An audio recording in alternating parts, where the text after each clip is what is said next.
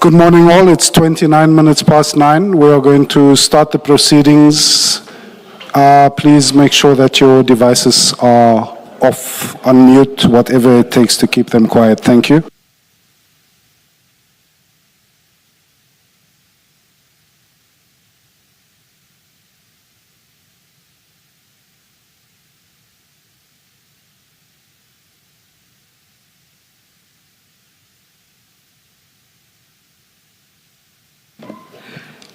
Yes, good morning, Ms. Hassim.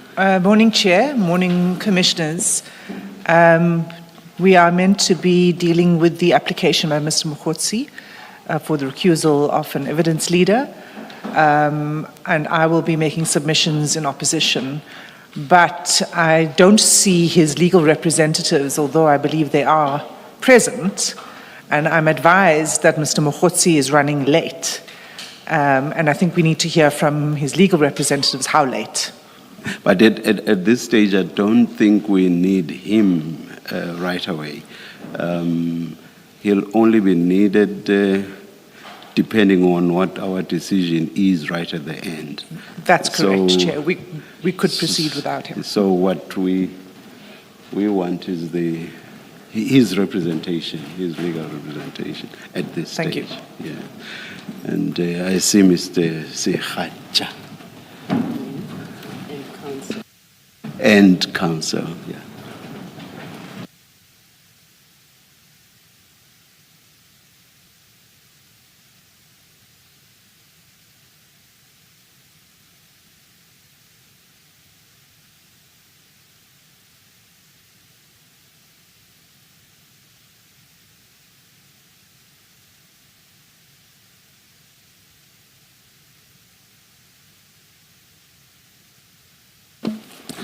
Good morning, Mr. Sehacha. Oh, who's leading today? I greeted you because you were leading last time. Good morning, Chair. Yes. That is correct. I was leading last time. Yes. But for today's purposes, Counsel, Advocate Mohamani, she's the one who's going to be leading. Thank you. Morning, Chair. Morning, Co-Commissioners. Good morning. It's Mohamani. Yes, Commissioner, it's Mohamani.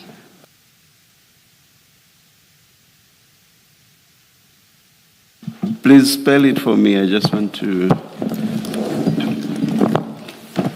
Surname, Chair, it's M-O. Just H-O. H-O-M-A.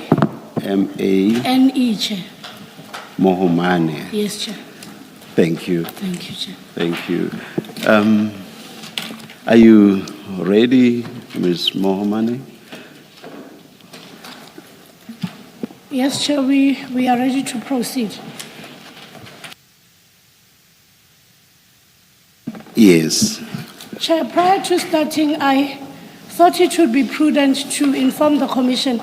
We spoke to Mr. Mokgotsi. He said that he's delayed in traffic, but his GPS shows him that he'll be here in the next 15 or 18 minutes. I'm uncertain how the commissioners would like us to deal with the matter. Do we proceed in absentia or do we wait for him to arrive? I seek the chairperson's direction. To my mind, this is very much akin to a motion matter in court. You don't need the litigant in such a matter. So let's start. Thank you, Chair.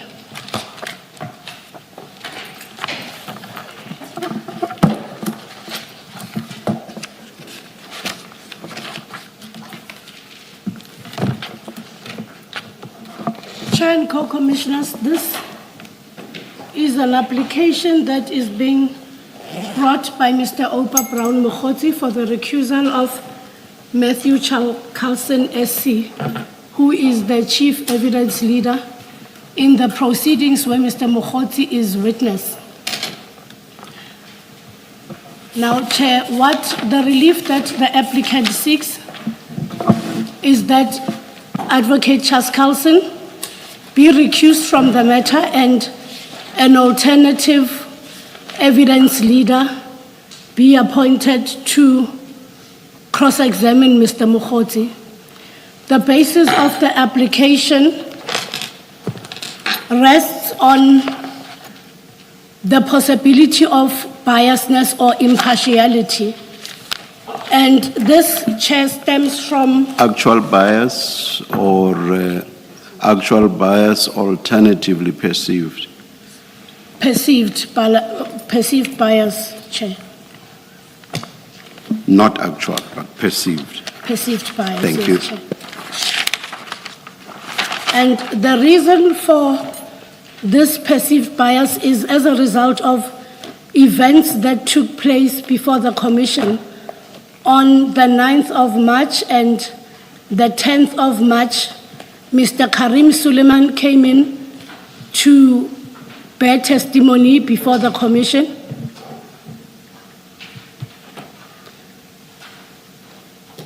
Now, during the said days when Mr. Suleiman was giving testimony, there was communication between the evidence leader and Mr. Mokhotsi, who's the applicant for the recusal.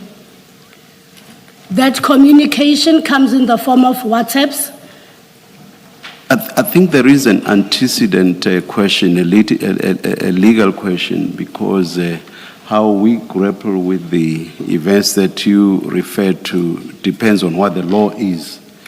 Because you must first know what the law is, and then you apply the law to what you've referred to as the events, which effectively are facts or factual issues.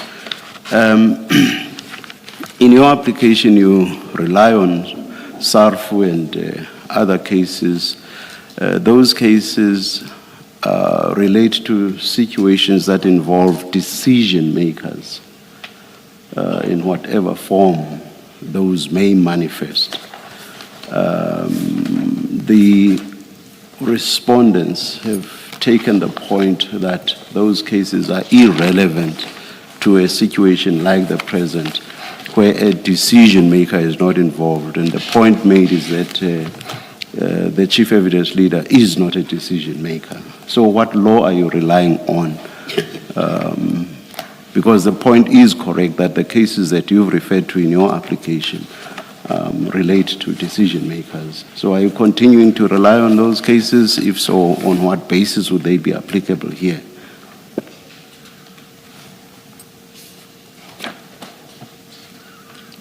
Chair, I would be inclined to concede that the cases or the case law that was used by the applicant is that of the decision makers and not the parties who partake in the proceedings. But then from that, Chair, I will also submit to the Commission that case law has been brought to the attention of the Commission in the form of an answering affidavit by the respondent. And the cases that are therein mentioned do make provisions for instances where prosecutors and, with this case, an evidence leader may be recused from certain proceedings.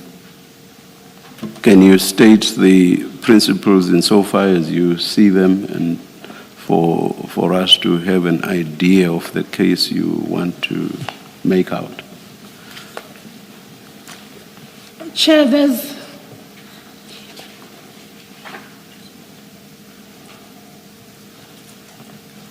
is the matter of the DPP of the Western Cape versus Killian. It's a 2007 decision in the Supreme Court of Appeal. The full citation is at 169 in brackets RSA. It's DPP, Western Cape versus Killian in brackets 2007, SCA 169. Is it the case, same case cited in footnote 16 of the answering affidavit? Yes, Co-Commissioner, it is. Footnote 16 of the answering affidavit on page 70. That's where the citation That's is. footnote 16 on page 70 of the record. P70. And the test there is substantive unfairness. It's substantive fairness, yes, Commissioner. Unfairness. Unfairness, yes. So that's basically what you'll be relying on. There's also reliance on porridge versus, is it NDPP, by the respondent. Yes, By Chair. the respondent. I would assume that the test is the same Yes, Chair. in porridge as well. All right, please continue then. You were dealing with the events. Maybe just to correct the citation, as we have it here, it's 2008, volume 1, SACR, page 247 SCA. Is that the one you're referring to? Because you've given us a different citation. No, Commissioner, let me according get to the confirmation from papers, her. it reads as 2007 SCA 169.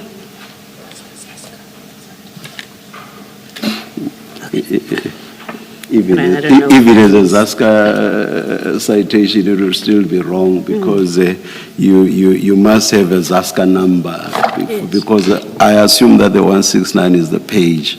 So there must be two numbers, the Zaska number and then there should also be the page number. So the citation is still wrong. But anyway, yeah, let's continue. Chair, as I was previously submitting,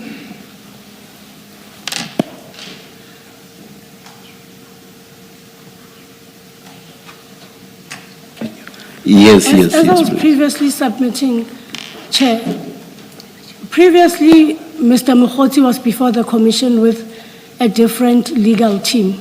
Subsequent thereto, in January of 2026, the legal team withdrew from the record. Now, Mr. Karim came on to give testimony before the Commission, and this occurred on the 9th and the 10th of March, respectively.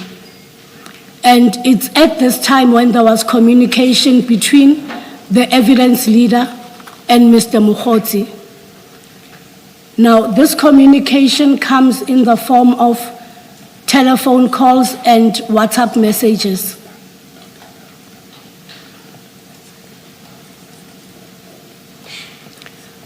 Now, the content of the WhatsApp messages which are contained in the papers is that there was communication of some sort. Now, the dispute is factual in the sense that the applicant gives a different version of what was discussed, specifically with the telephone calls, and it differs significantly from what the respondent replies. The applicant in his papers say that the evidence leader had suggested that he can be able to assist him, he can be able to protect him in the event that he gives evidence that is adverse against Mr. Karim Suleiman. That is the case in a nutshell. Now, a meeting was to take place on the 10th of March where discussions would go forward regarding the type of evidence. Is it not correct, though, that we would only have a full picture of what actually transpired between Mr. Mokhotsi and the chief evidence leader if we are given the full picture of the exchanges between Mr. Mokhotsi and the chief evidence leader? Is that not correct?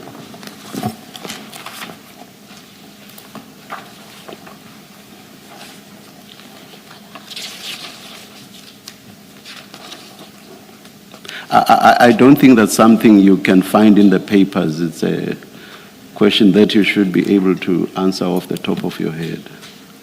Chair, the intention with the perusal was to take the Commission to the attachments of the WhatsApp messages which would have the dates and the times when the communication started between both parties. I don't think that's what I'm asking. What I'm asking is, do you agree or do you not that for us to get a full picture of what actually transpired between Mr. Mokgotsi and the chief evidence leader is if we have a full picture of the exchanges themselves. Is that so or not? That is so, Chair. Has Mr. Mokgotsi given us that full picture? Mr. Mokgotsi has given us what he has in his possession in the form of WhatsApp messages. Further thereto, with regards to the telephone calls, he has given disclosure of what was discussed in those telephone calls that took place. I'm uncertain whether there's anything that he has omitted to give to the Commission. I will not get into much detail. I'll just mention one and you'll correct me if I'm wrong. There's the one during Mr. Karim's testimony where Mr. Mokgotsi sent to the chief evidence leader what was normally used as laughing emojis, but with a person, with tears coming down the person's face. But I think you know what I'm referring to. That's an example of something that was excluded. And from what you said, I understand you to be suggesting that all that Mr. Mokgotsi has excluded are just phone calls. But what I've just referred to, I think that too was excluded. That's just one example. That is, Or am I wrong? there is an explanation that is contained in the replying affidavit about. Am I wrong? No, Chair, you are not wrong. Yes.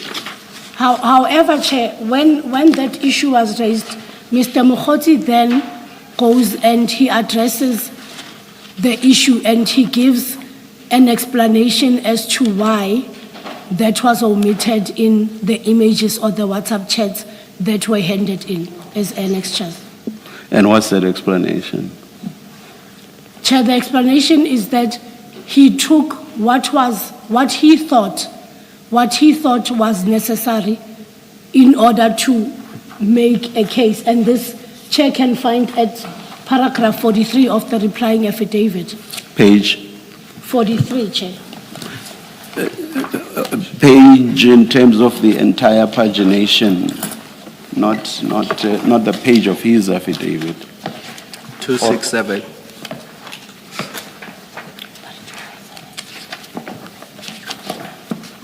Do you want to take us through what you've just referred to, please? That explanation. Chair.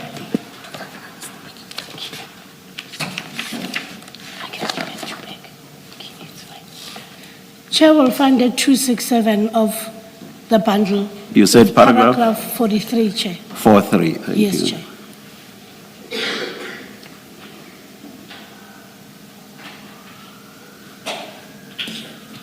This is not addressing the issue I'm raising with you. There he says that he deleted calls. I just referred you to something that is not a call. And that is what I was engaging you on now. That is something that is not a call. Go to page 97, paginated 97 of the papers, and there's what I'm referring you to.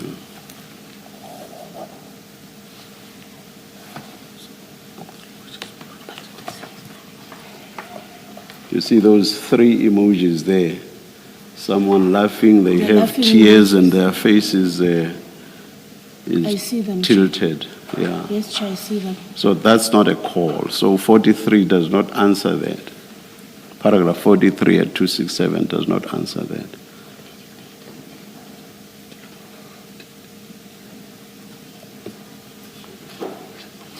And I said I'm referring to this just as one example. Maybe my colleagues, Ms. Hassim, I do not know, but perhaps they may refer to something else. But I just raised this one example to say to you, it is not correct that all that he took out were calls only.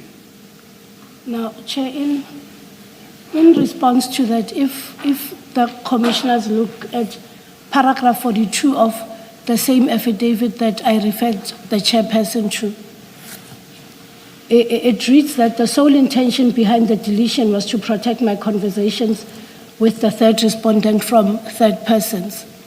That doesn't make sense to me. What does that mean? I mean, if he is saying, here are our conversations, however they may manifest, and these communications show that the chief evidence leader is perceived to be biased. That's the language you use in the application. How do you then go ahead and protect him? You should actually be seeking to embarrass him and show what a bad person he is by showing what he has communicated, or by showing what you have communicated, if in your view it shows the perception of bias, or it demonstrates the perception of bias. So I just do not understand. What do you mean by this? Or rather, what does Mr. Mokhotsi mean by what he says in paragraph 42? Chair, in response, I'll submit that, save for paragraph 42 and 43, there's nothing further that deals with these deleted telephone calls and the emojis, and there's no provision in the affidavit nor the reply that gives a basis for the deletion of same. Are the deletions not actually calculated to avoid the possibility of interpreting these chats in a manner that disproves what Mr. Mokhotsi is saying? Is that not a possibility? That is, that they are calculated for that purpose? Chair, in response, I will submit that the interactions and the events that took place, the end result was the belief that if Mr. Mokhotsi does not provide information or useful information or helpful information, the condition that he will be protected then falls I'm not away. sure that that answers the question I've put to you. My question is about, isn't there a possibility that the deletions are calculated to create the impression that Mr. Mokhotsi is pushing for? So he deletes whatever may be at variance with or at odds with what the chief evidence leader is saying. Is that not a possibility? Chair, it is a possibility. And it's also a possibility that none of us know the contents of these deleted telephone calls. We know the chief evidence leader has put up everything, so we do know. But Chair, it's the same information. Except of course for calls, we are not in a position to know the content of the calls themselves. But as for texts, the chief evidence leader has put up everything. So in that regard, we do know. Hence, Chair, when I responded, I spoke about the call specifically. Yes. I said, where we are seated and where the commissioners are seated, none of us know the contents of these deleted phone calls that took place between the two parties. Now, having said that, I would not be in a position to submit whether the deletions were to push a certain agenda or to conceal a certain intention, because I was not privy to the calls and neither was the commission. It's two individuals where one says I deleted for this specific reason, and this was requested of me, or it was asked of me. And there's an individual who then says, I did not ask this, I asked that. So the dispute now tends to be a factual dispute about what was contained in the phone calls. I cannot make any submissions on that. Here's what I understand the respondent's case to be. Most of the calls, the bulk of the calls were by Mr. Mokgotsi and not the other way around. Do you agree with that? Chair, I'll agree with you. And in my agreement... Let me continue with the point. I just wanted to see if you agree or not, so you say you agree. Now, if I understand the respondent's case correctly, it is that Mr. Mokgotsi was persistently knocking at the door of the chief evidence leader, and he was the one, through, amongst others, calls.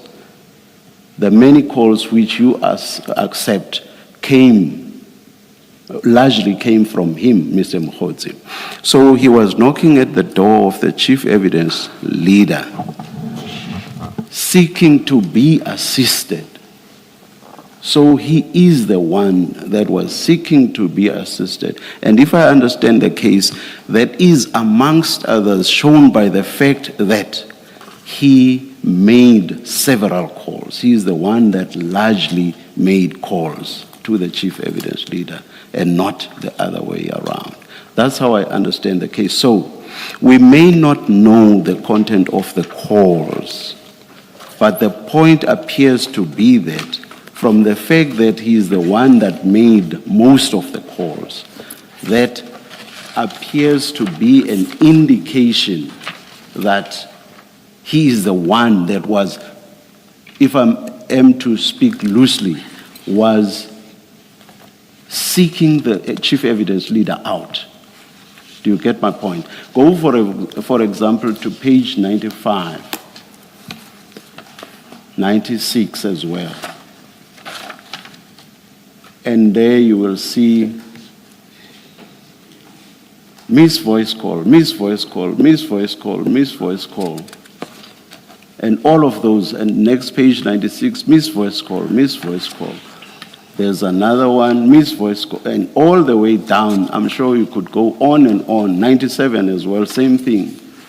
All of those are miss voice calls coming from Mr. Mokgotsi. So it's Mr. Mokgotsi who's seeking out the chief evidence leader. It's not the chief evidence leader who's desperately trying to get hold of Mr. Mokgotsi. It is Mr. Mokgotsi who appears to be desperately wanting to get hold of the chief evidence leader. So I'm saying, yes, we do not know the content of the conversations, or rather, what conversations actually took place where there were calls that were taken between them. But from the fact that Mr. Mokgotsi appears to have been the one seeking out the chief evidence leader, that may well be, I'm not deciding that point, I'm engaging you on it. That may well be an indication that it is Mr. Mokgotsi who wanted assistance from the chief evidence leader and not the other way around, as Mr. Mokgotsi is suggesting in his application. What's your comment? And comment specifically on the several calls that Mr. Mokgotsi is making here. Chair, on page 95, I concede that... It's not only 95, it's 95, I took you to 95, 96, 97, and I'm sure yes, Chair, I'm moving through the pages. Yes. Now, if I may be allowed to start with the first page, which would be 95. Chair, I concede that there is a missed call that came from Mr. Mokgotsi. Now, there's a call that goes back to Mr. Mokgotsi with a duration of 3 minutes that comes from the evidence leader. Subsequent to whatever that was discussed in that call, there's a question that comes from Mr. Mokgotsi that says that, how do you protect me? The next question says, this guy, I believe that Sana maybe wants to take me down. It's open to... Yeah, how the respondents have read that they quote this as is, and then in brackets they say, this guy wanna take me down, something like that. That is what, This guy- how I understand it. This guy wants to take me down, yes. Now, Chair, the calls move further towards the night, and, well, I suspect that the both of them at some point went to bed. Now, on the 10th of March, there's a missed call in the morning. If Chair moves to page 96, there's subsequent missed calls, and then there's a text that comes in which says that, are you proceeding with him or are you gonna need info prior? Again, Chair, what info does the evidence leader require prior to questioning Mr. Suleiman? The evidence leader the chief evidence leader says that Mr. Mokhodzi made the offer that he had information, new information to give to the chief evidence leader. Now, Chair, with regards to that, Mr. Mokhodzi further says that during this phone call, there was a discussion about additional information that the evidence leader sought, which was in the form of proof of payments and bank statements. And then he then says in his affidavit that he became aware on that 10th of March that the evidence leader has gotten hold of these proof of payments and the bank statements. Now, he further asks, thought you may need something. Now, Chair, my submission is that the commission may look at it to say that Mr. Mokhodzi is the one who reached out. And according to these records, indeed that is the case. Now, when Mr. Mokhodzi reaches out, the evidence leader also entertains him. And he could have been told off, he could have been... Why should that be the case? Why should he tell him off? If he says, I have information, it is information that is relevant to what the commission is about. I want to give you that information. Why should the evidence leader not be interested in that?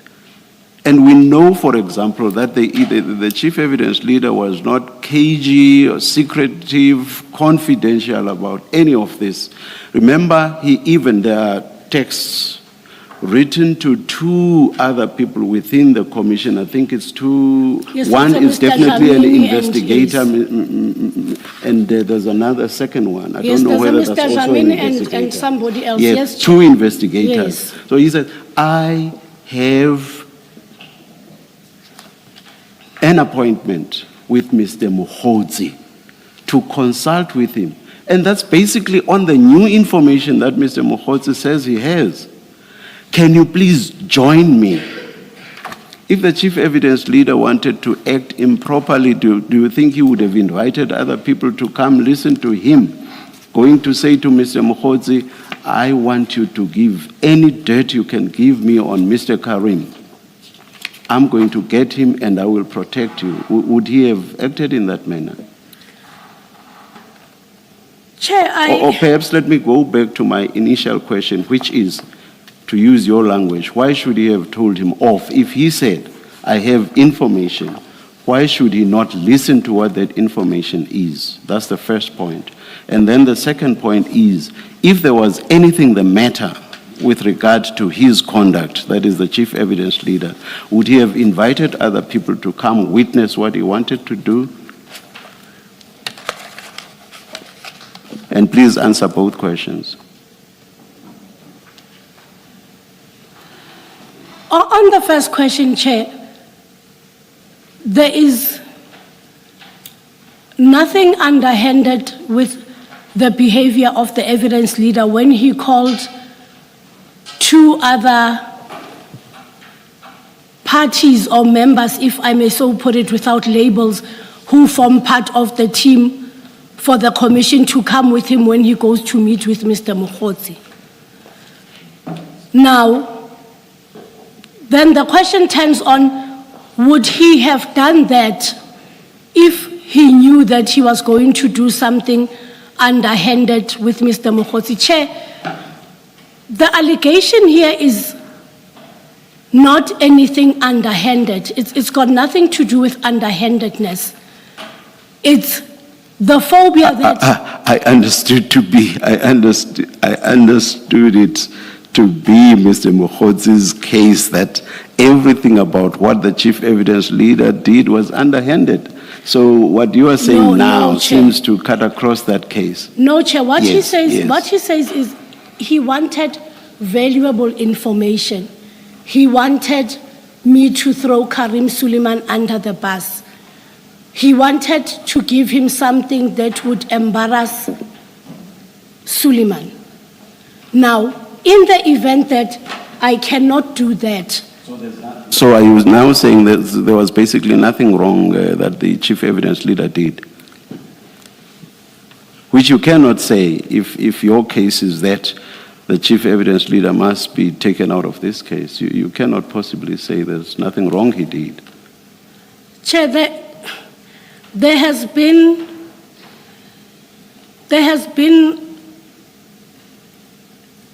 interactions. I want to select a word wisely.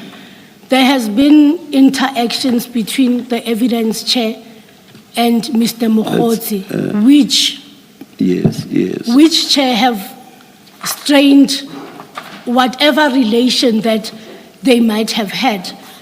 And to demonstrate that even prior to the recusal application... I'm going to get lost. I'm very, very sorry. My most sincere apologies, but I'm going to get lost. My first question to you was, why do you say that the chief evidence leader ought to have told Mr. Mokhodzi off? Again, I'm using your language. When Mr. Mokhodzi was saying, I have information for you, information that is relevant to the commission, why should the chief evidence leader not listen to Mr. Mokhodzi to hear what the information is? Maybe instead of what I did earlier, which was to ask two questions, let me ask that one question and get your response on it. Chair, in response, I will submit that when Mr. Mokhodzi was giving testimony, the evidence leader labeled him a liar.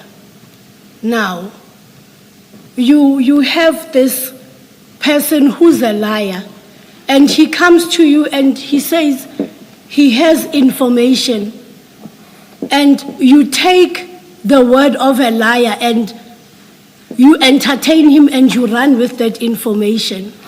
But have you seen what the chief evidence leader's treatment of what you've just said is in his affidavit? Have you seen that? Yes, Chair, I've seen it. What does he say?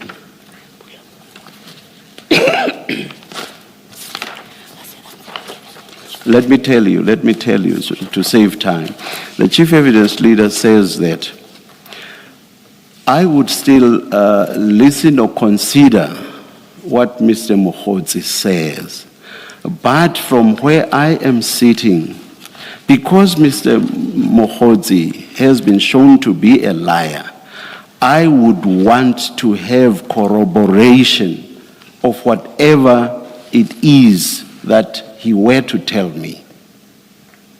That's his response. So I think that answers the hypothetical question you are raising.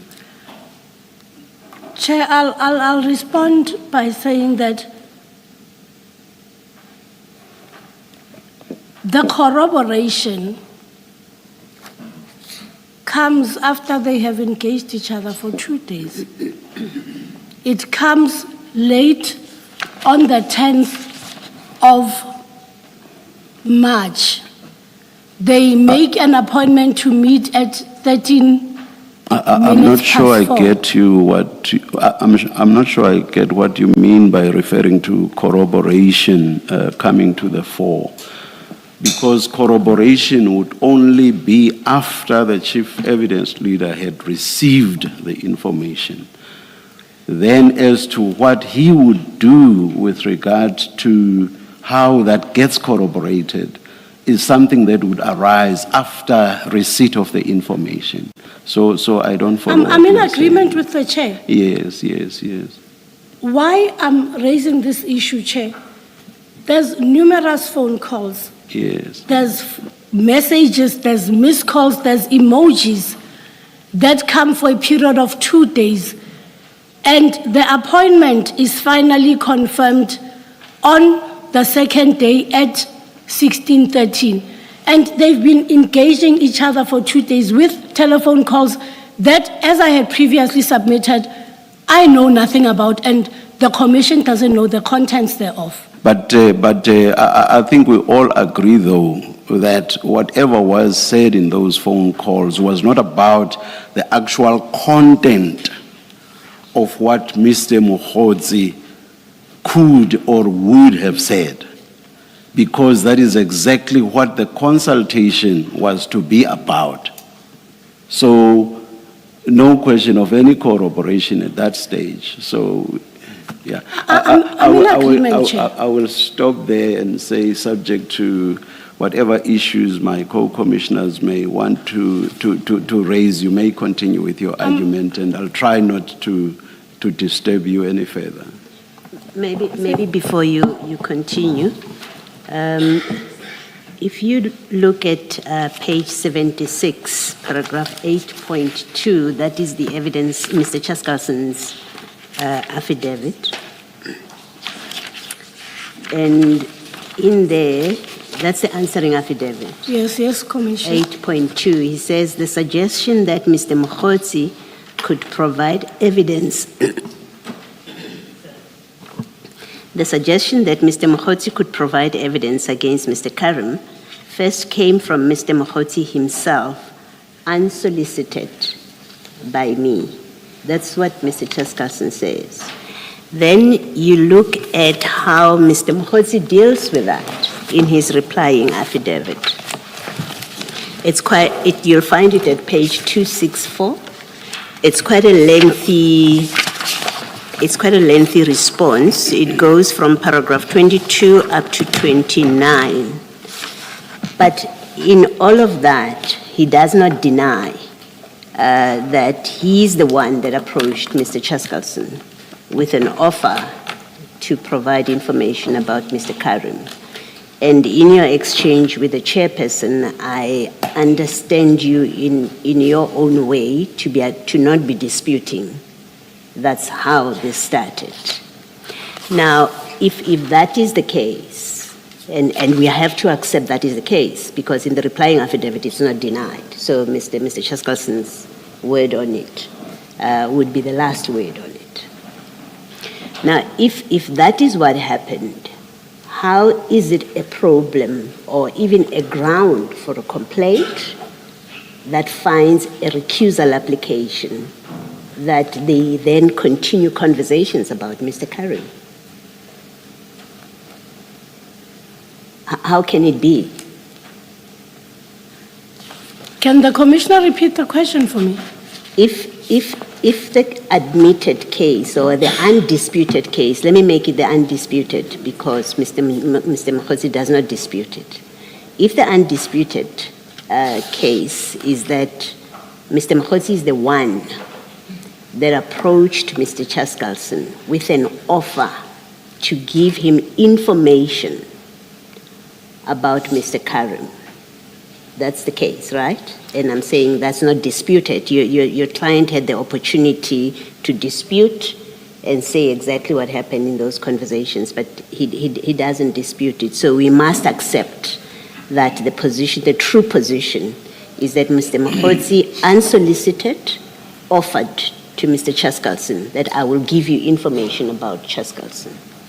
Now with that, about Mr. Karim, with that, knowing that, how can it be then a legitimate ground of complaint that Mr. Chaskalson was having discussions with me to give him information about Mr. Karim?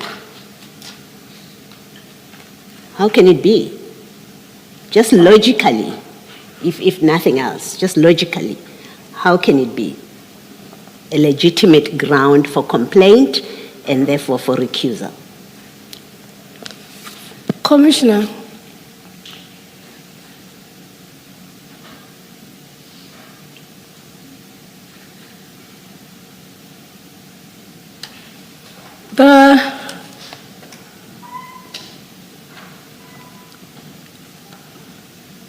the issue relating to a belief of unfairness or biasness is subjective. And it is not disputed that Mr. Mokhotsi reached out to Mr. Chaskalson. Now, what then transpired from there on could have or did create the impression that moving on, there will be a biasness of some sort, or he will not be treated fairly. And this is what prompts the application. Okay. And prior to the application being brought, there was a letter that was addressed to the commission. No, don't go to the letter. You're not answering my question. I'm going to repeat it. But before I do that, let me correct you. You are incorrect. It's an incorrect standard to say the issue of biasness is subjective. It's an objective test. I expect you know that. So the test is objective. That's one correction. Two, my question to you, don't go to letters that were written to the commission. My question to you is simply this. Mr. Mokhotsi approached Mr. Chaskalson with an offer to give him information about Mr. Karim. That's what happened according to Mr. Chaskalson's affidavit, and Mr. Mokhotsi does not deny it in the replying affidavit. And in your engagement with the chairperson, I said to you that as I was listening to you, you seem in your own way to accept. That's what happened here. So having established that, you and I agreeing that Mr. Mokhotsi is the one that made the approach and offered to provide information about Mr. Karim, how can then it be a legitimate complaint that Mr. Chaskalson was talking to me about Mr. Karim, to get information about Mr. Karim? How can it be? In fact, it can never be a basis to claim bias until you address my question about how can this be a legitimate complaint? You offered, I'll give you information about Karim that relates to your terms of reference. I have stuff on Karim. Then Mr. Chaskalson says, okay, give me that information. If the engagement is about information relating to Mr. Karim, which is originally offered by Mr. Mokhotsi, how can that be now a legitimate complaint that, oh, Mr. Chaskalson wants to talk to me or was talking to me about Mr. Mokhotsi? Firstly, how can that be a legitimate complaint? And I want to suggest to you, it's not legitimate. It can never be a legitimate complaint, the fact itself that he's talking to me about Karim, because you offered, unless you want to tell us that Mr. Mokhotsi was setting Mr. Chaskalson up when he offered him that I'll give you information about Mokhotsi.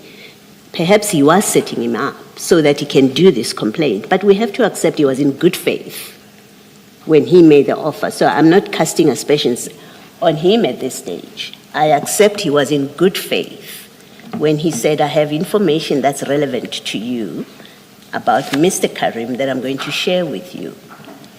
Having accepted that, I'm suggesting to you, in fact, I'm putting to you that it can never be a legitimate complaint that he was talking to me about Karim. Therefore, firstly, he was talking to me about Karim. Can never be a basis for a proper or legitimate complaint. Two, it could not under any circumstance, be a basis for claims of bias or fear of bias. It can be. So I would like you to say, why am I wrong in what I'm saying to you, in what I'm suggesting to you?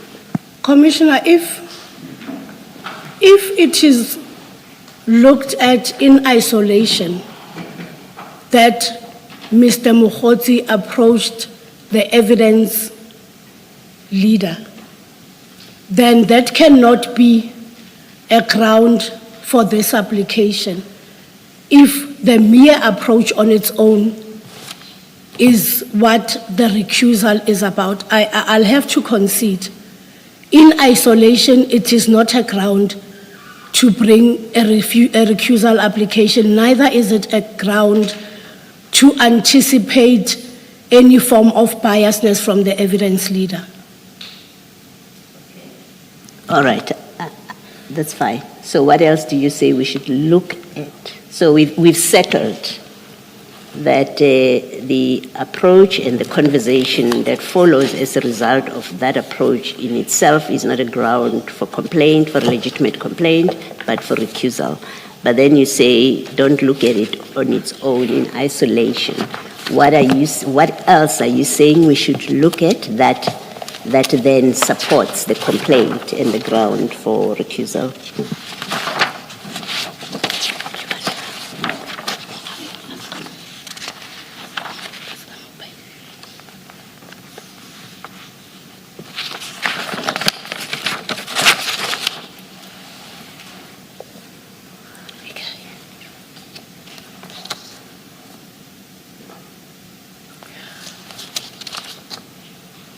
Commissioner, if I may refer you to page 38 of the bundle, it's back to the telephone calls and the WhatsApp messages.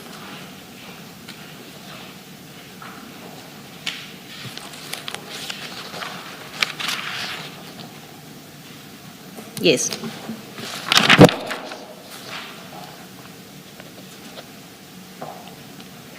Now, this is a continuation from the dates that we spoke about prior, but there is a message here and it reads from Mr. Mokhotsi, I believe you can help me. Now there's a response after that which says, I think so too, but you can't mess me around. Now, What about that? What are you saying about this exchange? Chair, my submission is we concede that from the onset, Mr. Mokhotsi approached the evidence chair and they engaged in whatever form of communication that they engaged in. And as the commissioner had said, the purpose of the exercise was bona fide, to say, I have information, I can help you. Now, as the events transpired, the impression that was formed, according to Mr. Mokhotsi's case, is that if I do not bring anything valuable, if I do not bring anything useful, then I cannot be indemnified or I cannot be saved. If Chair looks at page 16 of the founding affidavit, it will be No, before you go to page 16, I think let's first settle what page 38 is about, the reference to page 38. The text reads, I believe you can help me. And we know from the papers, and you've just said, that is Mr. Mokhotsi saying to Mr. Chaskalson. And Mr. Chaskalson responds, I think so too, but you can't mess me around. What are you saying about this? Chair, Commissioner, I apologize. What I'm saying about the messing around, it forms an impression that give me the information, don't play with me. Where does it form that impression? That the text doesn't Chair, say... if you read- Sorry, let me finish. I apologize, That's Commissioner. okay, no, you don't have to apologize, it's okay. The text says, but you can't mess me around. I think so too, but you can't mess me around. Where do you see what impression it forms and what it is speaking to? Where do you see that? Chair, now, Because I think keep in mind, also I want to suggest that you also don't read that. A proper way of reading any document is to read it in context. You know that, right? So look at the context of the communication from the beginning to the very last one, and the one that precedes. I believe you can help me. It's preceded by when am I going to be heard? When are you bringing the subpoena? Which date do you have in mind? When I know we can fit you in. That's Mr. Chaskalson.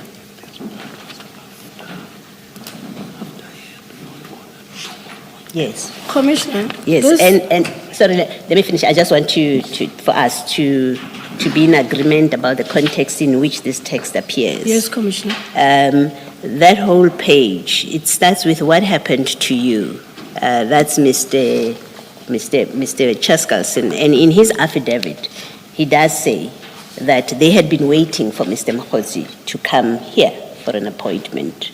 Mr. Chaskalson and the two investigators. And Mr. Chaskalson says in his affidavit, we waited for 2 hours. He complains. He says, we actually wasted a good 2 hours waiting for Mr. Mokhosi and he didn't arrive.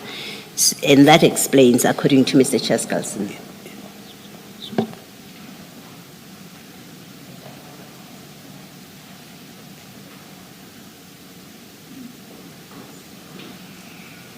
So what Mr. Chaskalson says in the affidavit, you would have seen. He says, we had an appointment with Mr. Mokhosi for the morning, right? He didn't arrive in the morning. We rescheduled for 2 o'clock. He didn't arrive at 2 o'clock. And Mr. Chaskalson complains in his affidavit that he wasted our time. We waited for a good 2 hours for him to arrive. The three of us, 2 investigators and Mr. Mokhosi and Mr. Chaskalson. And he explains that message. He says, the message, what happened to you, is because Mr. Mokhosi had not arrived here at the college, not a secret meeting, here at this venue for a consultation. And then Mr. Chaskalson says, and I read this only to say to you, context is important. We should not read selectively WhatsApp messages. After Mr. Chaskalson says, what happened to you, he then again says, I can't hear your evidence tomorrow. Note the date of the text is the 12th of March. Mr. Chaskalson says, I can't hear your evidence tomorrow anymore because we haven't met on the new info yet. I will see what else works on the calendar and get back to you. And then Mr. Mokhosi asks at 11:31, when are you bringing the subpoenas? That's Mr. Mokhosi. He indicates a willingness to come and testify. Mr. Mokhosi again asks, which date do you have in mind? Mr. Chaskalson answers him, when I know when we can fit you in, I will tell you. That's Mr. Chaskalson. Then Mr. Mokhosi says, I believe you can help me. That's his response to when I know when we can fit you in, I will tell you. He says, I believe you can help me. That's Mr. Mokhosi. Mr. Chaskalson says, I think so too, but you can't mess me around. Now, remember the context I said to you is missed appointments. But you can't mess me around. And then Mr. Chaskalson finally, in that stream of communication, says, I will try to work out when we can fit you into the calendar. It will have to be next month. I will get back to you next week with possible dates. Now, nothing in this sequence of communication gives you or Mr. Mokhosi any basis to say that which you have selectively read, Ms. Mahomane, I think so too, but you can't mess me around, means give me something and then I will protect you. There's absolutely no basis to present that part of the text in that way when you look at the context? Commissioner, I'm inclined to agree with you thus far. Now, further to the response that you can't mess me around and I'll try to work out when we can fit you into the calendar. There's a response from Mr. Mokhotsi which says that how do I get involved and finish, which I wish I knew what to do exactly. You say what about it? We are underneath, fit you into the calendar. It will have to be next month message. Yes, I can see that. That is on page 39. So it's a continuation of what I had read at page 38, Yes, right? there's a message Okay. that comes in at 12:43. Yes. How do I get involved and finish? Wish I knew what to do exactly. Yes, what about it? That's Mr. Mokhotsi saying to Mr. Chaskalson, right? And in the way that he's presented, or it's presented on this page, it is a response to Mr. Chaskalson saying, I think so too, but you can't mess me around. And we have discussed that in context, it must have meant this. And then Mr. Mokhotsi says, how do I get involved and finish? Wish I knew what to do exactly. That's Mr. Mokhotsi.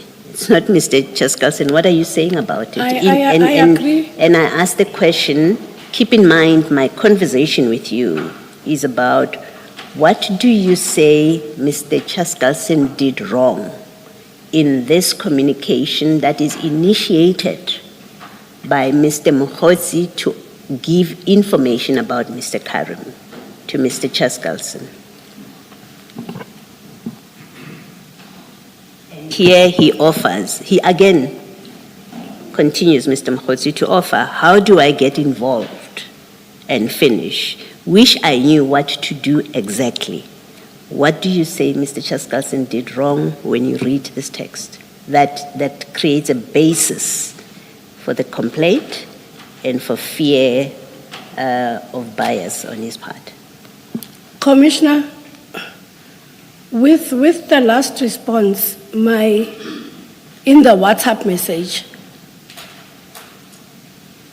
my submission would be the navigation of whatever it is that Mr. Chaskalson and Mr. Mokhotsi were doing was being steered by the direction of the evidence leader, if I may so put it. Where do we see that? He asks, Mr. Mokhotsi asks, he says that, how do I get involved and finish? I wish I knew exactly what to do. Why do you say this text was steered by, and you have to give us facts, remember? You don't get to say whatever we want. You are making allegations of fact. So when you say this text, how do I get involved and finish? Wish I knew what to do exactly. When you say this was steered, to use your language, by Mr. Chaskalson, you have to refer us to the source of that steering.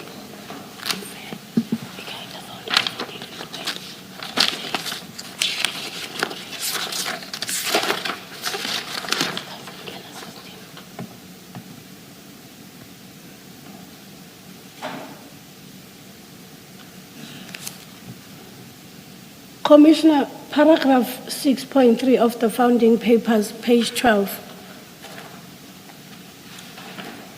That is the first conversation. It's 6.3. It's 6.3, Commissioner. It's page 12 of the bundle.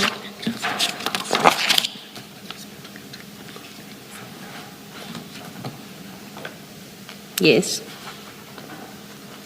Commissioner, Mr. Mokhotsi, may I just read this paragraph? On the 9th of March 2026 at 20:56, I attempted to call Advocate Charles Carlson SC, who returned my call. The call lasted approximately 3 minutes. During the call, he told me, "Get me anything against Suleiman and I will help you." He further stated that Suleiman had implicated me and that I should find a way to defend myself. He expressed his belief that Suleiman was lying, that Suleiman had thrown me under the bus, and that he wanted me to do the same to Suleiman. And Mr. Chaskasin says what about it in his answering affidavit? He denies the contents of this paragraph. Yes. Yeah. Now, Commissioner, So there is a denial. Perhaps then that's when you get to address what do we do with that?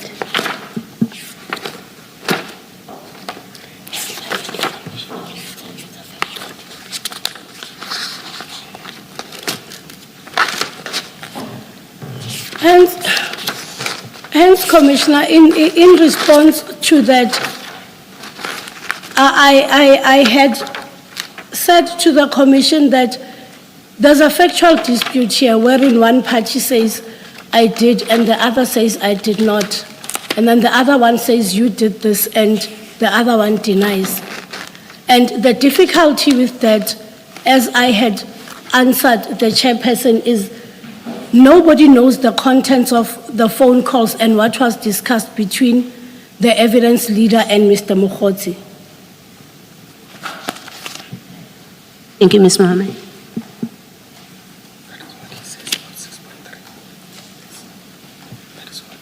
He says, Commissioner, the evidence leader says that he's got no detailed recollection of what was discussed in the call on the 9th of March, as opposed to the call of 3 minutes past 8 in the morning of the 10th of March.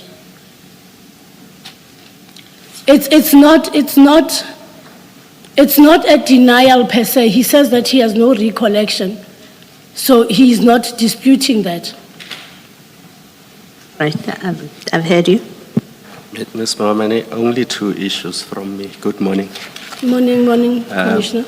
The transcript of 10 March 2026, when Mr. Karim was here giving evidence on page 159 and 160. On which page, Commissioner? 159 and 160.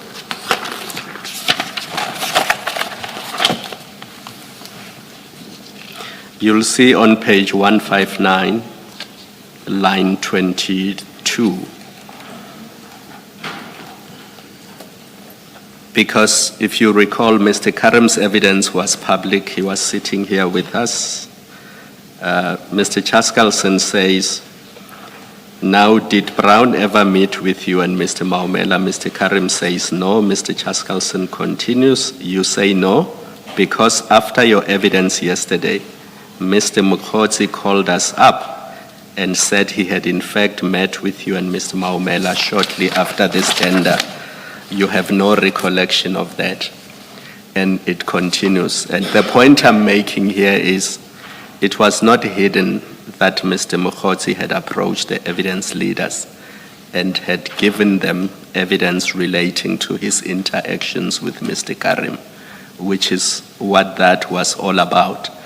So if that is what has happened, if that is what happened, how does that create a perception of substantive unfairness that should result in the evidence leader being disqualified from leading further evidence? Because there's no suggestion anywhere that what the evidence leader sought was false information from Mr. Mokhotsi. If Mr. Mokhotsi has information which is the truth and can be verified and corroborated through other means, what is wrong with evidence leaders asking Mr. Mokhotsi to provide that information so that it can be put to Mr. Karim?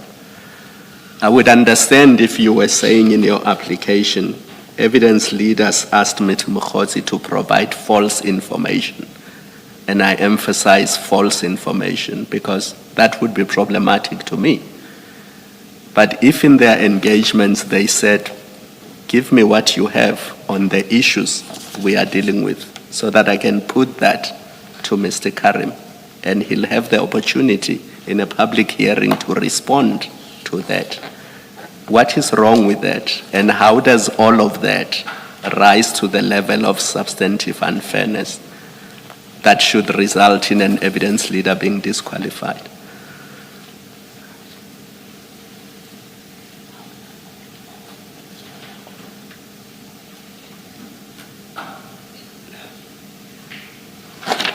Commissioner,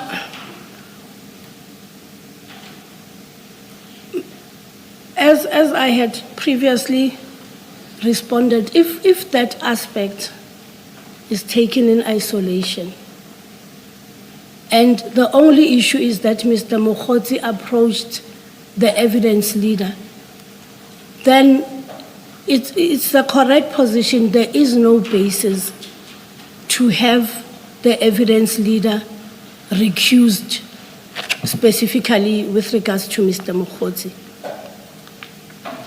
Now, if as the events unfold and the conversations and the interactions, Mr. Mokhotsi starts feeling that in the absence or the failure to provide or to throw Karim Suleiman under the bus doesn't work out, then he's got a problem moving forward. And that is where the inclination of biasness comes in. When he approached the evidence leader, it was done bona fide in the hope that he has information that can assist the evidence leader. And if that information has the effect of throwing Mr. Karim under the bus, if that information is true, what is wrong with that? Commissioner, there is nothing wrong with that, hence the establishment of the commission. Because it is Mr. Mokhotsi who says, the very first text, he says, this guy is trying to take me down on page 35. It is Mokhotsi who's saying that. So if he has information that has the same effect towards Mr. Karim, but that information is true or can be corroborated in other means, and he's not being asked to lie to the commission or give false information, what is wrong with that? Because I can tell you in this commission, almost every every witness who comes here implicates other people. So if Mr. Mokhotsi has information that implicates Mr. Karim, and that has the effect of throwing Mr. Karim under the bus, what is wrong with that? Because that's what witnesses do in this commission. They give information, and if it is helpful to the commission, it must be put to Mr. Karim so that he's given the opportunity to dispute it.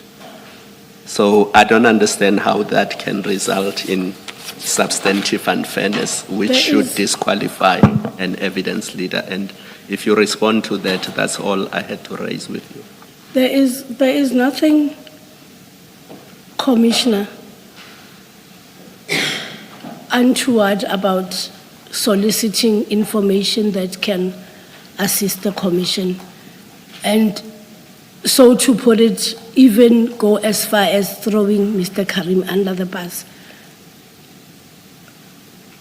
The core or the challenge here is Mr. Mokhotsi alleges that he was promised. He says, I'm promised protection, I'm promised indemnity, and if I do it, I might just get out of this unscathed. There's a promise. It's commissioners who decide what happens to Mr. Mokhotsi and other people who are implicated. It is not the people who lead evidence. Their job is to present the evidence to the commissioners, and the commissioners decide what happens to all the people who are implicated. It's not the other way around. Thank you, Judge. I'll agree with you, Commissioner. That is indeed the hierarchy of powers and decision making. But there's an influence of some sort. It's undue influence to say, help me, then I can do this for you. Moment. Thank you, Commissioner. Can we just be clear? And because this is very important, and I think I must insist that you refer us to the record. In your exchange with when I say record, I mean the papers. In your exchange with Commissioner Khumalo, you say Mr. Mkhotsi says, if I do this, I may come out of the commission unscathed. That's a promise. Can you point us in the papers where Mr. Chaskalson says that? Because that's quite a serious allegation that is being made. And if it is not in the papers that you have put before us in your application, I'm going to ask that you withdraw that allegation because it's quite a damaging allegation. Where do we find in the exchanges between them where Mr. Chaskalson says to Mr. Mkhotsi, if you give me information about Mr. Karim, I will make sure, I promise you, that I'll help you to come out of the commission unscathed. Where do we find that?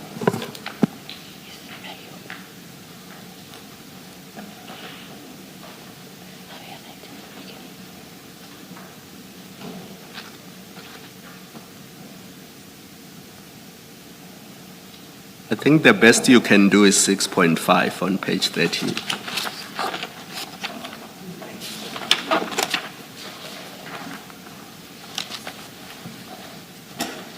Also 6.16 on page 16, but it says the same thing as 6.5. I was looking at 619. Yes. I see the 6.5 that Commissioner is referring So it's to. 6.5 where he says, I was left with a distinct impression that my protection from adverse findings by the Commission was being made conditional upon my willingness to provide information and documentation. So my question is, point us to the exchanges between Mr. Chaskalson and Mr. Mkhotsi, where that promise is recorded. I don't want to be referred to Mr. Mkhotsi's impressions. And I want you to say, if it's not in the exchanges, if it's not recorded in the exchanges, I would like you to at least admit that for the record, that nothing in the exchanges between them that are placed before us by Mr. Mkhotsi records that.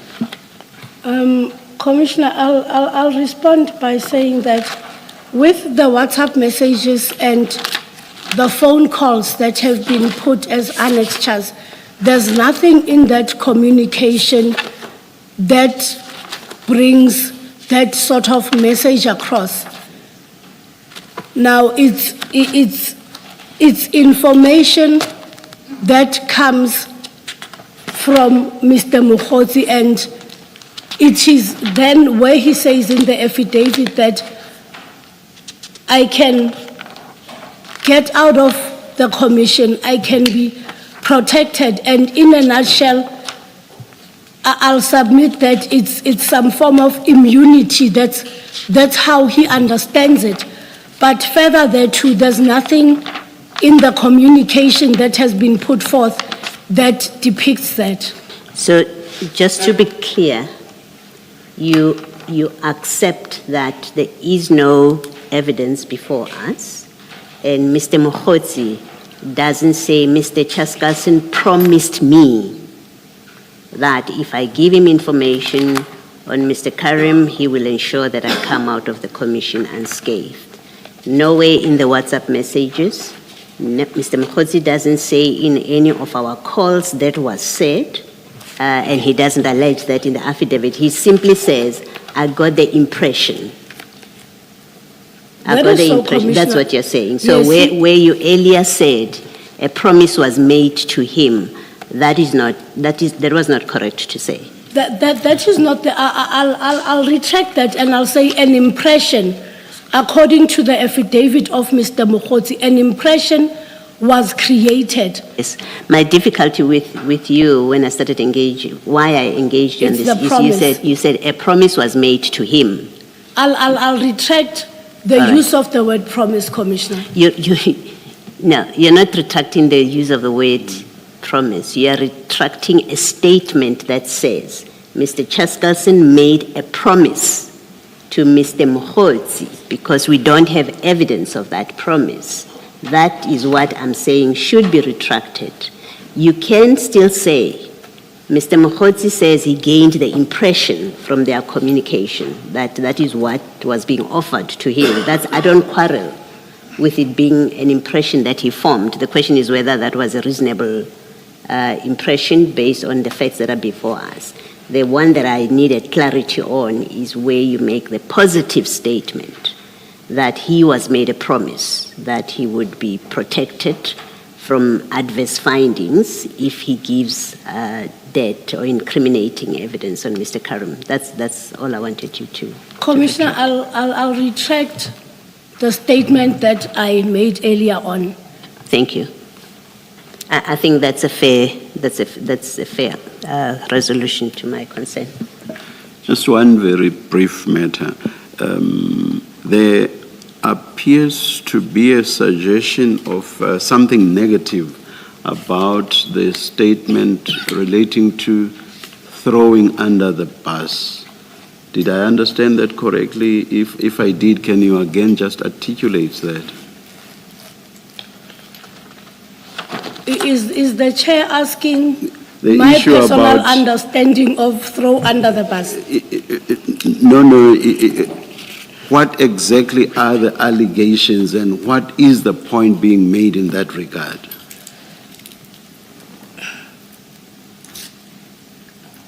My sense may have been wrong. My sense was that there is a suggestion that there's something negative or sinister around that issue, the issue of throwing under the bus. Chair, it would be defend yourself at whatever cost, if I may put it in a nutshell. Chair, it says, paragraph 6.3 says that it will be on page 12 of the bundle, Chair.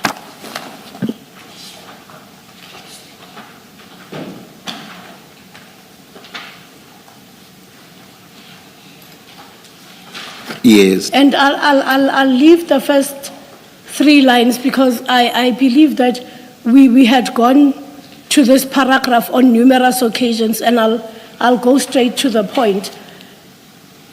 Mr. Mokgotsi says that the evidence leader says that get me anything against Suleiman and I will help you. He further stated that Suleiman had implicated me and that I should find a way to defend myself. He expressed his belief that Suleiman was lying, that Suleiman had thrown me under the bus, and that he wanted me to do the same to Suleiman. I will not engage you on get me anything against Suleiman, and I will help you because my colleague Commissioner Baloyi has already engaged you on that. I just want to take you to page 253 of the record. That comes after the affidavit of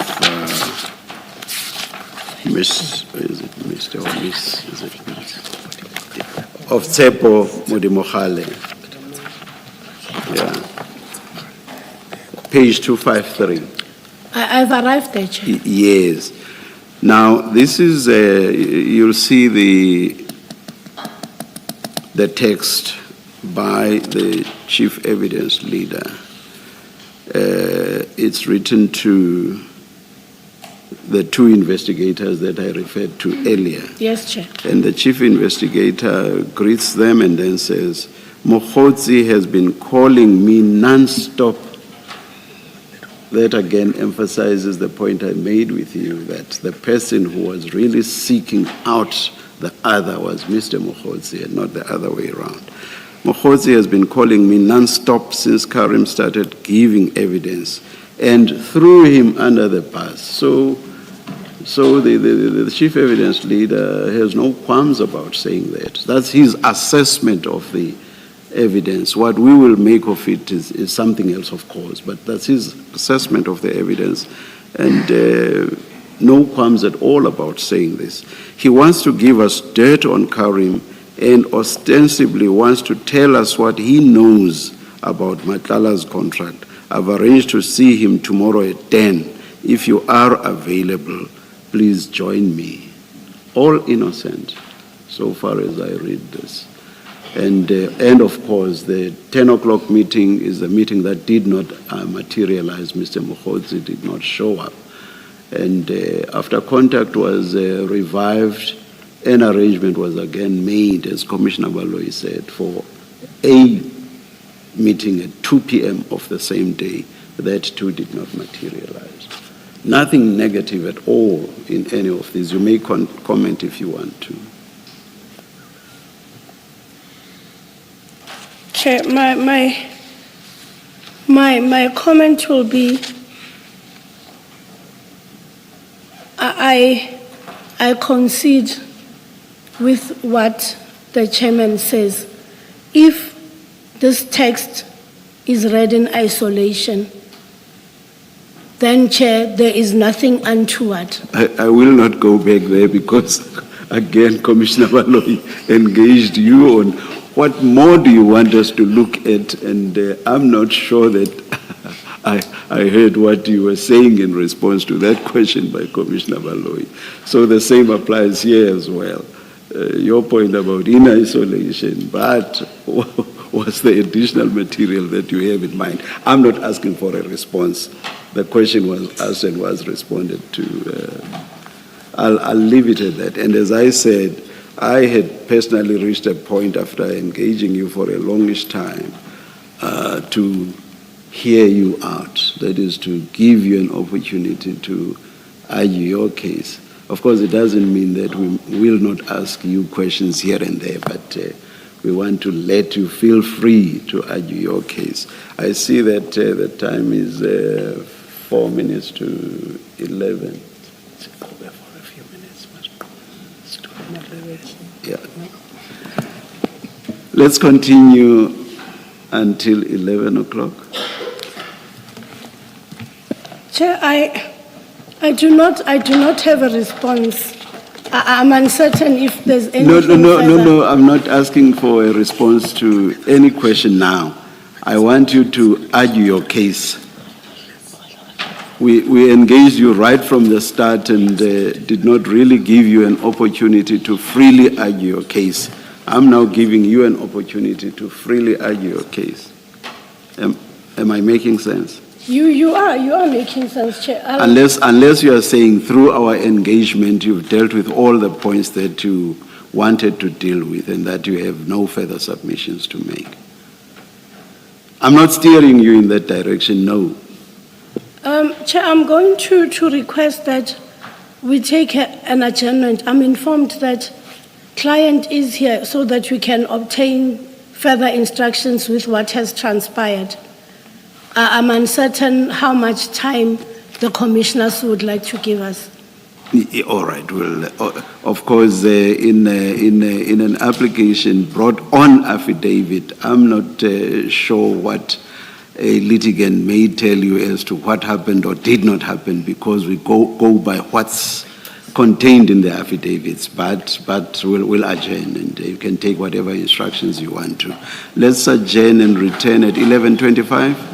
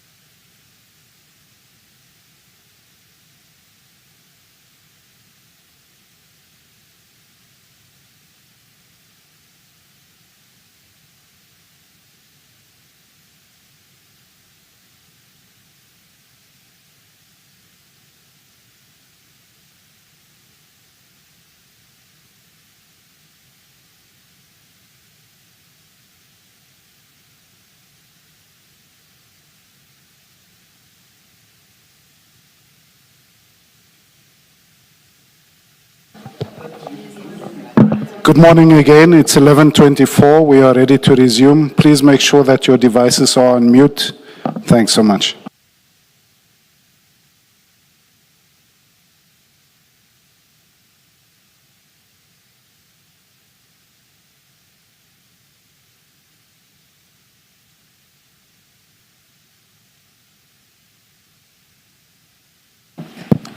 Yes, Ms. Mohomani.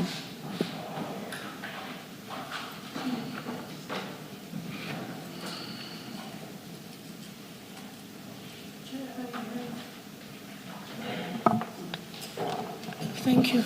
I have a couple of submissions to make.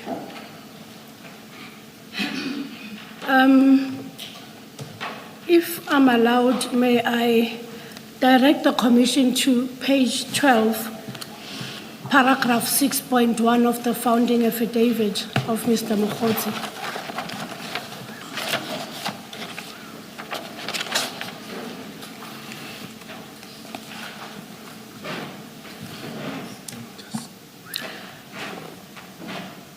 Chair, paragraph 6.1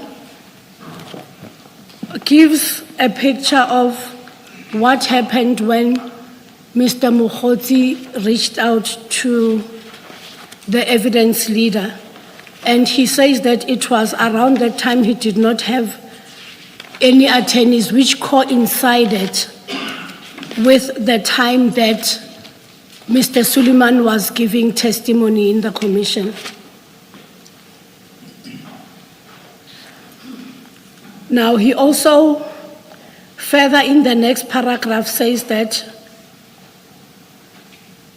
there was an exchange of WhatsApps and telephone calls, and the content of the conversations caused him grave concern regarding the evidence leader's impartiality. Now, it goes on and he explains what then transpired. What is important, Chair, is that with regards to the call that took place on the 9th of March, the response from the evidence leader is that he does not have any recollection of what the content of the conversation was about. And therefore, it cannot be that what he says is most probably true as opposed to what Mr. Mokhotsi is saying. Mr. Mokhotsi gives a thorough explanation as to what was discussed when the call took place, and that is the evidence that we have before the Commission,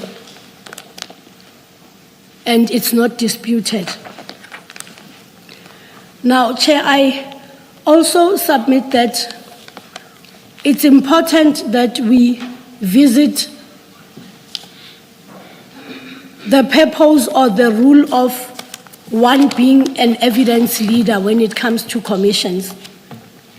The evidence leader's role is crucial in its nature, in that it will decide how the evidence is tested and it will shape the lines of questioning. And it ought to be done in a way that can assist the Commission, and it also impacts on the fairness of the procedure. The evidence leader can influence the narrative of the evidence, and he's the one who engages with the witnesses in order to solicit evidence from them. Now, Chair, the test for what constitutes apprehended bias is whether a reasonable, objective, and informed person would reasonably think that the decision maker or relevant actor... Are you going back to that test now? Because I thought right at the beginning you and I reached a stage where we agreed that that's not the correct test, and that test applies to decision makers, and that an evidence leader is not a decision maker. I'll retract. Yes. I'll retract that statement, Chair. Without interrupting you, because you're dealing with an important point. The evidence leader does not say he does not recall that phone call of 2056 on the 9th of March 2026. On page 82 at paragraph 17, this is what he says. I have no detailed recollection of what was discussed. And then he continues, but in paragraph 19 on page 83, he then sets out what was discussed. And you find that on paragraph 19, he says, in our call at 2056 on 9 March 2026, this is what happened, and goes into detail about that. And then on 84, paragraph 23, he says, I would never have encouraged Mr. Mokhotsi to give false evidence against Mr. Karim. I categorically deny. Then he sets out the denials. And then he says the impression Mr. Mokhotsi is trying to create, where reference is made to help, deals with that in paragraph 24. So he doesn't say he has no recollection of the phone call. So that's the full answer to that. So maybe you can then continue with your submissions. I just wanted to draw your attention to what the affidavit actually says.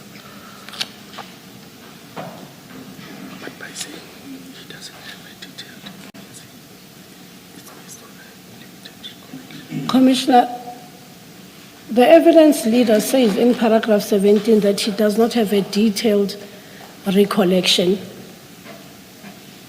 meaning that he cannot recall specifics regarding the contents of what was discussed on that day.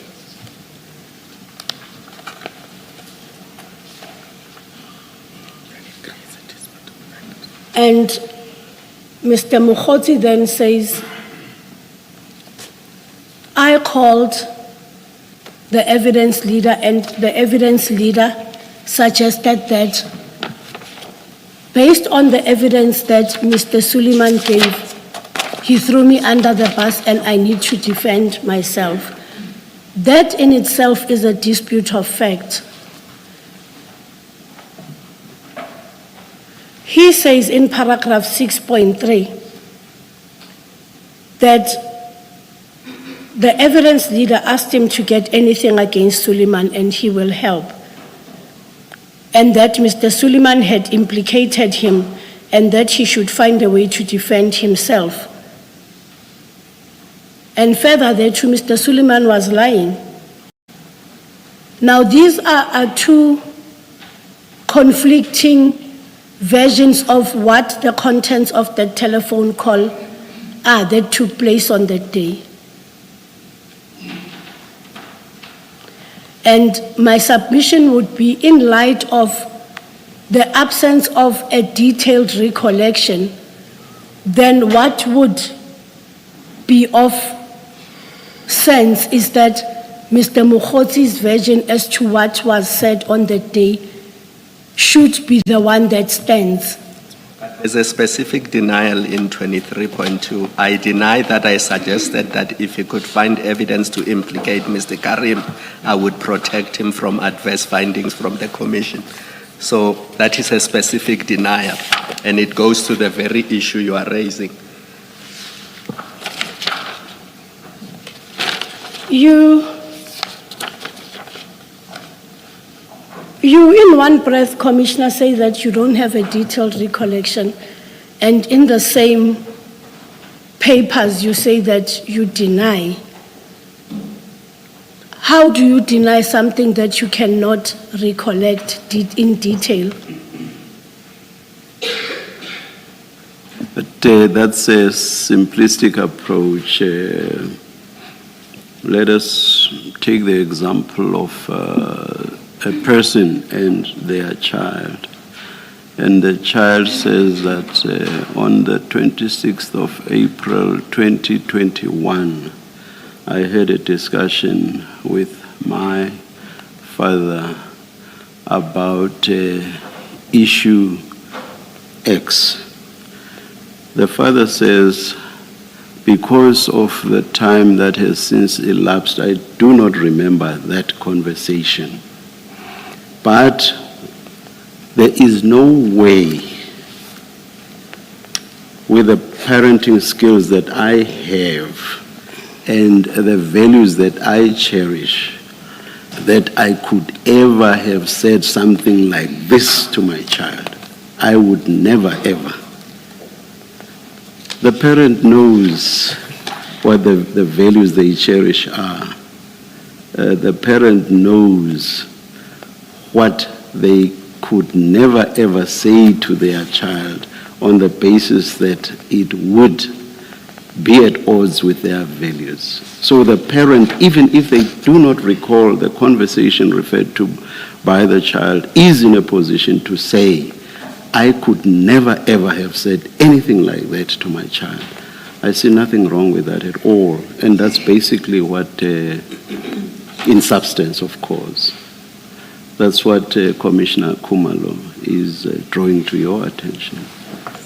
So the chief evidence leader is saying, whatever the detail of the conversation might have been, there is no way that I could ever have said to Mr. Mokgotsi, do the improper. I see nothing wrong with that. He may not remember the detail of the conversation, but suggesting to Mr. Mokgotsi that he should do something improper, he said, that I could never ever do. So I see nothing wrong with that. And your point about him in one breath saying this and in another breath saying that does not necessarily apply or necessarily make sense.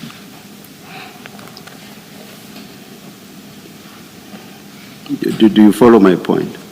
I hear you, Chair. Yes, yes.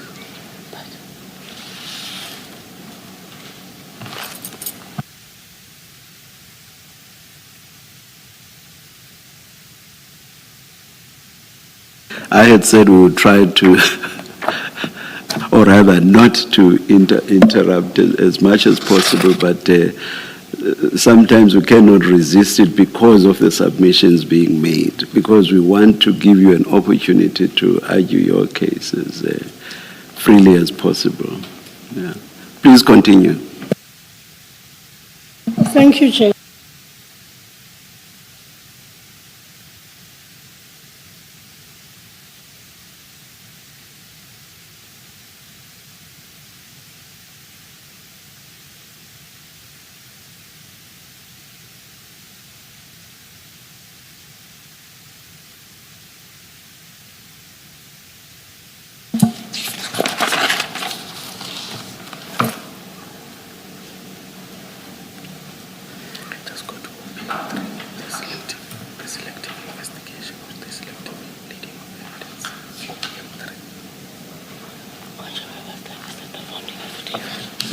I'm no longer inviting you to respond to what I said. I just want you to continue with your submission. I'll do so, Chair. Yes.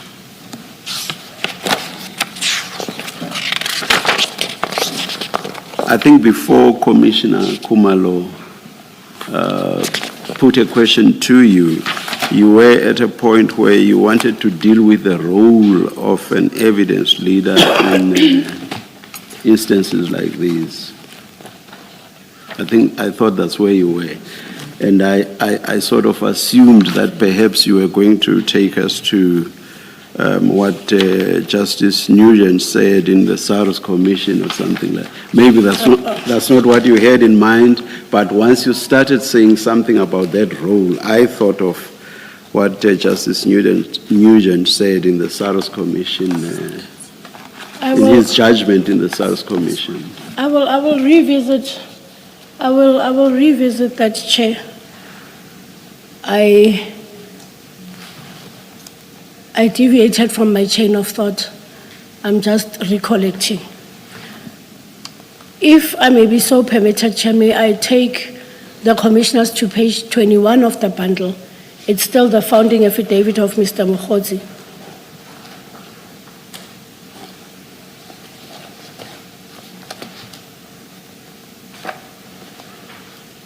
and this commissioners will be in reply to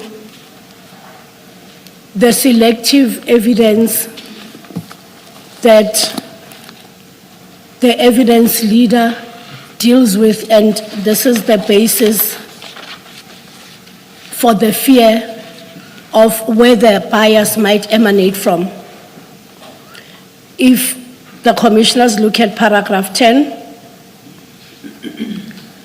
the applicant makes a reference to credible information that he had made available to the evidence leader and the leads thereto.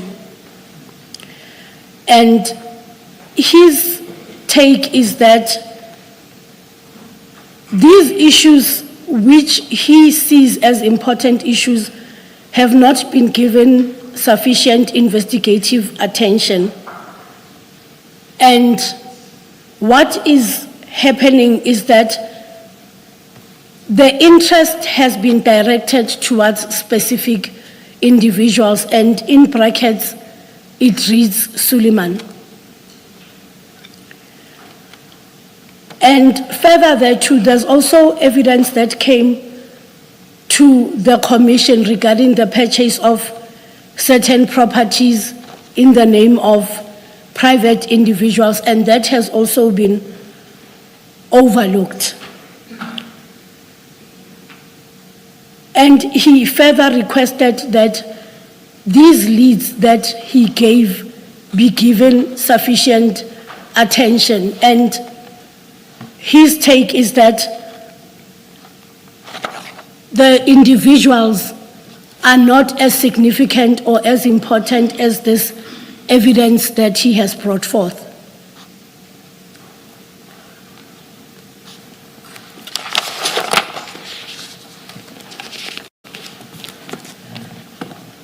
Further, commissioners, there's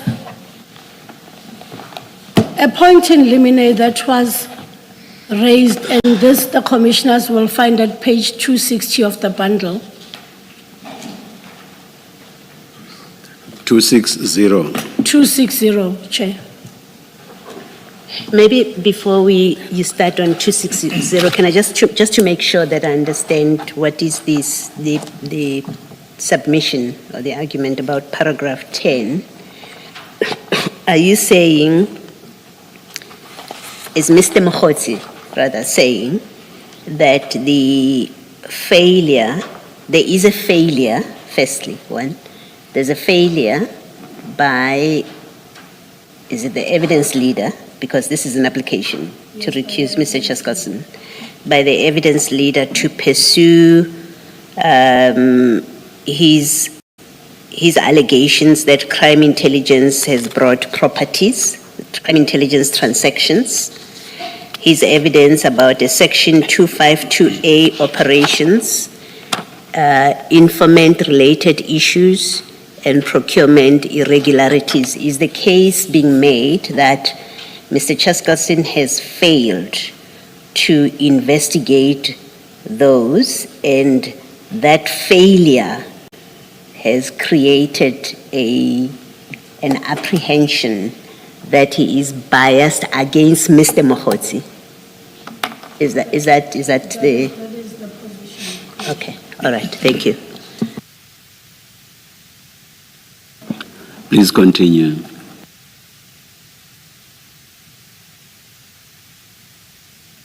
I apologize. I was directing the commissioners to page 260 of the bundle, and this deals with a point in limine that were raised by the applicant in the application for recusal.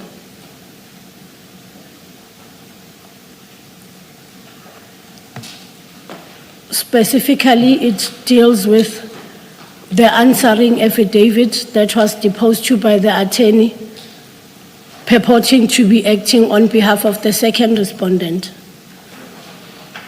There is no dispute that the attorney may be authorized to act on behalf of the commission. The dispute here is that the attorney goes beyond the scope of the institutional representation and purports to make factual averments on behalf of the first respondent, defend the personal conduct, intentions, and state of mind of the first respondent, who's the evidence leader. And they respond to allegations concerning private communications between Mr. Mokgotsi and the evidence leader. This attorney does not allege nor annex any proof that he or she has been authorized by the first respondent to depose to the factual matters on his behalf. The allegations that are raised against the first respondent relate to private WhatsApp communication, telephone conversations, alleged discussions, and alleged assurances of help or protection. The first respondent's subjective intentions and conduct, those are matters that are peculiarly within the personal knowledge of the first respondent. And the deponent, who is the attorney, will not be privy or cannot comment on these issues. Now, the affidavit of the first respondent has also been presented as an annexure. And there's certain value between an affidavit and an annexure. An annexure is merely a supporting document, and the attorney cannot make a case for the evidence leader and have the evidence leader's affidavit come in as an annexure, which seems to be confirming submissions by the attorney for the commission.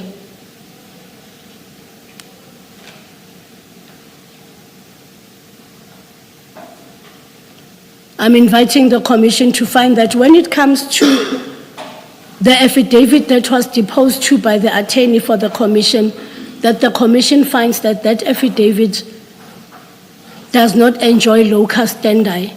The issues that are contained in that affidavit and the comments cannot be of any value or any benefit because it's comments that they know nothing about. It's personal communication between Mr. Mokgotsi and the evidence leader. And it's issues that the evidence leader should be answering and not the attorney.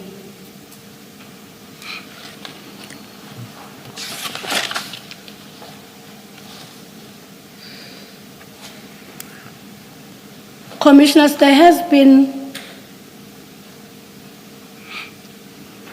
an explanation that was proffered in the replying affidavit regarding these deleted telephone calls or emojis.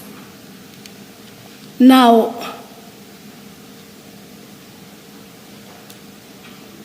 I'm sorry. Please don't forget the point where I was, yes, Chair. you were about to make. In the context of hearing the testimony of a witness, and in fact even beyond that, the applicable prescripts say that the rules of evidence that apply, for example, in courts of law, do not apply to commissions of inquiry. Commissions of inquiry may receive evidence of variety of forms which would ordinarily not be admissible in courts of law. But as I say, that's in the context, or that's provided for in the context of the commission receiving evidence towards the investigation that it was set up for. That's the context. Would you say that those rules with regard to the admissibility, acceptance of evidence would not apply to an interlocutory process like the one we have before us now? You would have that permissive manner of receiving evidence in the context of receiving evidence towards the investigation. but have a very restrictive process when it comes to interlocutory matters that relate to the Commission's investigative process. I'm asking that in the context of the point in limine that you are raising. Wouldn't there be an anomaly if that were to be the case?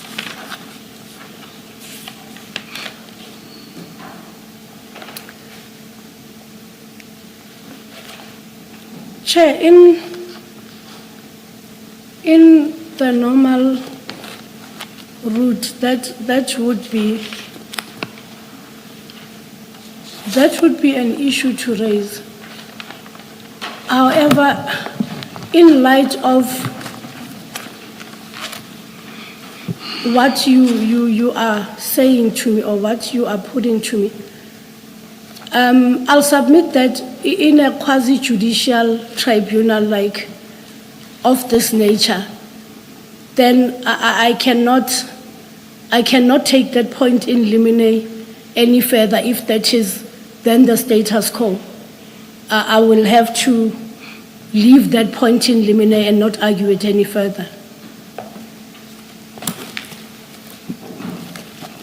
Thank you. I did not want us to reach a situation where, for example, we decide your point in limine along the lines of what I've raised with you without offering you an opportunity to respond. Well, I have offered you that opportunity and you have responded.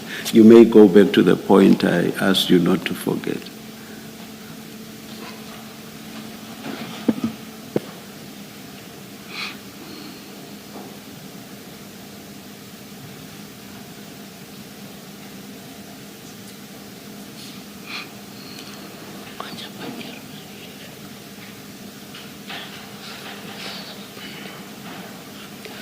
Oh, yes, Chair, thank you. Chair, I was making a submission with regards to the deletion or the alleged fraudulent deletion of conversations in the WhatsApp records. And I was further saying that Mr. Mokhotsi did respond to those allegations that were put forth by the evidence leader. And at paragraph 41, which will be at page 267 of the replying affidavit,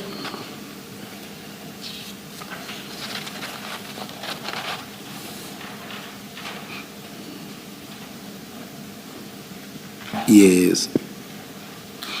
Mr. Mokhotsi says that he admits that he deleted the message dated the 11th of March that was sent at 11:29 a.m.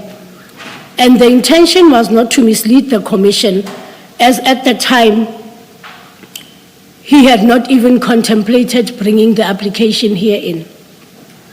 He further says in the next paragraph, the sole intention behind the deletion was to protect my conversation with the first respondent from third persons.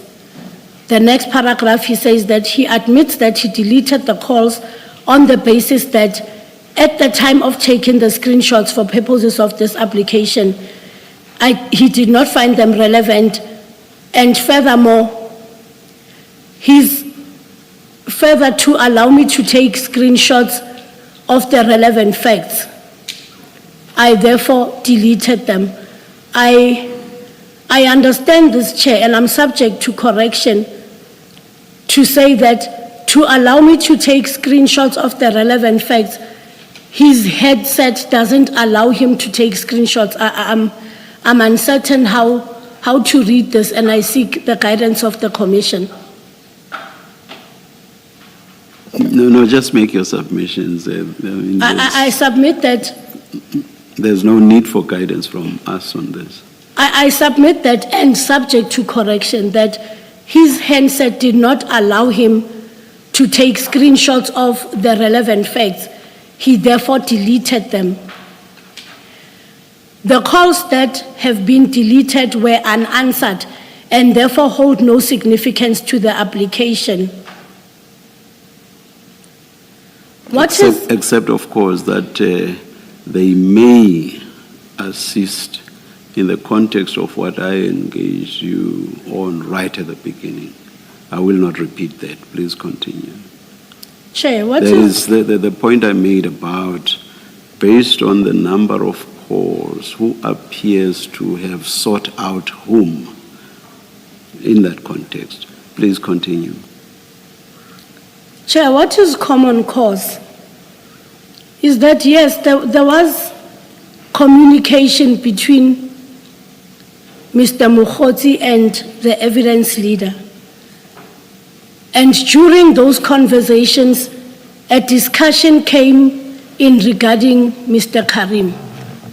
It's also common cause that during the conversation, there was an agreement or a request to bring certain evidence to rebut what was put on record regarding Mr. Mokhotsi, to defend himself, and if the need arises, to throw Mr. Karim under the bus.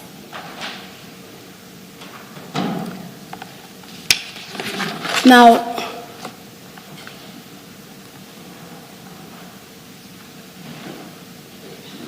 Mr. Mokhotsi's evidence is that the communication between himself and Mr. Karim formed an impression that his cooperation in providing information against another witness was linked to his treatment in the proceedings.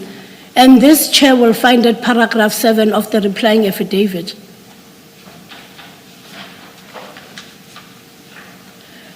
And he further says that whether intended or not, such perception undermines the appearance of impartiality.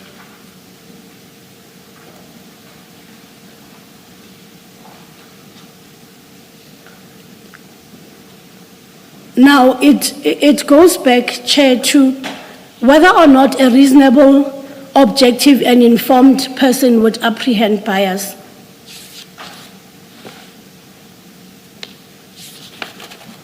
Now, with what had transpired and with Mr. Mokhotsi due to come back to the commission and testify, and him not being able to have provided any information that was helpful because the meetings never happened,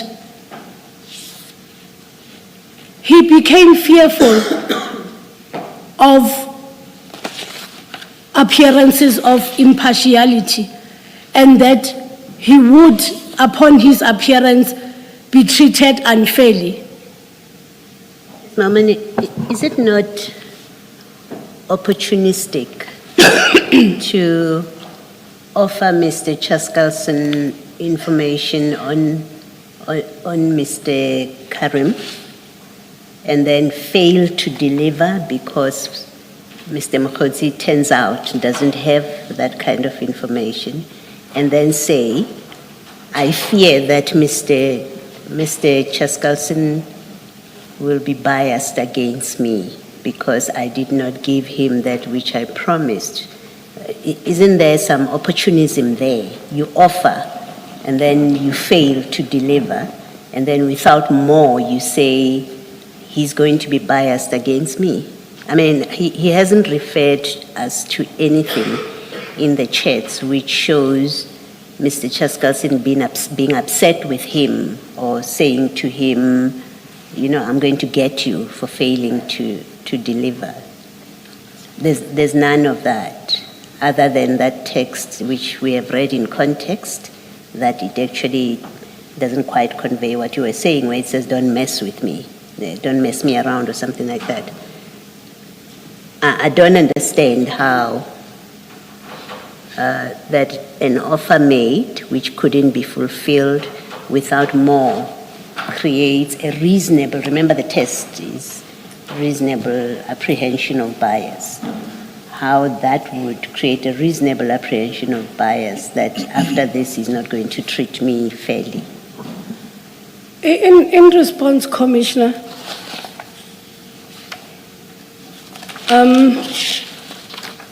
what we had considered is that Mr. Mokhotsi is the one who called the evidence leader. That is not in dispute.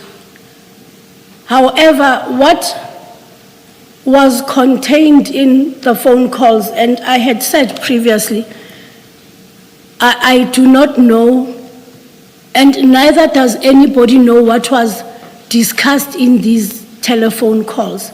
Then in that case, how can the commission say the apprehension is reasonable if we don't know what was discussed in those calls? You're saying that we don't know, therefore we don't have the content of those telephone calls according to you.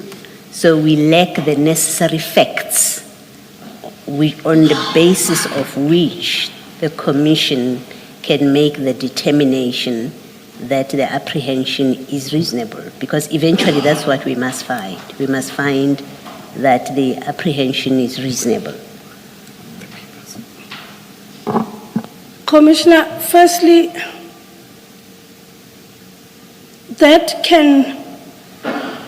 I'll invite the commission to make a finding through what is contained in the papers. Now, what seems to be a challenge is that with regards to the telephone calls, there's a dispute of fact. One says, I said, the other says, I said. Hence, I keep on repeating that I do not know what was contained in the telephone conversation. And Commissioner, you would also not be in a position to know what was discussed in those telephone conversations. And unfortunately for me, there is no recorded conversation of what would have happened. I will rely on the submissions that my client makes before the commission. Now, I had said previously that he's labeled as a liar. He was labeled as a liar. Now, if he approaches you, this liar, and he says, I've got information, why would you be interested in information? He might be lying to you. I wasn't taking you back to that conversation. I was really addressing your submission where you say, we don't know what was discussed. You don't know, the commissioners don't know what was discussed in those telephone calls. That comes from you, it's your submission.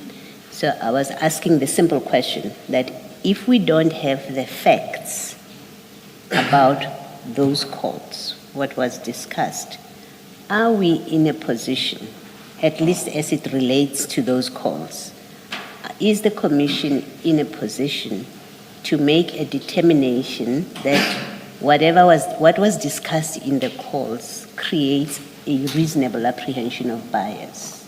That's all I was putting to you. And maybe to reframe it, maybe can I ask you this? Do you accept that for a determination that the feared bias is reasonable, for that determination, there has to be facts on which that determination is based? Facts must be put to the panel, and then the panel will say, yes, on these facts, we are satisfied, or we are not satisfied that the apprehension of bias is reasonable. Do you accept that as a proposition? I'll accept it, Commissioner. You accept that? Yes. Right. So on the back of that, I then ask the question, if we don't know what was discussed in the calls, insofar as it relates to the calls, limit it to the calls for now.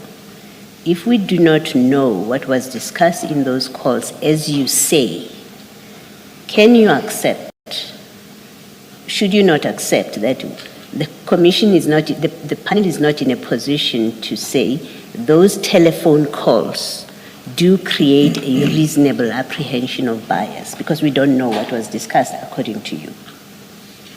Do you accept that we cannot make that determination? If the Commissioner allows me to reply to that in two parts. Yes. On the first aspect, Commissioner, you are correct. in the absence of us knowing or the commission knowing what was contained in those telephone calls, the commission cannot rule on the apprehension of harm or of Arising bias. from the calls, yeah, Or just of arising bias, from the yes, I calls. apologize. But then there's two sides and two versions, if I may so put it, of what was contained or what was discussed. And based on those, and based on how the applicant perceives in his mind what the contents of these discussions are, then the commission can be in a position to make a ruling as to whether or not there is an apprehension of bias. Now, Commissioner, I submit further that the issue here is not that Mr. Brown doesn't come back and give testimony in the commission. The issue here is somebody else in the commission may be elected if there's an election procedure or appointed if there's an appointment procedure to come on board and move with the cross-examination. How much more time do you require, Ms. Mohomane? On the submissions. Yes. Your entire submissions. We started at 9:30. Now it is 6 minutes after 12 midday. If I was sitting in the court where I used to sit, we would have given you 30 minutes only.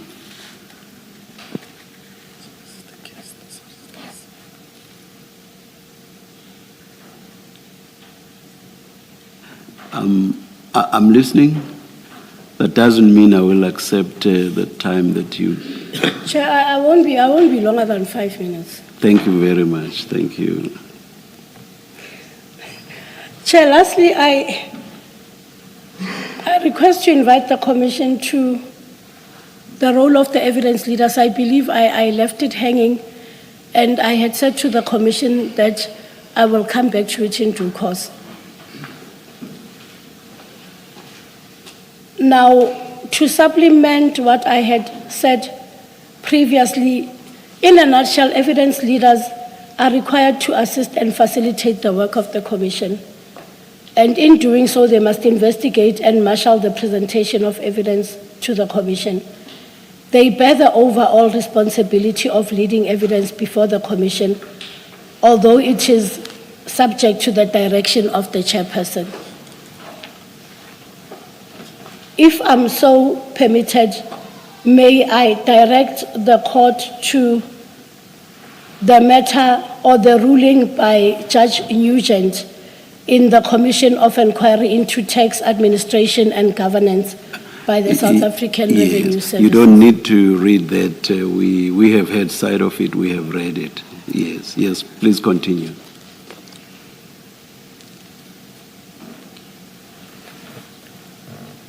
But of course, you may make whatever point you want to make about it.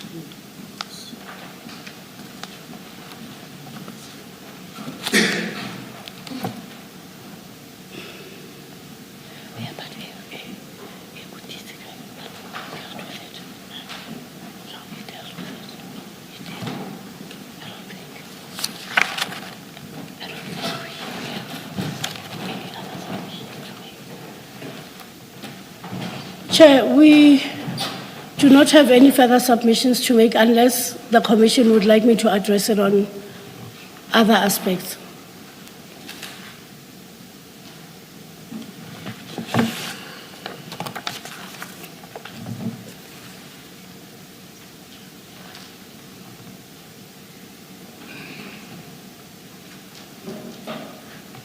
No, thank you very much, Ms. Mohomane. Thank you. Yes, Ms. Asim. Thank you, Chair. Chair, I've listened closely to the exchanges between the commissioners and my learned friend, Ms. Mohamane, and to some extent it covers ground that we had included in the answering affidavit submitted to the Commission, including some of the legal submissions we made there. So I beg the Chair's indulgence if I come back and touch on the same issues that arose in the exchange, but I hope to give it a proper perspective in my address to you.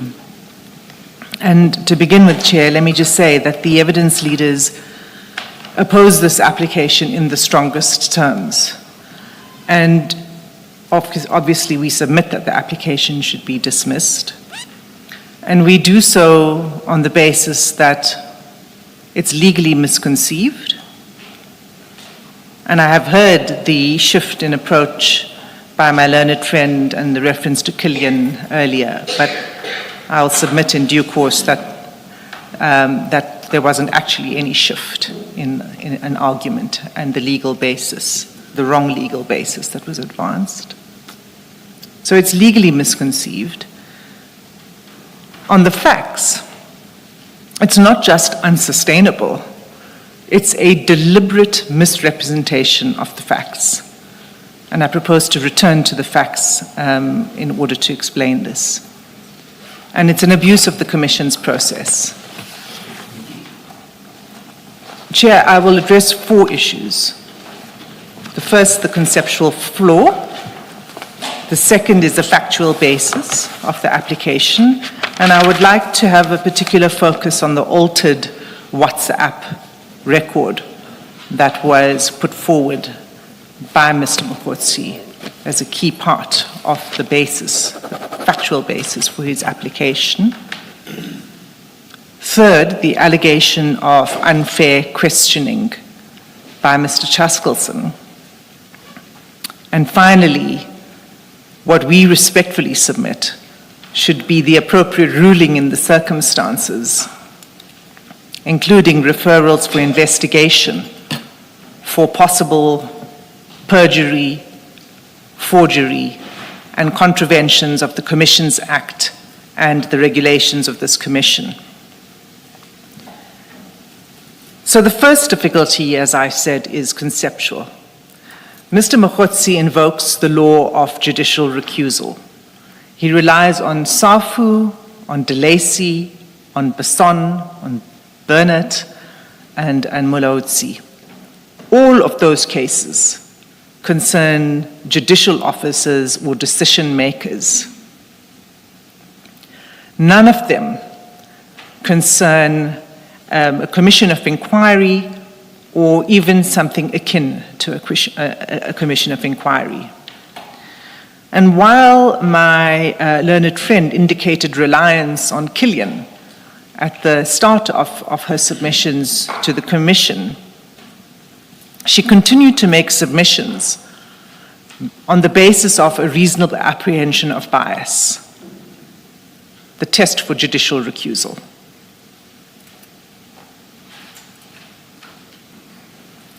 And that's not the test that applies, because Mr. Chaskelson is not a decision maker. He doesn't decide credibility. He doesn't decide admissibility.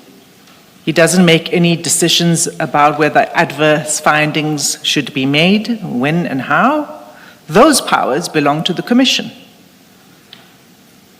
What an evidence leader does, as correctly asserted by my learned friend, is an evidence leader assists the Commission. He leads, organizes, and tests evidence.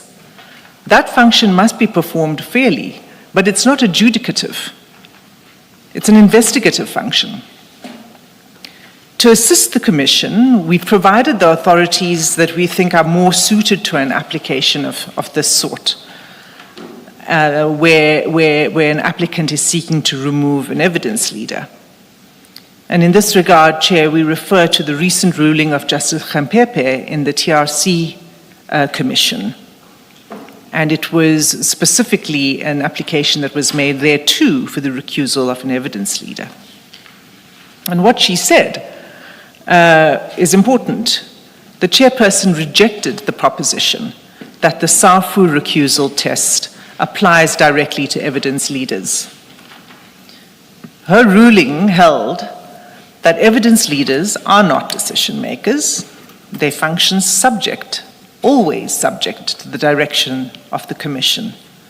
The appropriate inquiry, therefore, by analogy perhaps with that of prosecutors, is whether the evidence leaders' continued role would cause substantive unfairness in the work of the Commission. And that approach is consistent with the decisions in the two cases that we've referred to in the answering submissions, Porritt versus NDPP and DPP Western Cape versus Killian. In Porritt, the Supreme Court of Appeal rejected an attempt to equate prosecutors with judicial officers for the purposes of recusal. And in Killian, the same reasoning was applied. And in Killian, the issue there was whether the prosecutor should be removed because the prosecutor was the same person that had interrogated the applicant for recusal, had interrogated that person in an earlier statutory inquiry. And so there were serious concerns about whether there would be fairness on behalf of the prosecutor in that case, and the Supreme Court of Appeal rejected that argument. So the question is not whether the SAFU recusal test is satisfied, it's whether the continued involvement of the evidence leader would cause substantive unfairness in the Commission's work. Mr. Mokhotsi has not shown that. Incidentally, if the allegations made were true, would the test not be met? I'm not asking whether we should hold that they are. That's a debate we're still engaging in, and that's a finding we will make in the end. But if they were true, would they not meet the test? Chair, the allegations are so serious. They go to the heart of ethics, professional ethics, and the integrity of the evidence leader. Those kind of allegations, if proven to be correct, would warrant a conclusion that there's unfairness. They are very, very serious allegations, and we take it very seriously. But of course, I'm about to... It's something else whether yes. They are in fact true, and that's what you're going to deal with, and that's what we engage Ms. Mohamane on. Indeed so, Chair. Yes. So, and that rests on the facts that yes, support this application. Yes. Chair, I actually wanted to say on the law, incidentally, in paragraph 40 of the submissions of the attorney for the Commission, Mr. Mukhashwa, in paragraph 40, it's pointed out that it's not just that the cases don't apply here because the test doesn't apply. There are quotations that are attributed to those cases which are not found in those cases. I just make it as an aside. For a moment I thought whether I should even say anything about it, and then I rethought. And actually it is important because it is a responsibility of counsel who appear before any tribunal to ensure that the correct law and that is put to a decision maker. And whether or not the papers were settled by the legal representatives were very aware after reading our answering affidavit that that was a concern, but it's just not addressed at all. And I just wanted to make that point because one needs to be able to rely on quotations as genuinely existing in the cases that I cited. I leave it at that. I don't want to take it any further. So much for the law and the cases, the legal basis of Mr. Mokhotsi's application. Let's turn to the facts. There are two main factual propositions. Maybe before you do that, the other point that has been taken, and you didn't list it in the topics that you're going to be addressing, is the standing of the affidavit of the attorneys for the Commission. Yes. And its consequence for Mr. Chaskalson's affidavit. Yes, thank you, Commissioner. I think that the point is more about form than of substance. Mr. Chaskelson has submitted a full, detailed, comprehensive answering affidavit on oath. It is true that is annexed to Mr. Mokgashwa's affidavit, but it's just a question of form. Because Mr. Mokgashwa sets out submissions, as you will recall, at the end of the last appearance of Mr. Mokhotsi, the request was for submissions to be made by the applicant, and then for submissions to be made, including legal submissions, on behalf of the respondent. And it seemed to us, in the unusual circumstances of a commission inquiry, that this would be the appropriate form to submit it in. It's just a question of form. There's nothing that, I think it's an entirely unreasonable allegation to make that there's no weight to be given to Mr. Chaskelson's affidavit, because it looks like an annexure and it's not a self-standing affidavit. His position is made very clear. He sets out the facts in his affidavit. It says in the railway tracks answering affidavit. And it does, And yes. he says in paragraph 5, I am deposing to an affidavit, so it is an affidavit. It's absolutely an affidavit, and moreover, he responds in that affidavit, paragraph by paragraph, to the founding affidavit of Mr. Mokhotsi. I think what I understood to be the issue that is raised about it is Mr. Mokgashwa lacks locus standi to depose to an affidavit. That's the one part of it. And then the second is his affidavit, well, it's actually 3 points, as I think I understood them. It's the locus standi issue. And then 2, it is his affidavit contains hearsay, and then the annexure issue that Mr. Chaskelson effectively hasn't answered the allegations because his affidavit is attached as an annexure. So your exchange now with Commissioner Khumalo deals with the third part, which is, well, there is an affidavit that is before us, but the antecedent questions is locus standi, and then the second, I said it was... Hearsay. Hearsay. Thank you. Well, if one reads the affidavit closely, there isn't hearsay. What one will find in the affidavit is reliance on Mr. Chaskelson's own affidavit for any factual proposition that relates to the communications between Mr. Chaskelson and Mr. Mokhotsi. It's a repeated referral to Mr. Chaskelson's affidavit. And where it goes beyond Mr. Chaskelson's affidavit, it does so with reference to the record, transcripts of this commission's hearing. If we accepted that parts of that affidavit, Mr. Mokgashwa's affidavit, contains hearsay, can we disregard that hearsay part of evidence and yet still end up with an affidavit that deals with the other issues that are not an answer to the facts of the exchanges between the two? Commissioner Baloyi, let me have two responses to it. The first is, these are different proceedings to a court of law. How you assess the probity of that evidence is up to the commissioners. But hearsay evidence, as we know, is admissible in a commission of inquiry. That's the first thing I'll say. But let me say this too. Does that not apply to the evidence of witnesses to the commission? To the extent that Mr. lower standard of how you treat evidence. To the extent that Mr. Mokhashwa is a witness here in providing this affidavit, then the same would apply. But even if you were to disregard what you may consider to be hearsay, and I'll say again, I'll repeat again to the Commission, there's very little hearsay if any, in that affidavit. But even if there were, and you were to disregard it, the strength of this opposition doesn't rely on Mr. Mokhashwa's affidavit. The strength of the opposition relies on Mr. Chaskelson's affidavit.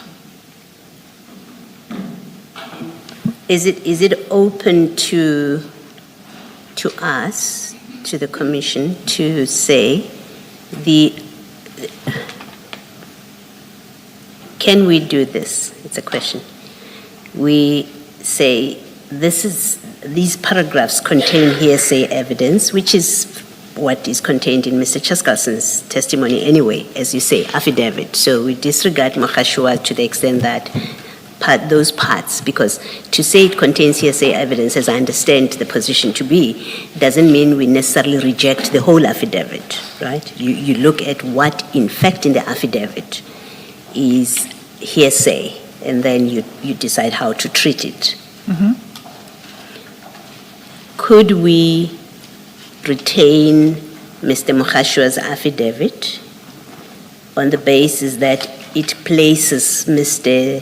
Chaskelson's evidence before us? I don't know if you understand what I'm saying. His affidavit before us, even if we disregarded the parts that we ultimately say this is hearsay evidence. I don't know if I'm articulating. I think I understand what you're saying, Commissioner Baloyi. I see no reason why you can't do that, even if you were to disregard large parts. And remember that that affidavit doesn't just deal with the facts, it also is here to make submissions. And to make submissions for the purposes of assisting the Commission, which is why we put to the Commission case law that is intended to set the correct legal framework for this.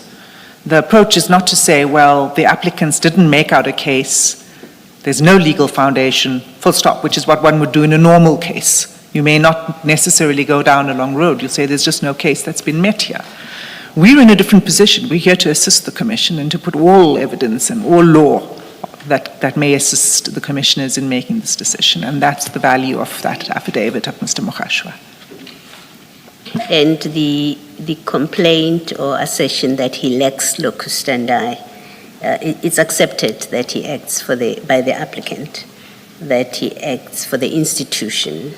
And so I understand the applicant to accept that he has standing to speak on behalf of the Commission, and yet there is a submission that he lacks locus standi. Do you want? I'm not sure I understand how there's an acceptance and yet that kind of complaint. Do you want to say anything about it? Commissioner Baloyi, I have to confess I don't understand the submission. It's very difficult for me to respond to it beyond what I've already said. Okay. But you assert that Mr. Mohashua does have locus standi to depose on behalf of the Commission. And to oppose the application. Yes. Thank you. So, ask a follow-up question. It may or may not matter in the end. My understanding of hearsay is that it is evidence, the probative value of which depends on something which somebody else knows, but that person is not giving evidence. Now, you have a situation here where Mr. Chaskelson deposes to an affidavit which is longer than Mr. Mohashua's affidavit by some 5 or 6 pages. It's 21, Mohashua's is 17. And Mohashua says, I have read Chaskelson's affidavit, so where I deal with the allegations against Chaskelson, I rely on the affidavit by Chaskelson, which means there is an affidavit by Chaskelson. So it's not hearsay because that evidence is here, and he simply repeats then what Chaskelson says. Quite right, Commissioner Khumalo. It really is, as I said, a repeated referral to what is said in Mr. Chaskelson's affidavit. So if there was no affidavit by Chaskelson, then what Mohashua says would be hearsay? Absolutely. Absolutely. It's entirely based on Mr. Chaskelson's. And in fact, he says so. Mr. Mohashua says so, that this affidavit is based on the facts, the correct facts as stated in Mr. Chaskelson's affidavit. And so the idea that, when I heard my learned I friend... don't want to, I just wanted that short response. Sure. I Well, know we could argue and debate We this. could go on, but I'll turn to the facts then, if I may. So the factual foundation seems to be twofold. First, Mr. Mokhotsi says that Mr. Chaskelson treated him unfairly when he previously testified before this commission, in the manner in which Mr. Chaskelson questioned him. Second, he makes what we say is a very, very grave allegation that Mr. Chaskelson induced him to give evidence and to give false evidence against another witness before this commission. And if one has regard to Mr. Chaskelson's affidavit, it is abundantly clear from the affidavit and the annexures that these propositions are simply untenable.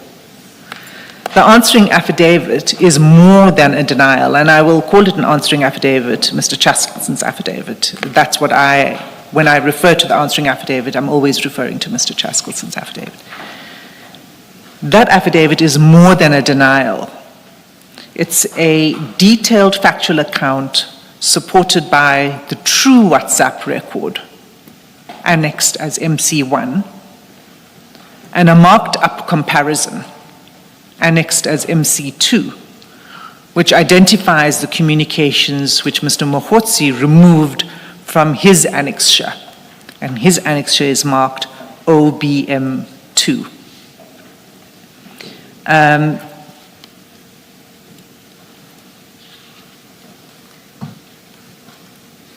I think that there was a point at which, when I say that it's more than a denial, there was an argument by my learned friend that Mr. Chaskelson did not dispute paragraph 6.3 of the founding affidavit.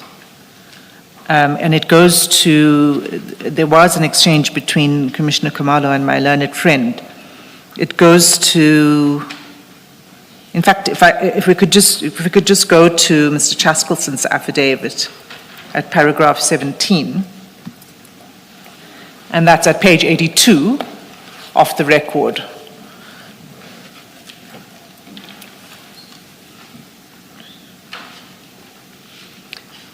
Because this is the one instance where the submissions for the applicant say that there is no denial by Mr. Chaskelson. And if you look at paragraph 17, so the point that's made is, well, how can Mr. Chaskelson deny that he, solicited evidence from Mr. Mokhotsi if he doesn't recall the conversation? But look closely at what Mr. Chaskelson says at paragraph 17. He says the following: I have no detailed recollection of what was discussed in the call at 20 hours 56 on 9 March 2026, as opposed to the call at 8:03 on the morning of 10 March 2026. So what is set out below is reconstructed from my overall memory of the two calls as informed by the WhatsApp record. What Mr. Chaskelson is saying is I can't say whether I said something in the first call or in the second call, but together these are the facts that I can set out of the conversations that took place on those two calls. He sets it and then in detail from paragraph 18 and onwards, and he concludes at paragraph 23 with his categorical denials that he invited Mr. Mokhotsi to give false evidence against Mr. Karim, or that he suggested that if Mr. Mokhotsi could find evidence to implicate Mr. Karim, that he would then protect him from adverse findings. So there is simply no basis to say that there's no denial. And again, I submit that it's more than just a denial, because what Mr. Chaskelson does is set out the facts with reference to the WhatsApp record. So calls must be seen in the context of the WhatsApp record. But Mr. Mokgotzi's difficulty goes further because his own replying affidavit destroys his allegation that Advocate Chaskalson exerted improper pressure on him. He admits to manipulating the WhatsApp exchanges between himself and Mr. Chaskalson before placing the record before the commission. He doesn't use the word manipulating. He tries to explain it in several ways, but he admits to making several deletions. And one deletion he doesn't even answer to at all, and that's the emojis, which I'll come to in a moment.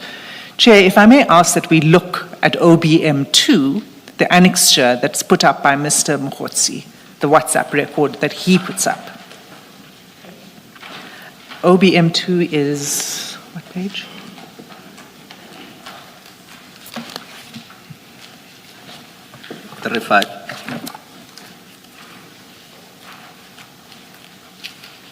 Thank you.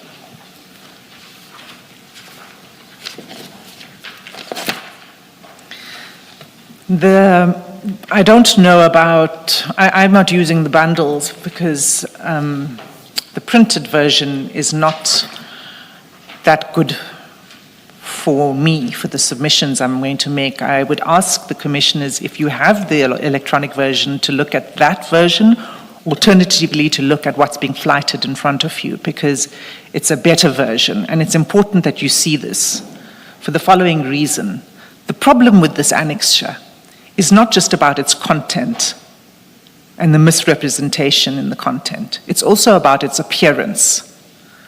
It's not presented as a transcript of WhatsApp exchanges that took place between the two individuals with ellipses or anything like that. It's not even presented as screenshots showing deleted messages, as one would ordinarily see in a WhatsApp conversation where messages have been removed. Ordinarily, one sees deleted message, you deleted this message, or this message was deleted. That is not how it appears. It's made to appear as a genuine and complete set of screenshots with the default WhatsApp speech bubble colors and with the default WhatsApp wallpaper. It, in other words, conceals that material texts and calls have been deleted. It's not, if Mr. Mokgotsi had put up a transcript and that indicated there were deletions, that would be one thing. So the first submission I'm making to the commissioners is, before we even get to the content of the deletions, it's the appearance that's created in this constructed set of chats that makes it look like there was nothing in between. And that's significant. The deletions themselves, too, are significant because they are material in what they show and what they don't show. They are material because they point away from the narrative that Mr. Mokgotsi seeks to create before this commission.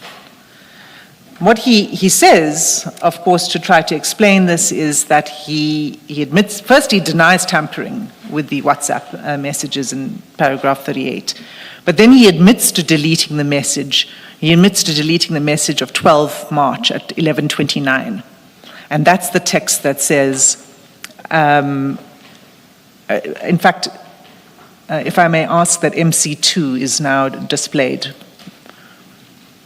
because this shows easily where the deletions are made. So the text said, I'm worried about coming there, also mentioning that I called you at night, thought would be strategic also. He says that this deletion was made to protect the conversation from unnamed third persons. I'm not sure what it is we're supposed to make of that. He says nothing more about these third persons and why there would be a risk. Then he's silent on the text that he deleted with the 3 crying with the laughter emojis. He doesn't explain at all why he deleted those emojis sent on 10 March at 1:18 in the afternoon, and that was during the evidence of Mr. Karim. And what it was indicating was that he was sort of reveling in the discomfort that Mr. Karim was facing in the witness box. That he deletes, but he doesn't explain why he deleted it. He admits that he deleted the calls. And he says that he didn't regard them as relevant. So he deleted that from the screenshots. And he wished to capture what he considered to be the relevant facts. But to be clear, what he deleted was 6 calls to Mr. Chaskelson, which Mr. Chaskelson declined to answer. 3 calls on the 9th March, the day on which Mr. Karim first began his evidence, and 3 further calls during the lunch adjournment of Mr. Karim's testimony. He therefore doesn't merely admit to deleting, he admits to curating the WhatsApp account, the WhatsApp record rather, selecting what he considered to be relevant and presenting only part of the picture to the Commission and making it appear authentic. This is deliberately deceptive. This was misleading to the Commission. And Commissioners, Annexure MC2 sets very neatly the actual true content, because what it does is take OBM2 and then it inserts where the missing texts ought to be. And what it also shows is that if this was an authentic record, you would have seen those deletions. You would have seen that it says deleted and it doesn't say so. So those calls, those 6 calls on 9 and 10 March must be understood in the context of the backdrop of Mr. Karim's oral evidence. Because what it shows is, first of all, on 9 March, Mr. Karim gave evidence, right, about his conversations, the WhatsApp conversations that were put in the record between him and Mr. Matlala. As Mr. Chaskelson says in his affidavit, and it's at paragraph 18.2 for the record, that in response to many of the questions that were being put to Mr. Karim regarding the WhatsApp communications between him and Mr. Matlala, Mr. Karim sought to blame Mr. Mokhotsi for what he was conveying to Mr. Matlala. So that was what was happening on the 9th of March. That evening, Mr. Mokhotsi initiated a call to Mr. Chaskelson. Mr. Chaskelson says, and that's at paragraph 19 of his affidavit for the record, that in his call, which lasted all of 3 minutes, in this call, Mr. Mokhotsi conveyed his concern that Mr. Karim had been blaming him for everything. Mr. Chaskelson accepts that he agreed with this assessment. That too was his assessment of Mr. Karim's evidence. And he also accepts that he may well have used the phrase throwing him under the bus. And he refers to, he puts up the contemporaneous text to 2 investigators of the Commission where he used that phrase, and speaking colloquially, he used the phrase throwing him under the bus. But it's Mr. Mokhotsi who asks, how will you protect me? Mr. Chaskelson explains this at paragraph 24 of his affidavit for the record, that he understood Mr. Mokhotsi to be asking for protection from being falsely blamed. So protection from being thrown under the bus. That's the protection that he understood Mr. Mokhotsi to be seeking. That's his explanation of it. Mr. Mokhotsi then called 3 more times that night. Mr. Chaskelson did not answer. So it's Mr. Mokhotsi that's driving this. The pursuit is being made by Mr. Mokhotsi, not by Mr. Chaskelson. What Mr. Chaskelson says is that Mr. Mokhotsi offered evidence against Mr. Karim, as well as further evidence. So it wasn't just evidence regarding Mr. Karim's testimony, but it was also evidence relating to the Medicare 24 contract that was also a subject of debate with Mr. Karim. the contract that Mr. Matlala concluded with the SAPS. And again, that explanation is corroborated by the two contemporaneous messages to the two investigators. Because when you have a look at that, those are annexed as MC4 and MC5 to Mr. Chaskelson's answering affidavit. What he says in those texts to the investigators in part is, Mokhotsi has been calling me non-stop. He wants to give us dirt on Karim and ostensibly wants to tell us what he knows about Matlala's contract. And then he asks the investigators to join him in a meeting with the Mr. Mokhotsi that he was trying to set up the next day at 10 o'clock. They both agreed to go through to the meeting. And the plan was to go through to hear what Mr. Mokhotsi had to say, obviously, but to go through his evidence because, again, Commissioners, you may recall that Mr. Mokhotsi was due to appear before the Commission on the 13th of March. He was no longer represented. Therefore, Mr. Chaskelson needed to meet with him in order to make sure that there was preparation for that evidence on the 13th of March. It's entirely appropriate that Mr. Chaskelson did so. So the continued allegations that, well, he was trying to meet me, really is neither here nor there. There's simply nothing wrong with Mr. Chaskelson making those efforts. But Mr. Mokhotsi doesn't show up to the meeting at 10 o'clock, and he doesn't give any indication that he's not going to show up. So then when Mr. Chaskelson calls him, the call is again very short if one has a look at the record, and it's to inquire about his whereabouts. They then agree that they'll meet at 2 o'clock. And they set an appointment for 2 o'clock, and again, Mr. Mokhotsi doesn't show up. And again, Mr. Mokhotsi doesn't answer his phone, and he doesn't explain why he didn't show up. He doesn't give an indication. In the meantime, we've had Mr. Chaskelson and the investigators waiting around for this appointment. And that's what Mr. Chaskelson explains when he says what he meant by, you can't mess me around. That's what he says, is you can't mess me around. And he explains that what he's referring to is that Mr. Mokhotsi's missing appointments was continually missing these appointments and disrupting the schedules of the evidence leader and the investigators. So that's his explanation. Don't mess me around. And makes sense when you have regard to the full context of the WhatsApp records.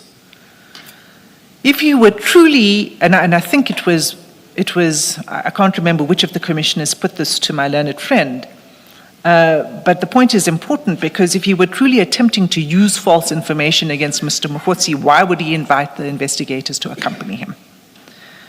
And the second important relevance of the investigators being there is so that they can follow up on any information that does emerge from Mr. Mokhotsi to test its credibility and to see whether it can be independently corroborated. Again, entirely consistent with the version that Mr. Chaskelson explains in his answering affidavit. So the true picture is this. Mr. Mokhotsi pursued Mr. Chaskelson. He initiated the conversations. He says he was concerned that Mr. Karim was throwing him under the bus.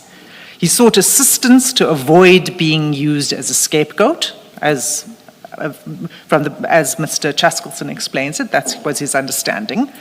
That's the assistance, the help he wanted was not to be used as a scapegoat. And then he offered to provide evidence against Mr. Karim and the Medicare 24 contract. But what is more, as we now know, he was also peddling falsehoods to Mr. Chaskelson, and he says so in order to precipitate a postponement of Mr. Karim's evidence.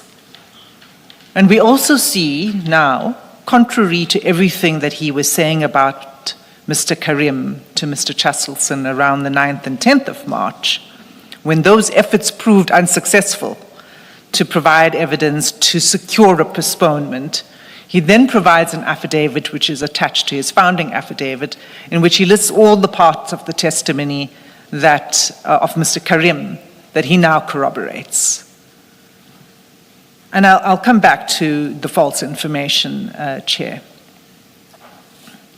Let me deal with the next aspect before I come to that. The next aspect is this question of, well, you see Mr. Chaskelson was playing this false game, because on the 10th of March, when he was questioning Mr. Karim, he said to Mr. Karim that yesterday Mr. Mokhotsi told me this about a meeting that took place in the Northwest.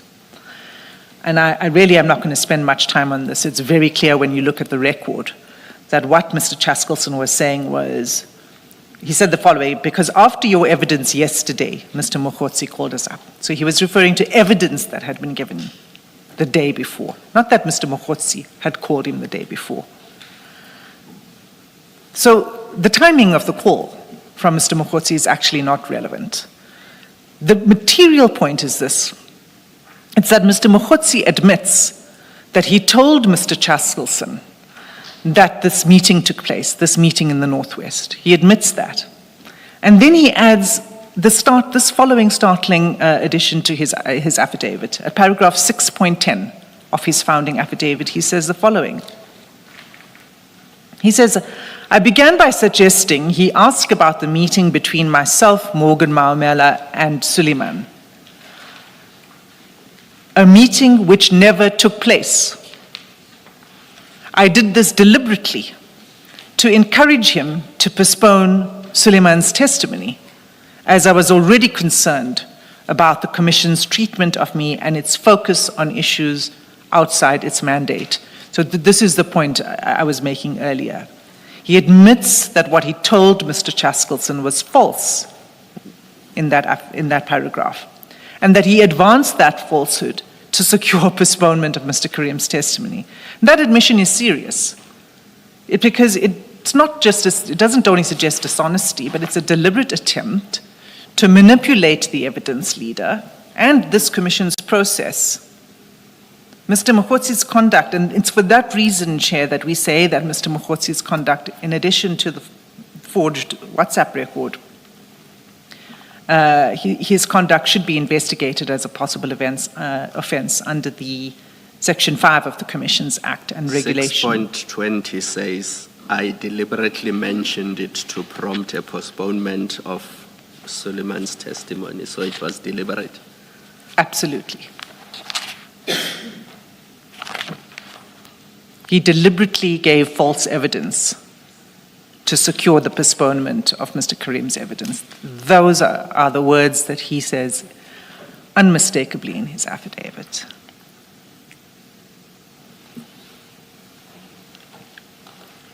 That brings me to the complaint about the questioning. Mr. Mokhotsi complains that Mr. Chaskelson questioned him very vigorously and put it to him that he was dishonest. That's true. That did take place. Mr. Chaskelson did question him vigorously and did say to him that he was being dishonest. But that's not unfair, because a commission is inquisitorial. It's the duty of an evidence leader to test evidence, to confront witnesses with inconsistencies, and to put adverse propositions to them so that they may answer. Robust questioning is not unfairness. In our affidavit, in our submissions, we pointed to the extract from Justice Nugent's ruling in the SARS Commission, where he speaks about the role of evidence leaders. Chair, I do think that this paragraph is important. May I read it out? And I think it's important that everybody understands the role of evidence leaders. And I'll read it very fast. What Justice Nugent said in the SARS Commission is the following. What is called for from counsel for a commission and from the commission itself is an open but inquiring mind, the meaning of which I had occasion to explain in the Supreme Court of Appeal. That case concerned the functions of the public protector, but it applies as much to a commission of inquiry. And then he quotes from the SCA judgment as follows. That state of mind is one that is open to all possibilities and reflects upon whether the truth has been told. It is not one that is unduly suspicious, but it's also not one that is unduly believing. It asks whether the pieces that have been presented fit into place. If at first they do not, then it asks questions and seeks out information until they do. It's also not a state of mind that remains static. If the pieces remain out of place after further inquiry, then it might progress to being a suspicious mind. And if the pieces still do not fit, then it might progress to a conviction that there is deceit. How it progresses will vary with the exigencies of the particular case. One question might lead to another, and that question to yet another, and so it might go on. It is in that state of mind that counsel go about their work. So that, the SCA, for completeness, the SCA judgment that Justice Nugent was referring to was a passage from the Public Protector versus Mail and Guardian. And the reference, if I may provide it, is 2011, Volume 4, South African Law Reports, at page 420, decision of the SCA, and the passage is in paragraph 22 of the judgment. Is the citation not given in the affidavit? It is not. It is not. No, it is not, Chair. That's why I'm giving it to you now. We omitted to explain that that's where the passage comes from. The Constitutional Court cited the same principle with approval. The same paragraph 22 was cited by the Con Court with approval in Public Protector versus the President of the Republic of South Africa. And again, for completeness, let me provide that citation. It's 2021, Volume 6, South African Law Reports, page 37, decision of the Con Court, and it's at paragraph 139 specifically. That's the proper approach to questioning by an evidence leader. It does not require impartiality. It requires a probing, an open, inquiring, probing mind. There's also an important practical fact to make about the questioning, Chair, that took place. And this was in November 2025. When Mr. Mokhotsi testified then, he was legally represented. His legal representatives did not object to the questions that are now being complained of, the questioning.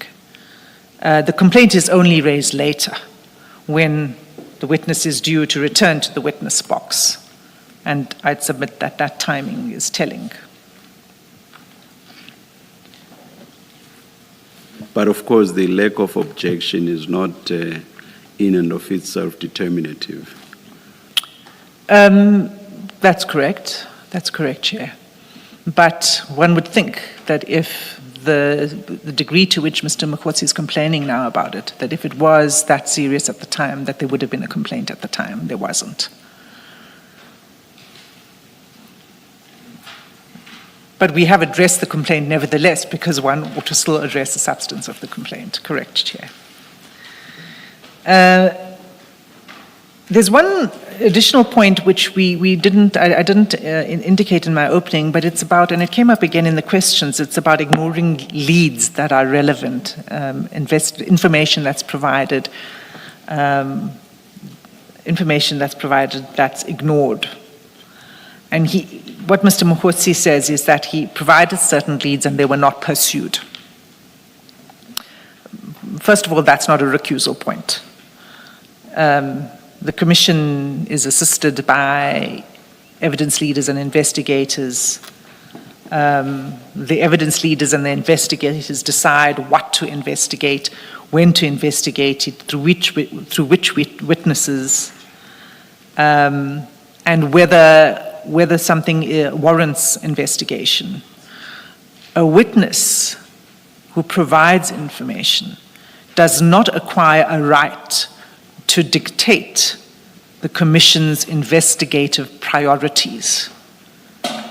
So failure to pursue a witness's preferred leads immediately does not establish bias. There may be many reasons, but Chair, in Mr. Mokhotsi's affidavit, he does deal with this complaint, and what one sees. I noticed that you too fall into the trap of bias. instead of substantive unfairness. Absolutely. Well, it doesn't even establish bias, let alone substantive unfairness. So on their test, it doesn't even meet the grade. There was the Section 252 information, there was the crime intelligence, procurement information, and so on. And that's addressed fully in the affidavit. In fact, the Section 252 investigation was thoroughly questioned and probed during Mr. Mokgotzi's evidence, and we've attached the entire transcript, which is why this is bulkier than it should be, is because we've attached the transcript to show in the many different places in which that lead was tested and questioned. We are not at liberty, and nor are we required to say how else we are pursuing these leads and these investigations and the other witnesses who have come to testify here, including those who may have come in camera. And that's where I'm going to leave it. It's just not a witness's... The test with regard to those leads would have to be how, if at all, does the fact that they have not been dealt with, how does that impact on the retention of the evidence leader with the result that there would be substantive unfairness? That is what Mr. Mokgotzi would have to show, and I'm not aware that there has been any attempt to show that at all with regard to those leads. Chair, there's nothing in the affidavit that suggests that it therefore is going to mean that Mr. Mokgotzi is being treated unfairly.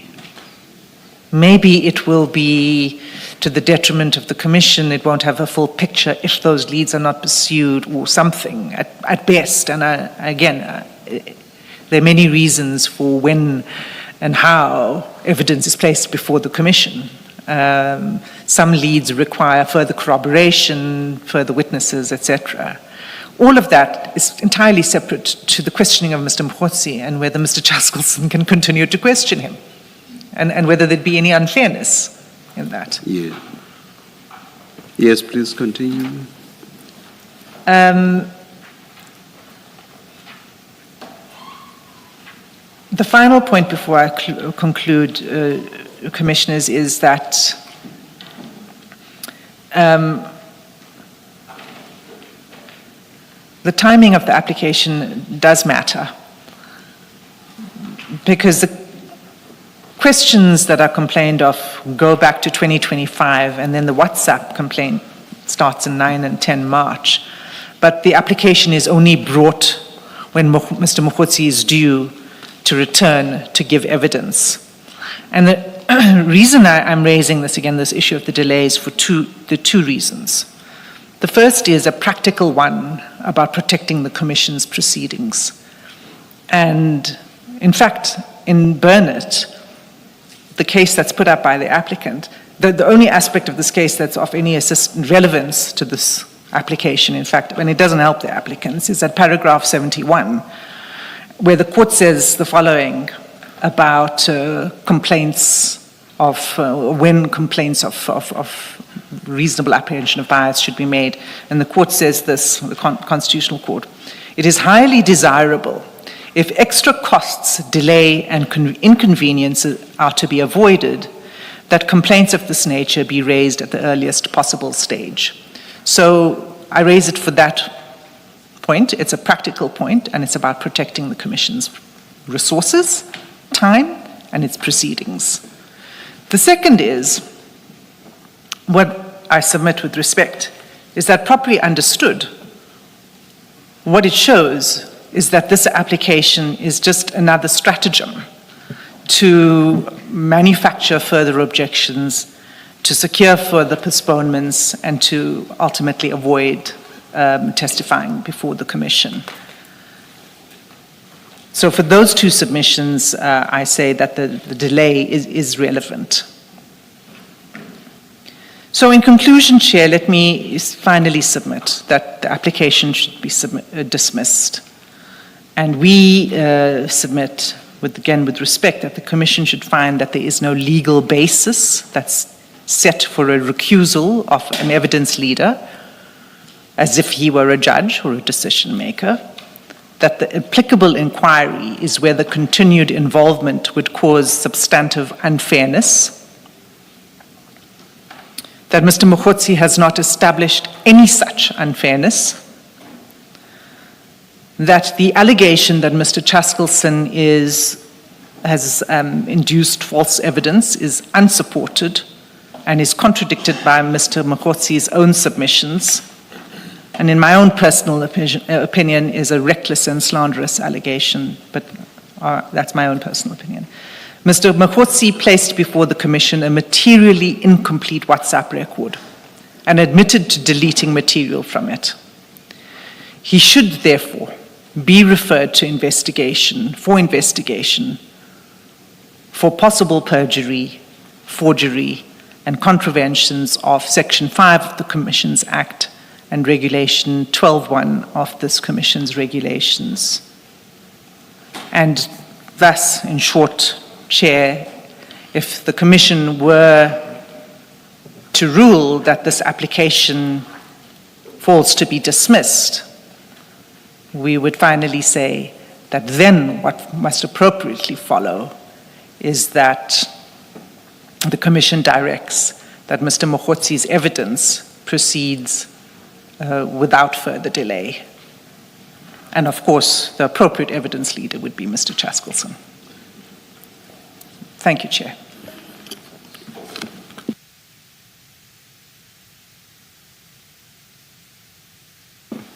Thank you, Ms. Hazim. Yes, Ms. Mohumane. I see no it's I'm uncertain if... Oh, your mic, please. I apologize, Chair. Thank you. I see that it's lunchtime. I'm uncertain if Chair would... Our preference is for you to reply, but not more than 10 minutes. I'll confine myself to the 10 minutes, Chair. Yes. Thank you. Thank you, Chair. In reply, I will start firstly by talking about the deleted calls. What is shown in the MC2, which is the WhatsApp chat of Mr. Chaskalson, it's that these are missed calls. And Mr. Mokhotsi further says that he deleted them in his WhatsApp because they were missed calls and he saw no significance in having them. Now, Chair, further, Annexure MC2, which will be Mr. Chaskalson's WhatsApp, which is the WhatsApp that comes without any calls or emojis being deleted. The first page, which depicts the 9th of March 2026, it will be page 35.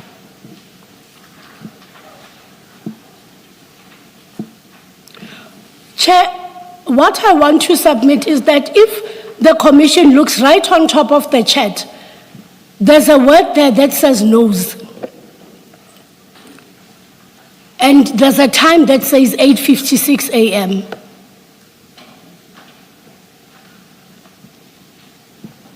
Now, Chair, with that, my submission is that even Mr. Chaskalson has not brought the entire conversation between himself and Mr. Mokhotsi. With that little that appears, it's evident that there's been some discussions prior to the one of the 9th. Now, Chair, my submission with regards to that is it prompts that messages that come prior to that, which are conversations between Mr. Mokhotsi and Mr. Chaskalson, also be looked at. Because there's nowhere in the affidavits, both of the applicant and that of the first respondents, that makes reference or gives the Commission an explanation as to what was discussed prior to this date of the 9th. But Mr. Mokhotsi is the applicant and is the one who's suggesting impropriety. If by the lack of texts or the fullness of text in this regard, you want to make some point with regard to impropriety, Is it not so that as the applicant, Mr. Mokhosi should have told us what's happening there? It's true, Chair, Yes, but then yes, yes. it takes away this impression that has been created that Mr. Mokhosi is the one who reached out to the evidence leader, and this happened on the 9th. But don't the calls that I referred you to earlier show that it is he who appears to have reached out? And in addition to that, I think Commissioner Baloyi took you to the detail of what actually happened, and also lack of denials by Mr. Mokhosi in his replying affidavit with regard to who actually initiated all of this. So your point cannot stand. Do you remember that engagement by Commissioner Baloyi? Yes, I And remember. when Commissioner Baloyi made specific reference to what is lacking in the replying affidavit with regard to allegations made by the chief evidence leader. So I don't see how you can make the point you are now attempting to make. Your Chairman, Can I just add to that before you answer based on your instructions? In the founding affidavit, the whole of paragraph 6, it sets out the heading is detailed factual basis for application, and Mr. Mokhosi speaks only to the 9th and 10th.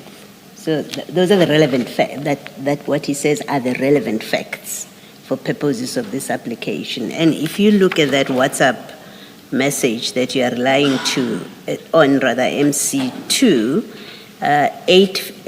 the first call is on the 9th of March, is at 8:56 p.m. Can you see that? Because this thing has got dates on it when communication started. So you've got two things. On Mr. Mokhosi's facts that he relies on for this application, he selected the 9th and 10th to speak to.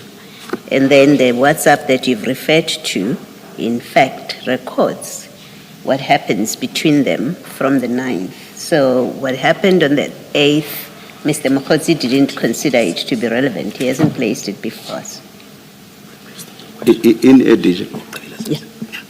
In addition, look at 6.3. There is specific reference to 20H56, and indeed you do see the 3-minute call at 8:56. So Mr. Shaskalson's focus is there or relates to that timeline. So that's why his focus and additions of what are missing from Mr. Mokhosi's chats focus on that timeline. So you cannot fault Mr. Shaskalson by not saying anything about the nose at the top, appearing at the top. That would be very unfair. His attention has been drawn to 8:56, and then he focuses on that timeline. Do you follow what I'm saying? I do follow, Chair. Yes. Can you continue with your submissions then?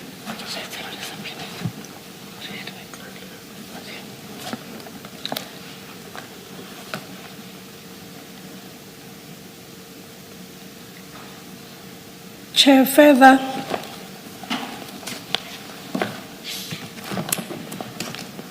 there was an issue that was raised by the second respondent regarding the contents of Mr. Mokhosi's affidavit with a further postponement when Mr. Karim was giving testimony.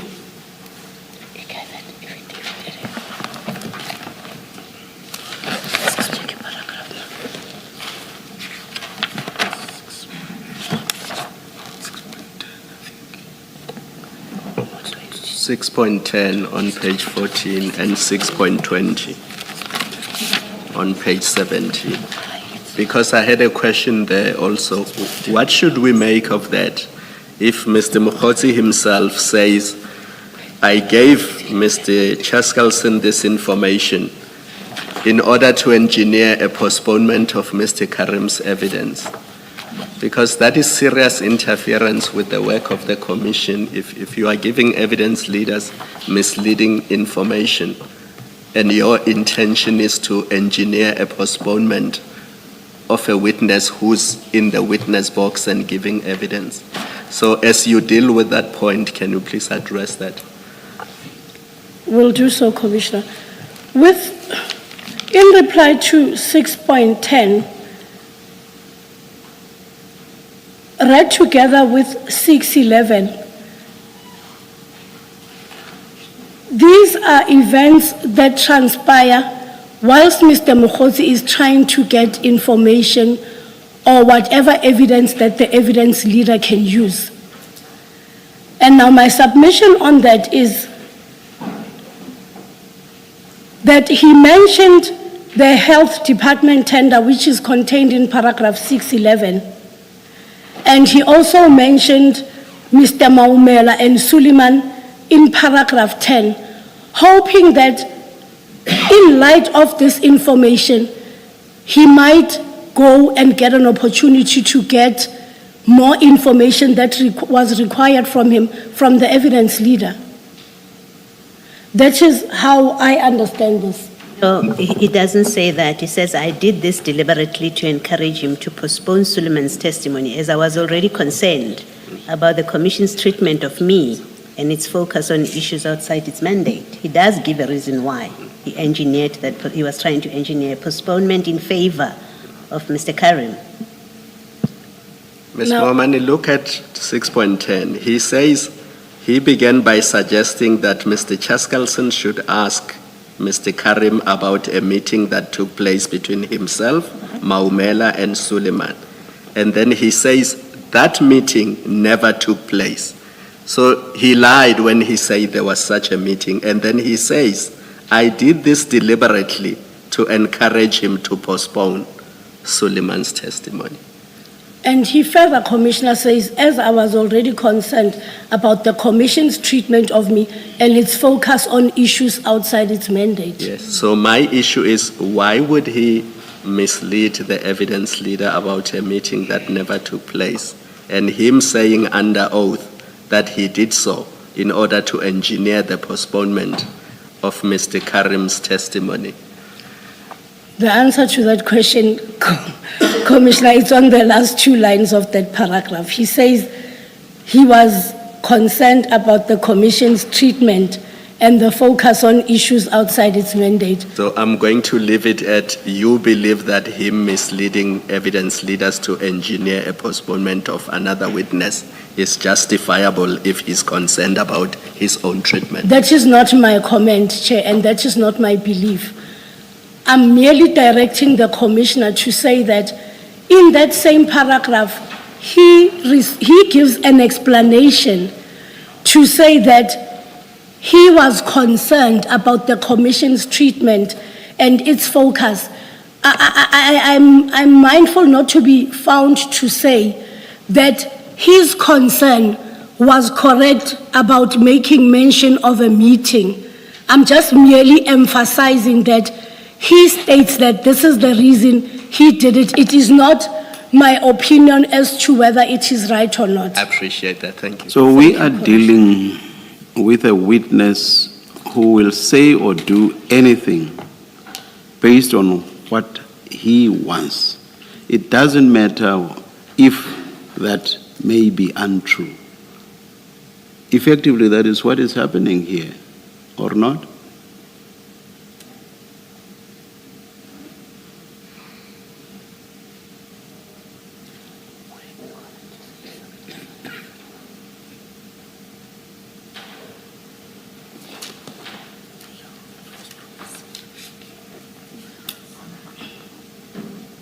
Yes. Do you agree with me? I think you must. You must. Chair, in response to the question,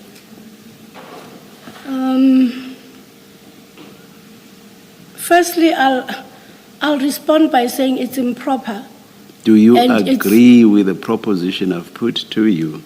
I'm not asking about, that's not the question. The impropriety, if I am correct, is obvious, so that's not where I am. Do you agree with the proposition I put to you? Can Chair repeat the proposition again? I say, based on what the witness is saying here, we are dealing with a witness who will say or do anything, regardless of its truthfulness or lack of it, depending on what he wants under the circumstances. That's the sort of witness we are dealing with, based on what we read here. Do you agree? You must. Chair, may I answer it in twofold, Chair? Yes, I agree. Thank you. And if Chair permits me, may I? Can I ask my next question before Yes, you Chair. go there? You may go afterwards. Yes, Chair. So if that's the sort of witness we are dealing with here, what must we make of that? In a broader scheme of things. And by that I mean with regard to this application. I'm not talking about Mr. Mokgotzi's testimony with regard to the investigative process. What must we do with that, or what must we make of that in the context of this application?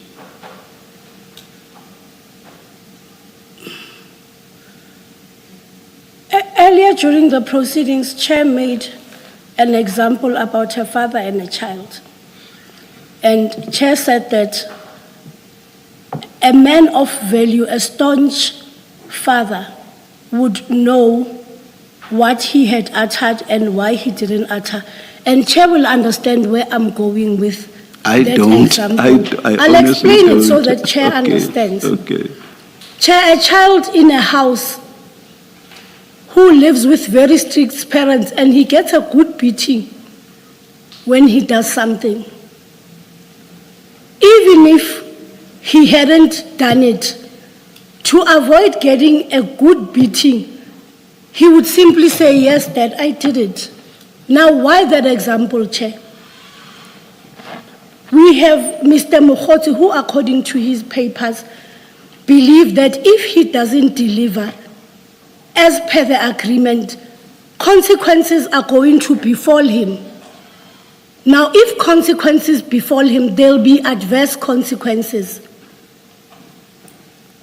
He then turns into this. I'm not sure I follow that in the context of Mr. Mokgotzi saying, I did this deliberately to encourage him to postpone Suleiman's testimony. It's So to run I don't see It's the to run relevance. away, Chair, from the Just- consequences. The consequences that he So fears. basically you are explaining why he lied. Is that what you are saying? Chair, in light of what is contained in the papers. Are you explaining why he lied? From what is in the papers, yes, Chair. Yes. Now, that takes me back to my question, which is, so if we have a witness like that, what must we make of such a witness in the context of this application, this interlocutory application? That's my question.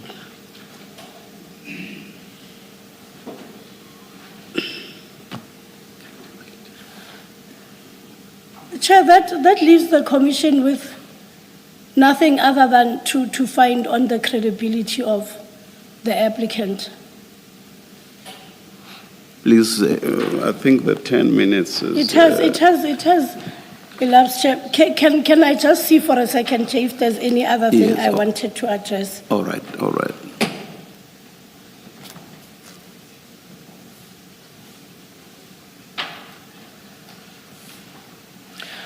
Just one aspect. Oh, sorry, Chair. I apologize. Chair.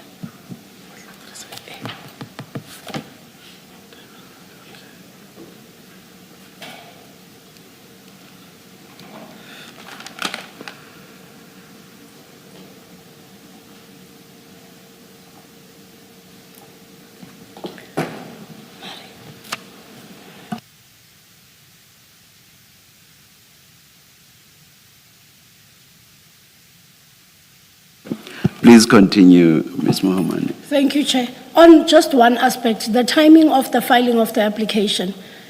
Chair, it's common cause that Mr. Mokgotzi did not have attorneys from, I think, January of 2026. And according to the letters that were filed in the commission, my attorney only came on record, I believe it was during the Easter holidays. I do not recall the exact date.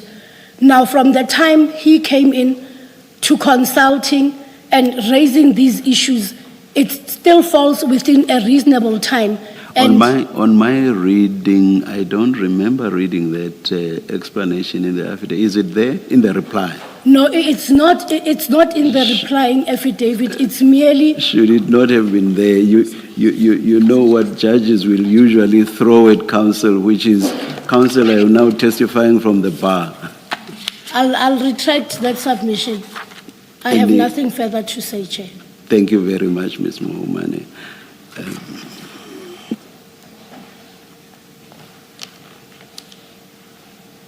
Let's adjourn and resume at 2:30.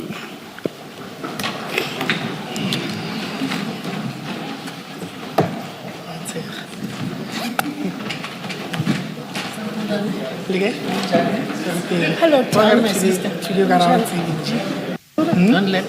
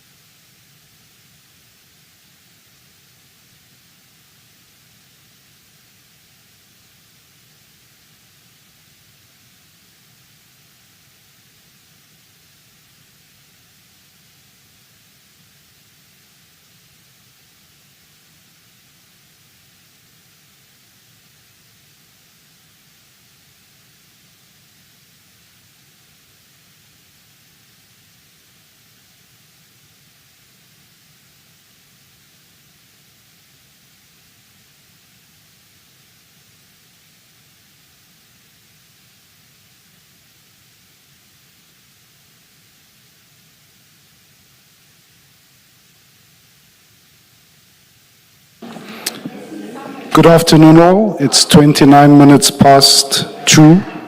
We are about to resume. Please make sure that your cell phones, all devices are muted. Thanks very much.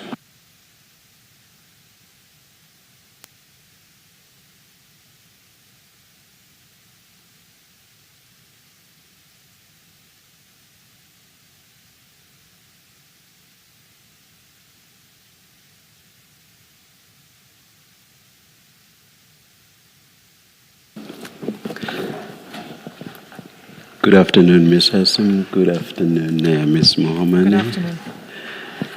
The application is dismissed. Reasons will be given during the course of next week, if not the week after.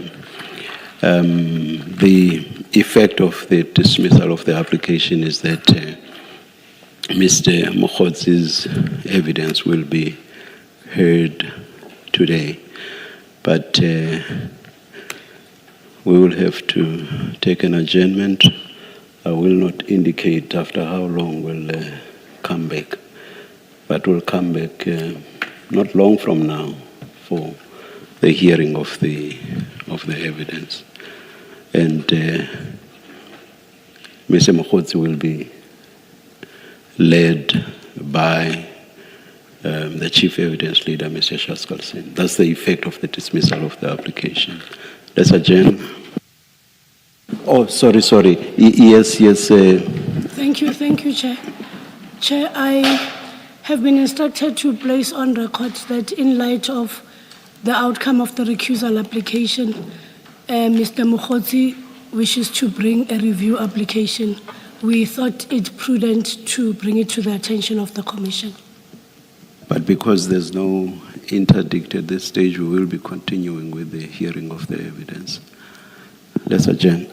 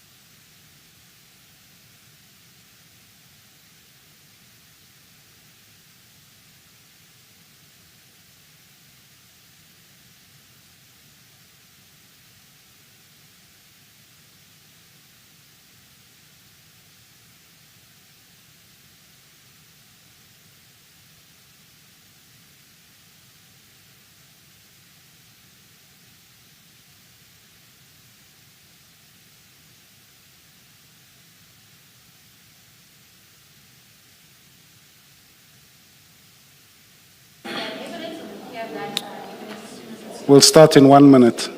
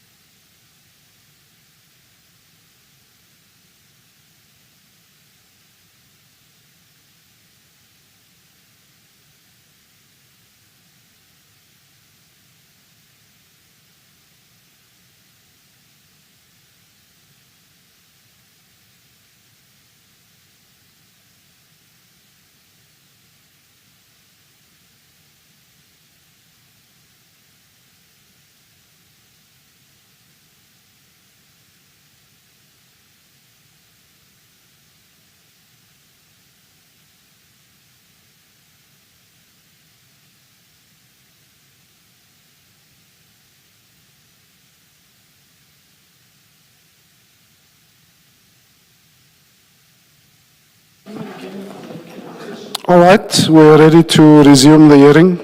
Please, again, make sure that your devices are muted, off. Keep them quiet, please. Thank you.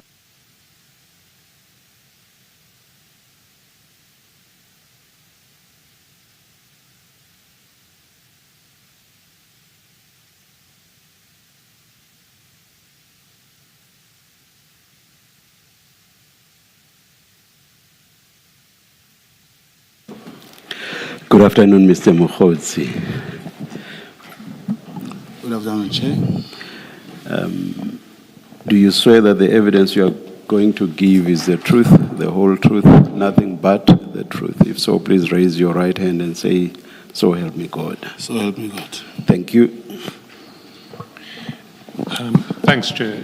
Good afternoon, Mr. Mokhodzi. Good to see you again. Chair, may I say something, please? Yes. Thank you, sir. Thank you very much, Chair. Yes. I think it's very much important that I put this into record regarding the whole process as how it unfolded. It should be recorded again, Chair. I have noticed the proceedings, including when my counsel speaks, she got interrupted more than 10 times. The counsel here was allowed to speak. When my counsel tried to read one case law into record, it was that, no, we know it. The other counsel had an opportunity to speak uninterrupted for so long. Secondly, Chair, when I came here before, I came voluntarily, and as it was also put in my affidavit, the information that I said will need to be corroborated and be converted into evidence that is required or needed here. I've given that all. I was declared a liar. I kept on saying I had to do the affidavit so that we could process the 2528. I was declared a liar again. And now today, again, I've made an application for the recusal of the chief evidence leader, which it was fair, it was done properly. It is within the discretion of the commission to arrive at a certain conclusion. By so saying, Chair, I want to say I'm very much unhappy with the proceedings. Thank you. Thank you, Mr. Mokgotsi. I've heard you. We will continue with the hearing of your testimony. Thank you. Mr. Mokgotsi, since you last testified, both General Sabia and the person you say was your co-handler have testified. And I just want to clarify certain discrepancies between what you told us and what they told us. General Sabia said two things that are at odds with your evidence. The first was that he said that he hadn't met you before the January 8th event in Cape Town, that was the first time he met you. And the second is that at no stage when he met you did he ever discuss any official policing business or operational, investigative, or intelligence matters. So I just want your response to each of those.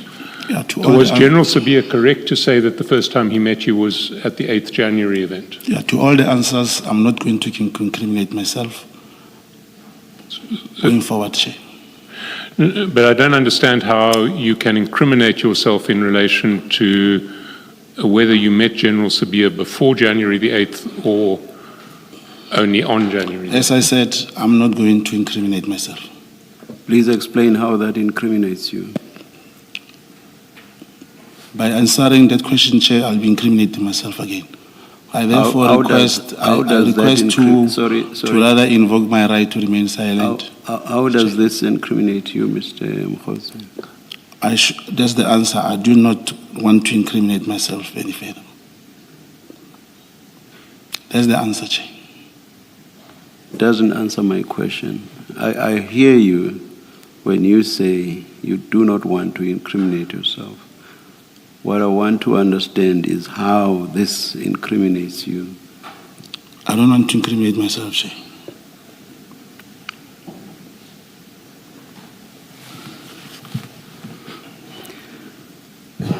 It is open to a witness to adopt that stance. But it does not mean that that necessarily makes sense in all instances. I should just draw it to your attention that the section, I think it's section 6 of the Commissions Act, and there's also, is it Regulation 8.1, if I'm not mistaken. But there's also provision in the regulations. Both create an offense if a witness that has been sworn in fails to answer fully and satisfactorily any question lawfully put to them. So for you to simply say this incriminates you, you don't explain how, you don't explain what the crime is, we are completely in the dark. It may well be that we may have to consider this. I am not saying that you are not entitled to raise what you are raising. It may well be that there is a basis for substantiating it and for exculpating yourself from the possible applicability of Section 6 and the relevant regulation. But I think it only fair that I should draw your attention to the provisions of these statutory prescripts. So are you still insisting that that's the That's my attitude you are posture, Chair. adopting? That's my posture. I've gone through those rules, and as a layman, I may not have full comprehension as to how they work. Perhaps my legal team will talk to that, but I'm not going to incriminate myself. Yes, Mr. Shaswasan? Chair, I think it is possibly appropriate for Mr. Mokgotsi to take some legal advice on this, because certainly the attitude of the evidence leaders is that, subject to any plausible reason for a fear of self-incrimination, the evidence leaders would want a refusal to answer questions to be followed by a referral for prosecution under the relevant provisions of the Act. And while I can understand that there are certain questions that I want to ask today that might legitimately elicit an assertion of privilege against self-incrimination, I certainly hadn't imagined that this one would. And there are going to be a lot of questions that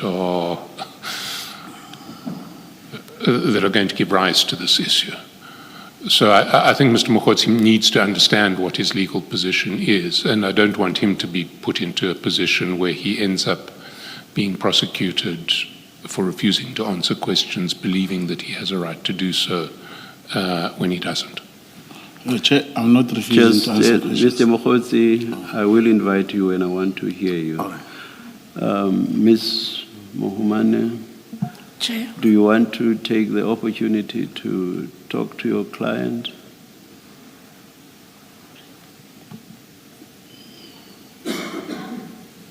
Perhaps let's just adjourn. Let's adjourn. We'll come back when it's indicated to us when to come back.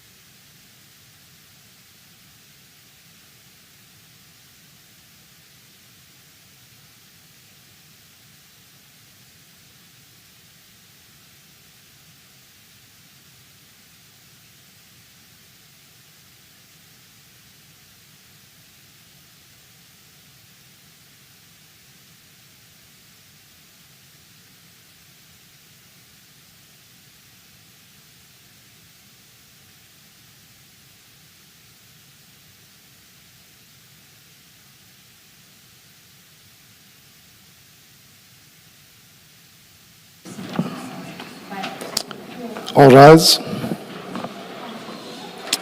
We are ready to resume. Please switch off your cell phones. Thank you.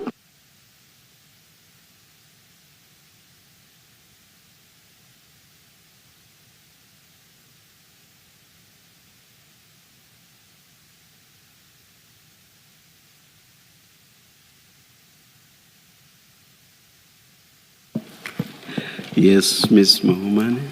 Thank you, Chair. Chair, I have obtained further instructions together with my attorney from client regarding the situation. Chair, my instructions are that prior to the instructions, we've also looked at the provisions of Regulation 8 and Regulation 12 of the Rules of the Commission, and we've extensively advised client on same and the repercussions that fall forthwith. Chair, my instructions are that Mr. Mokhotsi has voluntarily made himself available to the Commission, and he gave evidence without being summoned to come. It is not a refusal to answer questions specifically with regards to General Sibia. His response thereto is that he will not incriminate himself any further, thus will not answer the question. If the Commission so requires, it may also ensure, or rather just double check with Mr. Mokhotsi if whether those are the correct instructions. I'm not sure whether I follow. Is the stance that Mr. Mokhotsi this afternoon will not be answering any questions, and that his stance with regard to all questions put to him is that he will not answer, and that he will claim his privilege against self-incrimination in response to all questions? Chair, thus far my instructions fall on the evidence of General Sibia. I'm uncertain. That's what confuses me. I'm not sure I follow that.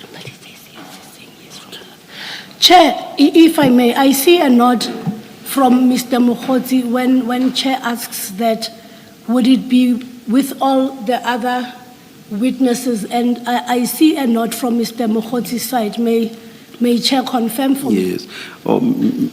Perhaps let me ask you directly, Mr. Mokhotsi. I'm not sure that I follow your counsel.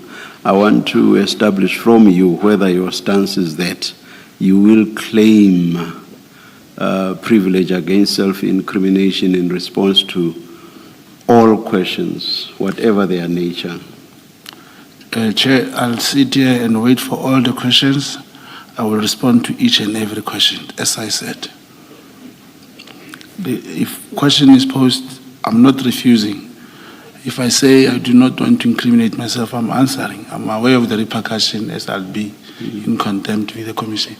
So I'm saying a self-incriminatory kind of environment, I believe I should be given an opportunity to do that. I'll wait for every question, I'll respond. I won't say I put a blind blanket in all the questions. As they come, I will respond.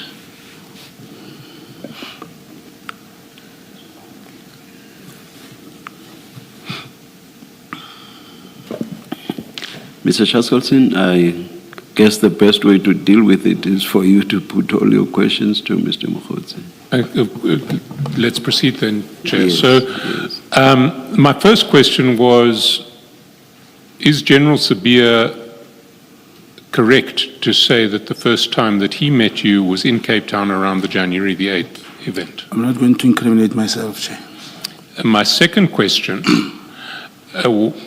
is General Sibia correct when he told us that he never discussed any official policing business or operational, investigative, or intelligence matters with you at any time? Still, I'm not going to incriminate myself, Chair.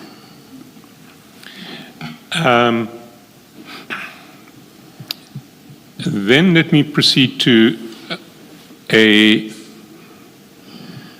another question. The man who you have described as your co-handler has said that he met with you and General Sabia in Bryanston well before January the 8th, 2025.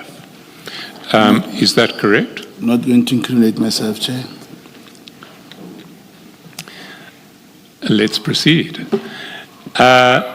When you were at Parliament, you withdrew your allegations against General Mkhwanazi and King Misisulu, and you apologized for casting aspersions on them. Can we then accept that from your perspective, the Commission doesn't have to pursue those allegations further? Like I said, every question I will respond, Chair. Indeed, in Parliament I said so, but I do not want to incriminate myself, Chair. Let's move on to your status as an agent or an informant. Can I ask you to go to page 8 of the exhibit bundle?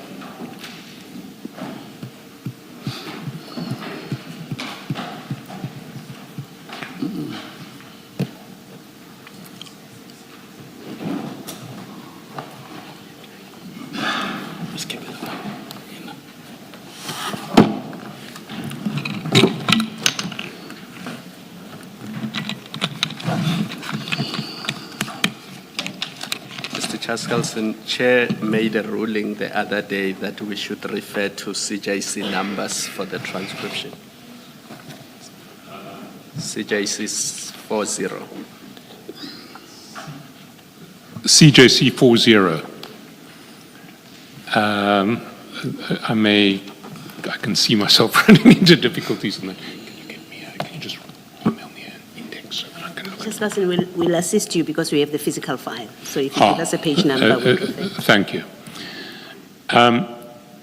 So on page 8, there is an affidavit from a colonel in the Division of Crime Intelligence who is the section head of undercover operations and agent program. And you'll see in paragraph 1 that colonel states this section is responsible for registration of all undercover operations and deployment of undercover agents, either discharged or non-discharged agents for head office in 9 provinces. And then he says, Mr. Brown Mokhotsi with identity number, and he gives you identity number, has never been in our program as an undercover agent. There are no records that indicate that Mr. Mokhotsi was ever an agent. In our manual database and a computer system, his name does not appear as a person that was ever an undercover agent. As the Undercover Operations and Agent Support section, we provide operational support functions and administer all agent files for members of the South African Police Service. The management and administration of all undercover agents, regardless of the division, component, or province where a person is placed, is the responsibility of this office. Undercover agents are members of the South African Police Service. Mr. Brown Mokhotsi was never employed, enlisted in the South African Police Service. His name does not reflect on the record systems of the South African Police Service. I therefore deny that Mr. Brown Mokhotsi was ever an undercover agent of the South African Police Service. So the person charged with maintaining all of the records of undercover agents in the South African Police Service Criminal Intelligence Division denies that you were ever an undercover agent. Do you have a response to that? I responded in Parliament. This person only got appointed in 2024. I know how he got appointed. I know where he used to work. He can never know me. Therefore, I would not want to implicate myself. Sorry, are you asserting a privilege against self-incrimination not to answer that question? Yes, that's correct. That's the answer I'm going to give to all the questions, by the way. Well, we'll still go through the questions one by one. Yes. Who informed you that you were acting as an agent? I'm not incriminating myself, Chair. Did anybody inform you that you were acting as an agent? I would not want to incriminate myself, Chair. Let's go down to the next annexure. I think it would be CJC 41. It's at page 10.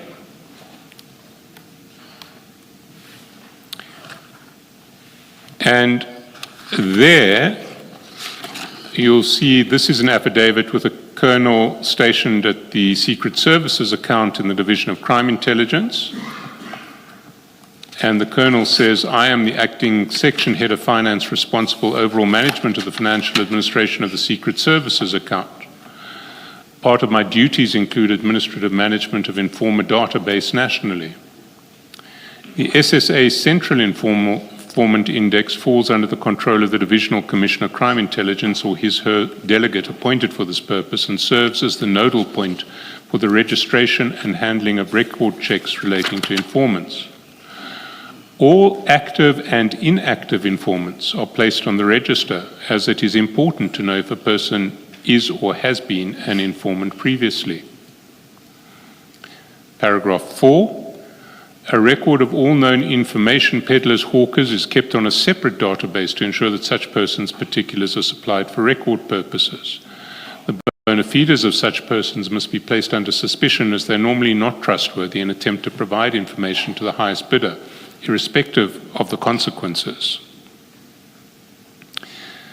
And then if you go down to paragraph 5 on page 11, the Division of Crime Intelligence is responsible for registering and managing informants. All registered informants are subject to verification every 6 months.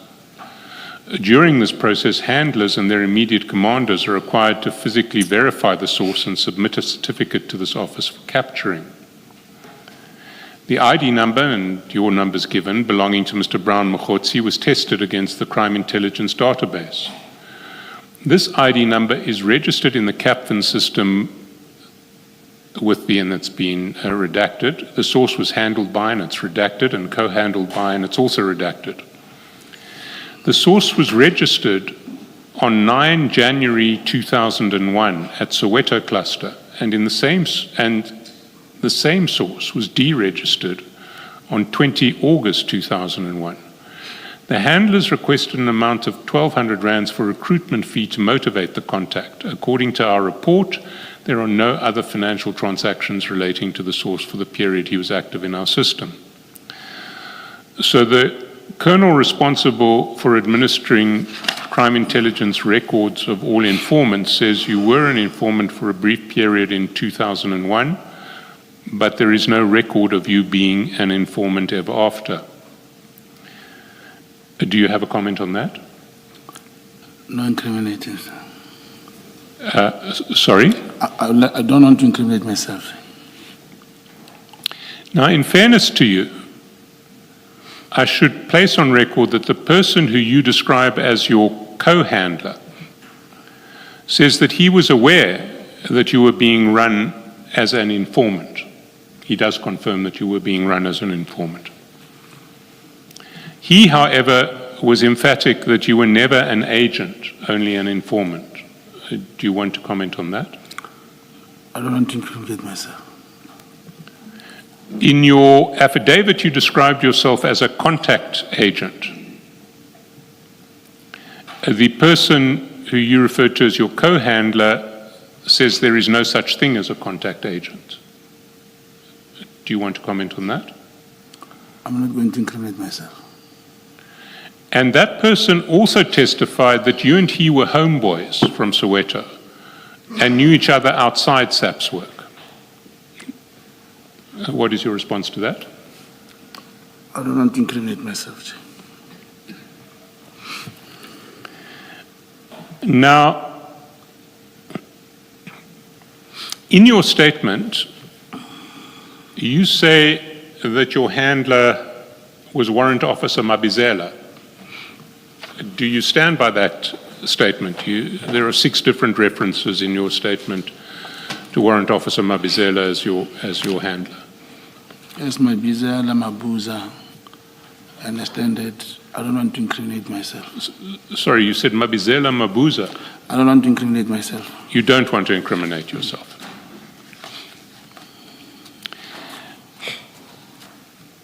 Well, the man who you describe as your co-handler was adamant that you were never handled by Warrant Officer Mabizela, only by Warrant Officer Mabuza. What's your response to that? Let me not incriminate myself, Chair. And the man who you describe as your co-handler was also adamant that he wasn't your co-handler. He said he just played a supervisory role in relation to Warrant Officer, a minor supervisory role in relation to Warrant Officer Mabuza. Do you want to respond to that? I don't want to incriminate myself. He said the primary supervisory role in relation to Warrant Officer Mabuza was played by a Colonel Duma who was later promoted to Brigadier Duma. Do you want to respond to that? I don't want to incriminate myself. And he also said that Colonel Duma was involved as the supervisor of your handler, Warrant Officer Mabuza, right from your first alleged meeting with the man you describe as your co-handler.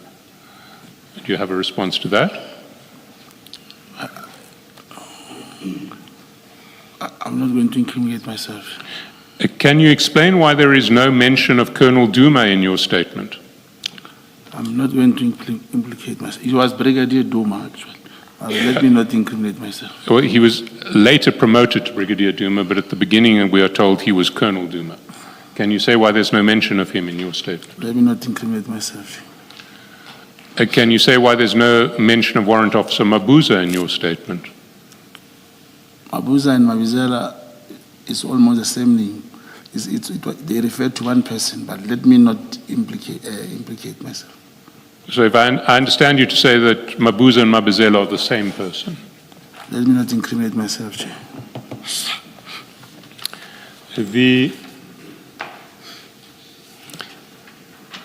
A person who was your co-handler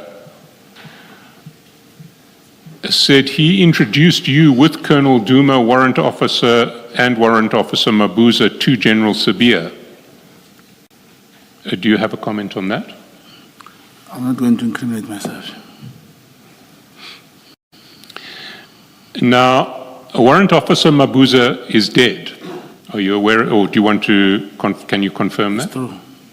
May his soul rest in peace. Brigadier Duma, who used to be Colonel Duma, is also dead. Can you confirm that? May his soul rest in peace. No, it's true, he has passed on. General Mfazi, who your handlers reported, has also passed away. All of them, but let me not incriminate myself.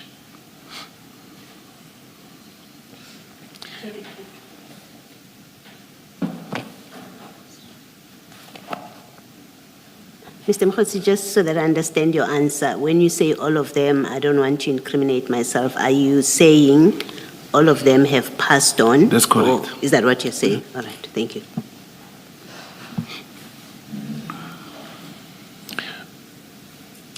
Chair, you know, when I was here, I told the Commission how a man was killed. The evidence leader does not want to ask me things that I presented. How a man bought a property for 100 million, put it in his daughter's name. Those questions are not asked. Thank you, Chair. Yes, Mr. Chairperson. You see, Mr. Mkhotsi, there are only 2 people who may have had anything to do with your operations in crime intelligence and who are still alive.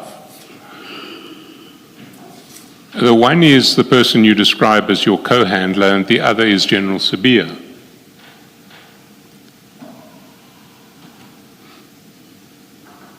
Is there anybody else in crime intelligence who may have had something to do with your operations who is still alive? I'm not going to incriminate myself, Chair. Well, the two people who you have identified as being involved in your alleged role as a crime intelligence operative are first General Sabia, and he denies ever discussing any police matters with you. Can you comment on that? I don't comment, I don't want to implicate myself. And then your co-handler testified to us that he had very little to do with your operational activities. That was all handled by Warrant Officer Mabuza and Brigadier Duma. And he can't account for any, he has no knowledge of any reports that you gave to Warrant Officer Mabuza or Brigadier Duma. That was his evidence. Do you want to comment on that? No comment. You see, Mr. Mokgotsi, I'm genuinely wanting to point something out here which may be to your assistance. It's not just Mr. Karim who is throwing you under the bus. It's everyone in SAPS who has ever dealt with you who's also throwing you under the bus. And you need to think about that in relation to your answers. Yeah, but I never fell under the bus. Sorry? You never yes. Let me not incriminate myself, Chair. Let's look at your alleged crime intelligence investigation. What were you told to investigate in relation to crime intelligence? I'm not going to implicate myself, Chair. Sorry, you're not going to? To incriminate myself. I see. Who was the target of your investigation into crime intelligence? I'm not going to incriminate myself, Chair. Mr. Mokgotsi, you've criticized me for not following up your alleged leads in relation to crime intelligence properties.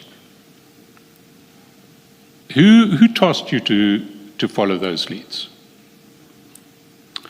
Let me not incriminate myself. You know, Chair, the gentleman who seated here, he came to the lawyers with a document saying, Mr. Chattel say you must check this to be presented here before you made a ruling. Senior Chattelson knew he was going to come and ask me a question because he sent this gentleman to come and see my lawyers and say, you say you must prepare yourself. Let me not incriminate myself, Chair. Yes, Mr. Mokgotsi, to set the record straight, between Advocate Hasim and ourselves, we agreed that we would both prepare to ask questions to you and that I would take responsibility for preparing if there were any additional documents that had to be put before you. That is the context in which that document was presented to your lawyers. If the recusal application had gone your way, Advocate Hasim would be here asking the same questions as I'm asking. Thank you, Chair. You understand the point? Yes, very well. Thank you, So Chair. your testimony would have been heard regardless of the outcome. If the application had been granted, Ms. Hasim would have been the one questioning you now. So those documents would have been relevant. Either way. Either way, yes. Thank you, Chair. Yeah. Mr. Mokgotsi, what did you discover in your investigations into crime intelligence? I'm not going to incriminate myself, Chair. Why did you criticize me for not pursuing leads that you allegedly offered me in relation to crime intelligence properties if you weren't prepared to testify to that for fear of self-incrimination? Chair, when I came here with evidence, in everything I said, this is two questions you asked me. My ID number and the matter in the Northwest Health Department. Very relevant. The narrative was to prove that I'm a liar. Everyone, they know I'm a liar. None of the things that I submitted or anything that I wanted to have been corroborated were never entertained till today. Let me not incriminate myself, Chair. Did you report your discoveries to General Sabia? I'm not going to incriminate myself or General Sabia. Did you report your discoveries to General Khan. I don't know General Khan. I never worked with General Khan, and I'm not going to incriminate myself. The man you describe as your co-handler says that he works with General Khan and regards General Khan as his close friend. Are you aware of that? That is something that I should not incriminate myself with, Chair.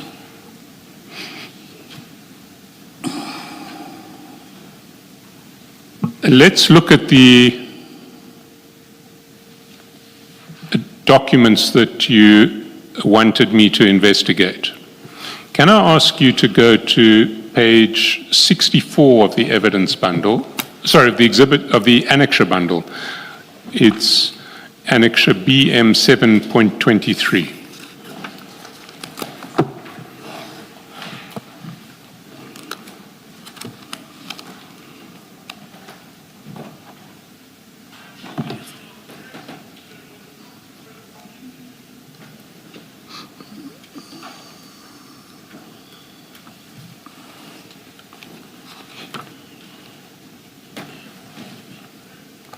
Six-four.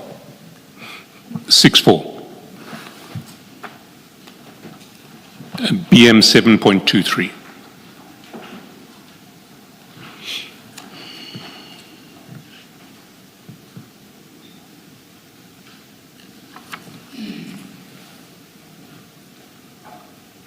Do you have the document? I do, thank you. And if I understand it correctly, it is an image of a route from one property which I understand you to say is a property that was irregularly purchased by crime intelligence to a new property where the business on the old property now operates. Is that correct? I'm not going to incriminate myself, Chair. I see. Where did you get this image that you sent to Mr. Matlala on the 2nd of January at 11:57 in the morning? I'm not going to incriminate myself, Chair.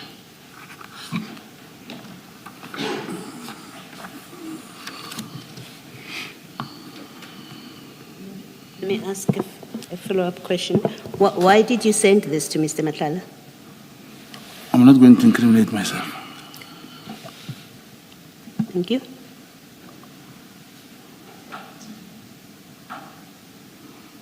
Let's go to page 65. Same, the next page. I'm just going to go page by page here.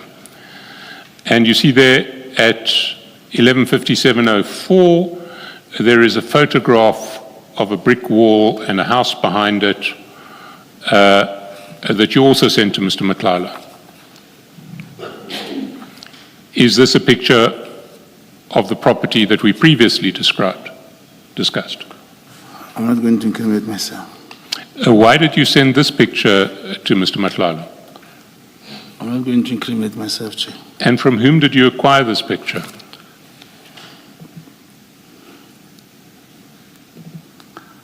I was going to say a source, but because I don't want to incriminate myself, Chair.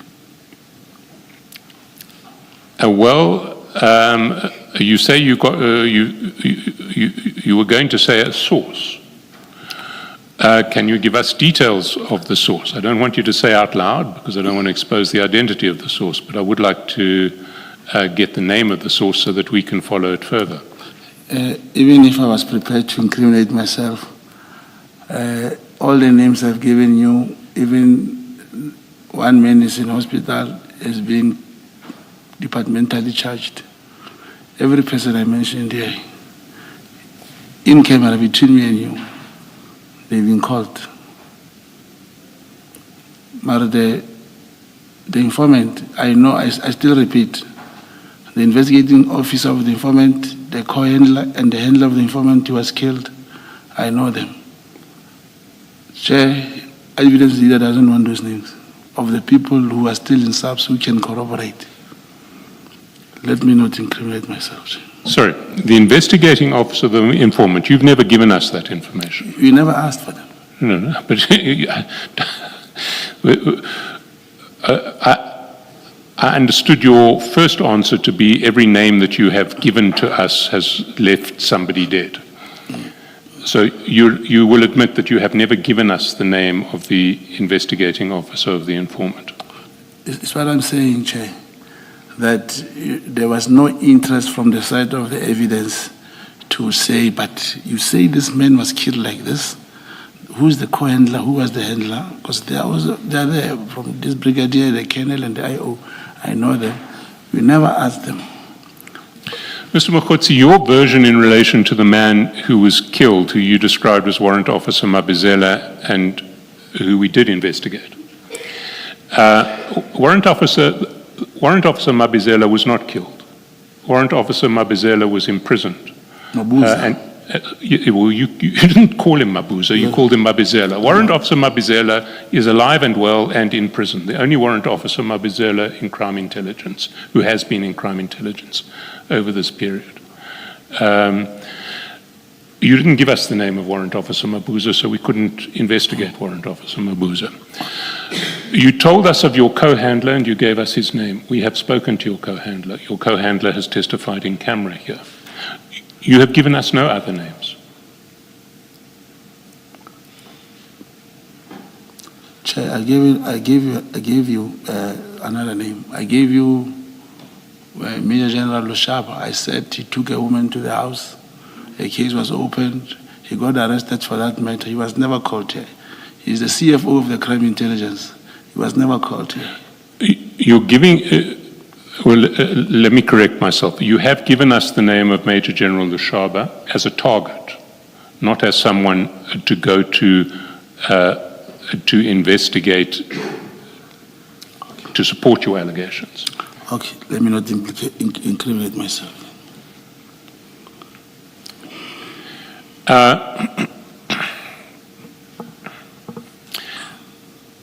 Let's go to page 65. At the bottom of the page, and going over to 66, there is a salary record of or part of a SAP's salary record. Where did you get this screen with a salary inquiry on it? I remember very well. Let me not incriminate myself. Why did you send it to Mr. Matlala? I'm not going to incriminate myself, Chair. Let's go to the next page, 66. There at 11:57:05, you sent to Mr. Matlala company details of what you allege to be the company in which the crime intelligence property is housed. How did you acquire these details? I'll just request the addresses of this property not to be displayed. Sorry, the addresses of this property? I was just saying I hope they are not there. But let me not incriminate myself on this. And the name of the person who the property was transferred to is also here. Yes, you have an unredacted bundle, so you know what we're talking about. The public and the screen behind you only has redacted bundles. Thank you. If you were worried about disclosing this information, why did you send it to Mr. Matlala? I'm not going to incriminate myself.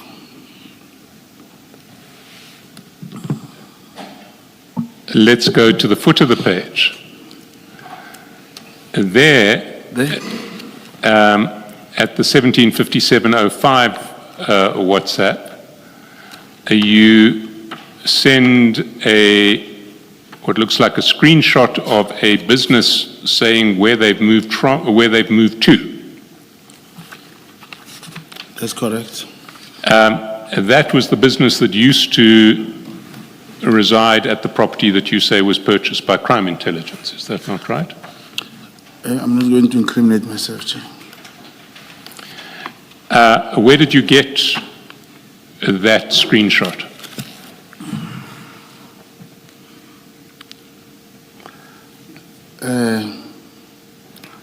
know, Chair, I so wish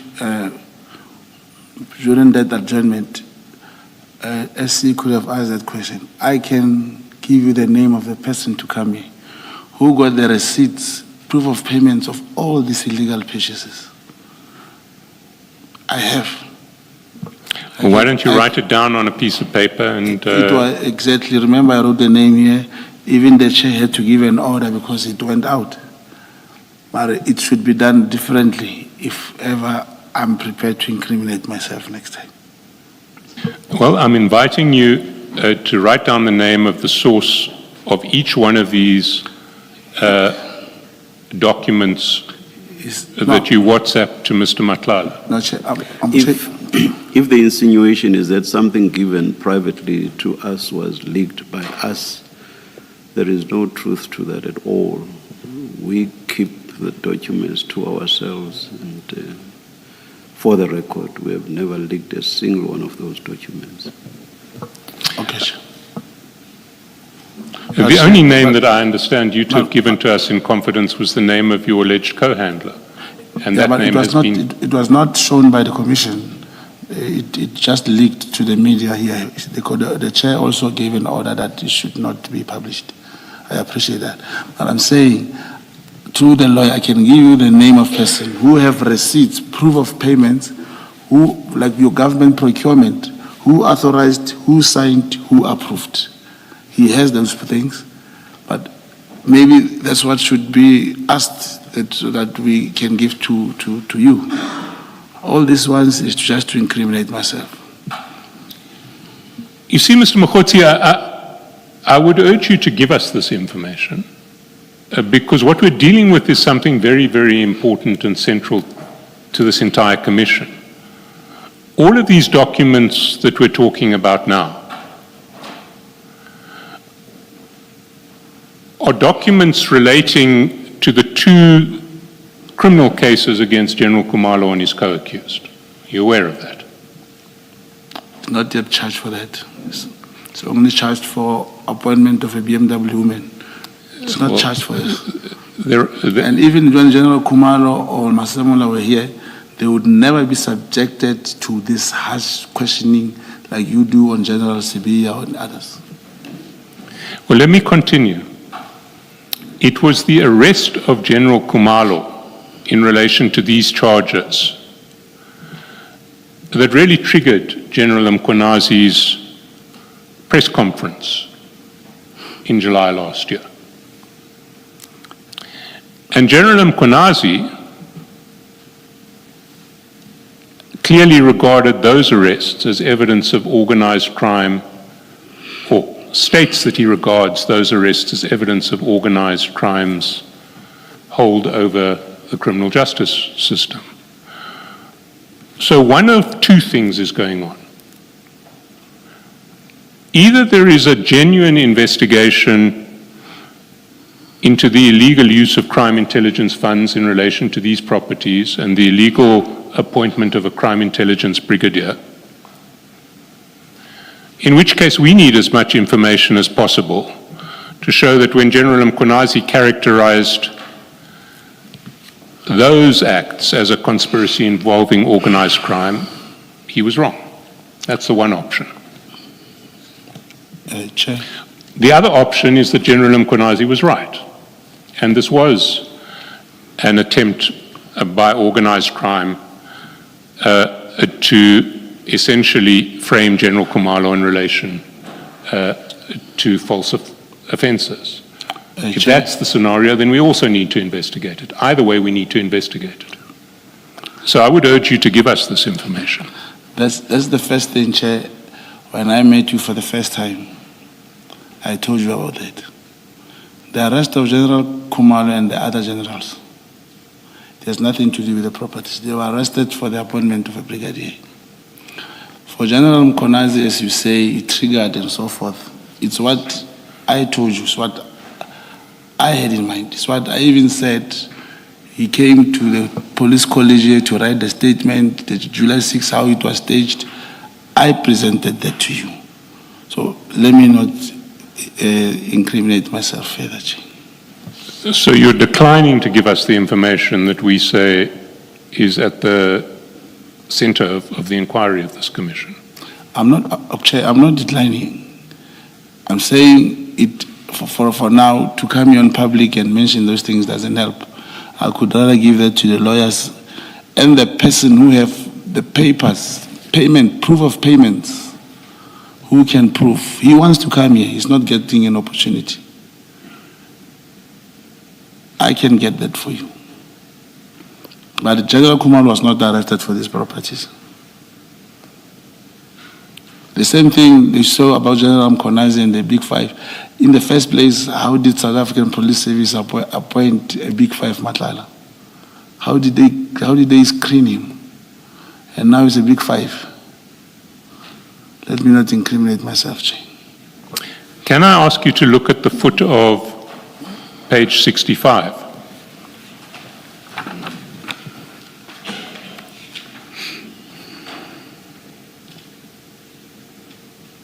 Yes. Is that salary record not directly relevant to the arrest of General Khumalo?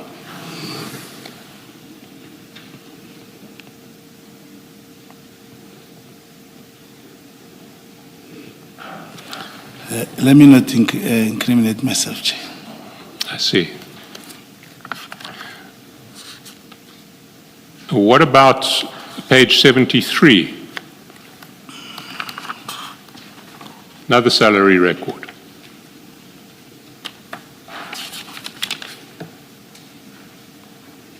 Next to 115710, that the second screenshot on the page. Is that relevant to the arrest of General Khumalo?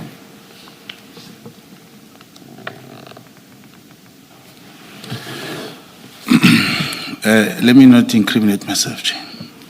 Let's go down to page 75. The screenshot from somebody whose name appears on a WhatsApp to you, dealing with the appointment of someone as a brigadier. Is that relevant to the arrest of General Khumalo? That's relevant. Sorry? It is relevant.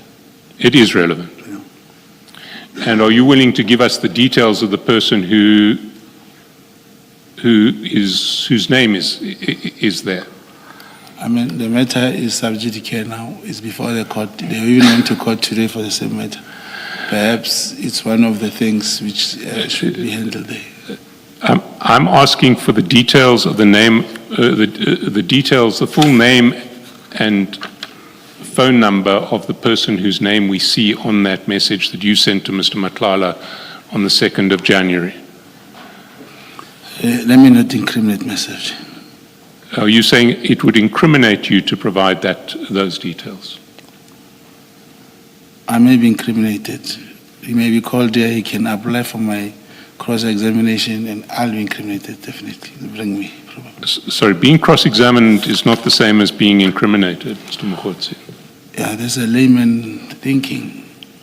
I don't want to be incriminated, if possible, Jay. So you're suggesting that if we speak to that person whose name we see on top of that screenshot, he may tell us information that will lead to you being criminally convicted? I'm not sure. Let me not incriminate myself, Jay.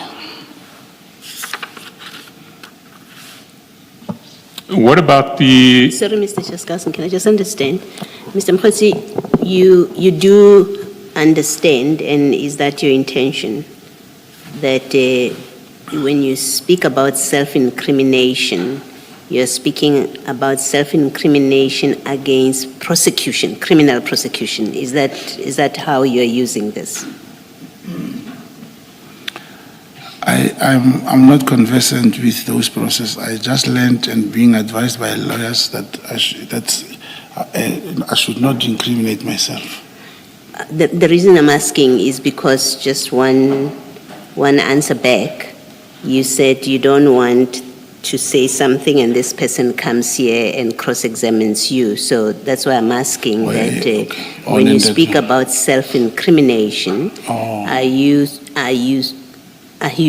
are you using it, or do you understand what it is that you're saying? Are you saying, I don't want to answer because I don't want to be prosecuted? Or are you saying, I don't want to answer because I don't want to be cross-examined?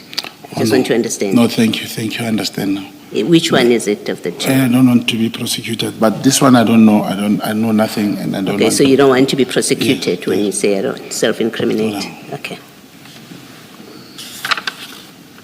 Sorry, which one did you say you know nothing about?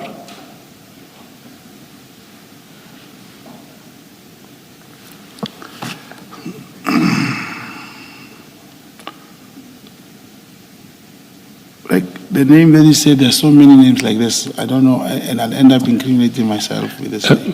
Mr. Mokgotsi, Unless you're you edging refer- towards perjury here. Unless you I are find it referring impossible to believe that you are unable to identify the name of someone in your phone book who has a name on a WhatsApp that is sent addressed to you. Yeah, to avoid perjury, let me not incriminate myself. No, you can't plead a privilege against self-incrimination because you might perjure yourself if you give a false answer. No, The it's not privilege false. against self-incrimination applies only to true answers. That's correct. But remember I said, Chair, why am I not giving opportunity? If any of these things would have to be given to you, should come through the lawyers. That I don't come back here and incriminate myself and myself and myself. I don't follow what you say about something coming from your lawyers. What exactly are you saying? Chair, I'm saying if there's anything which probably the evidence leader may want, because as he lead evidence, remember he's asking me about things that, the information from my phone, that can't it be useful that I perhaps give through the lawyers whatever he wants if I have? Because others, you may find I'm not clued up with it. Yes, Mr. Chairperson. Now, I'm going to repeat my question. Can you give us the name and contact details, the full name and contact details of the person whose name appears at the top of that WhatsApp? Whose first name appears?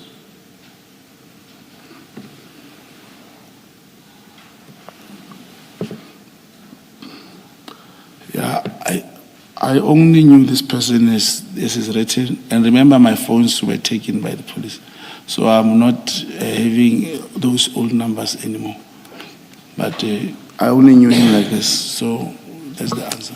So you're telling us you just don't know the answer to that? You are unable to give us Not that I'm the answer. able. Is that what you're saying? No, Chair. This name I know it is. So you want the name and the surname, which I don't have the surname. You want the contact numbers of this person. They are gone with the cell phone. So you don't know how to get hold of this person? I'm not sure. I cannot. And now no one trusts me. Remember, I'm a liar now. Where does this person work? Let me not incriminate myself, Chair.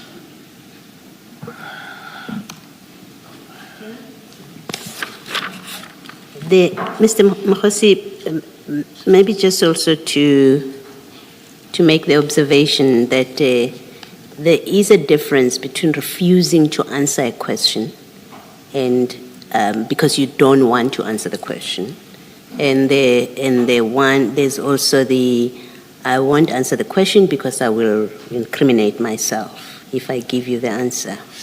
So when you are asked a question about where is this person employed, and your answer, and you don't want to give that answer, it's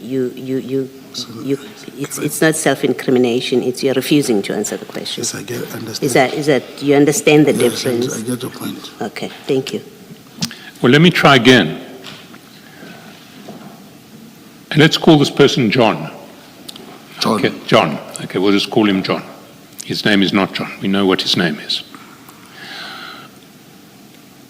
The screenshot reflects that at 11:27 you asked John, and then somebody's name is included there, by julle aangestel as 'n brig.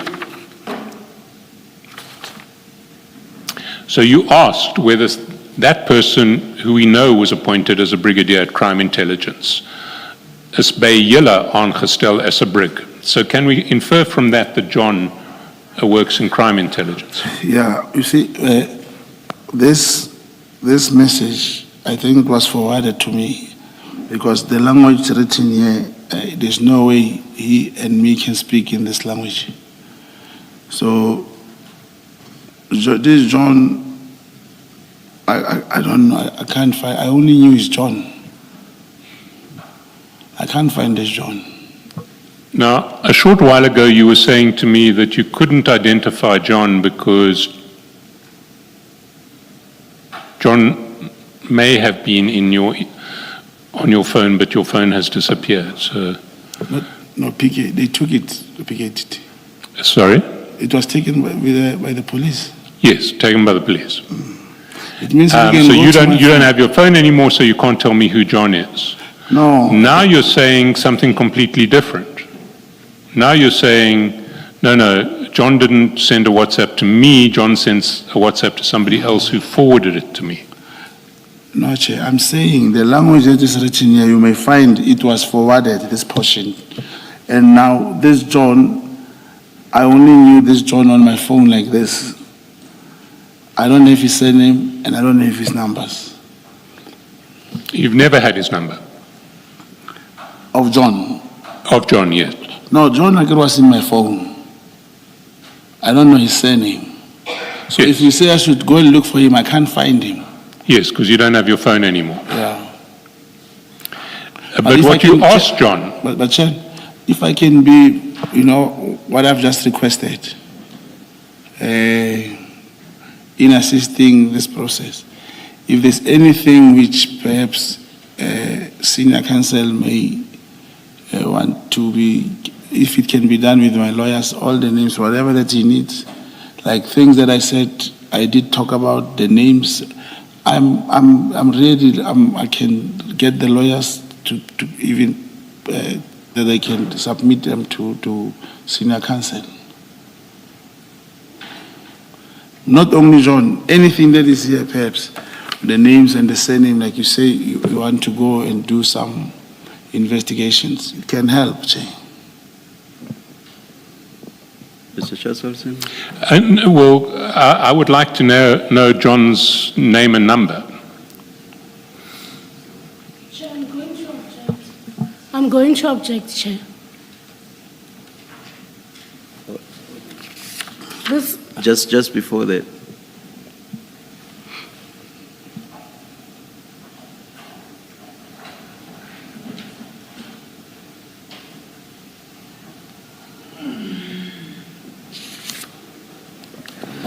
Yes, Ms. Muhammad.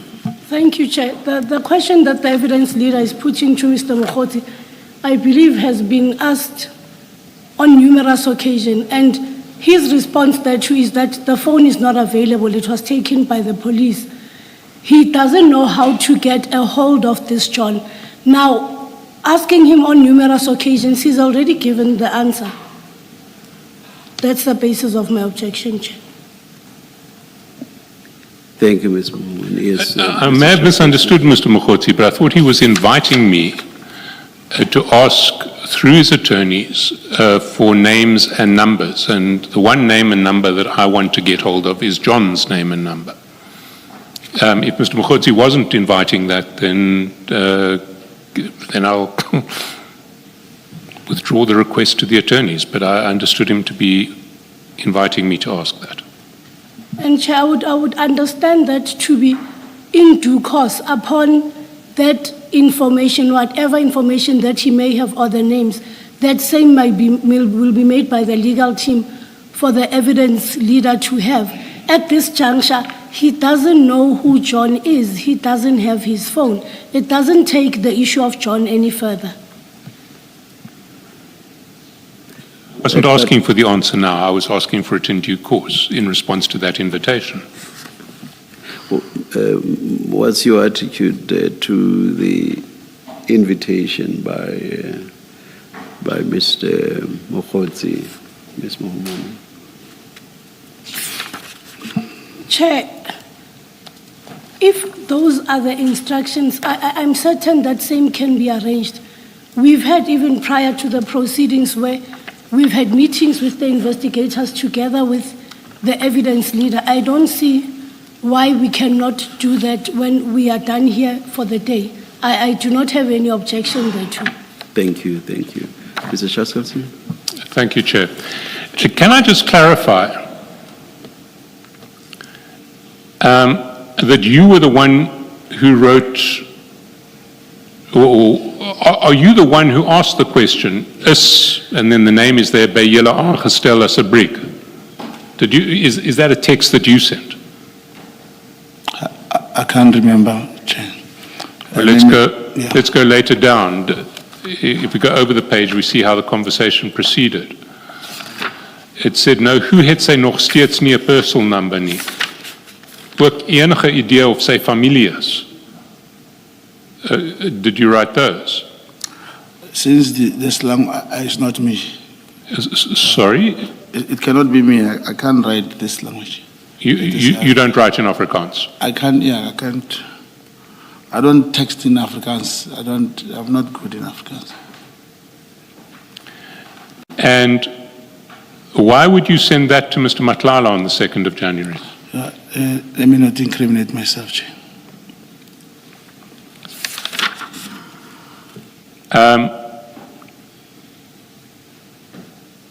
Then the next screenshot is, again, the personal number, well, a salary screen without a personal number, no records for combination. Does that relate to the prosecution of General Khumalo? Let me not incriminate myself, Chair. Now, let's get to what happened after you sent all of these screenshots to Mr. Madlanga.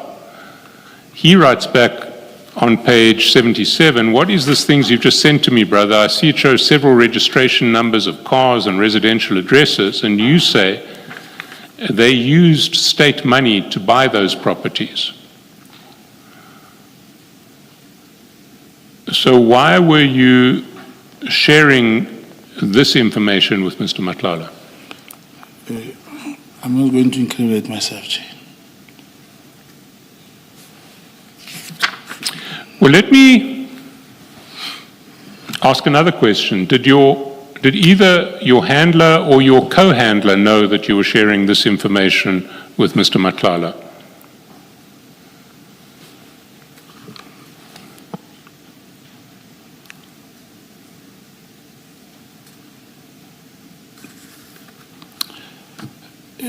It will depend, but let me not incriminate myself, Chair. Well, what would it depend on? You see, when you work with a handler, there is a time where you submit like your report. In your report, you'll outline, this is what is happening, this is where we are, every step.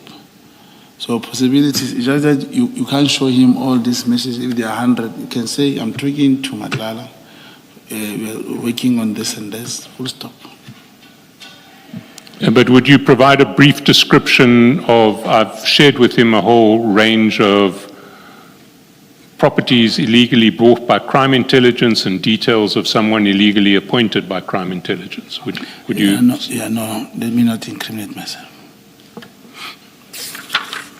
Mr. Shaskovsky, is there a way of short-circuiting this? Chair, I do think it's important that we go through it, if only to show that we are, I mean, even if we're not getting much out of the witness, I think we do need to try. All right. How much longer do you think? Your microphone, Yeah, no, I switched the mic off because I was looking to see sorry. how much longer. Okay. I think at least an hour, unfortunately. We can. Okay. Let me put to you what your alleged co-handler said to us. He said that he was not aware that you were investigating Mr. Matlala. Do you have a response to that?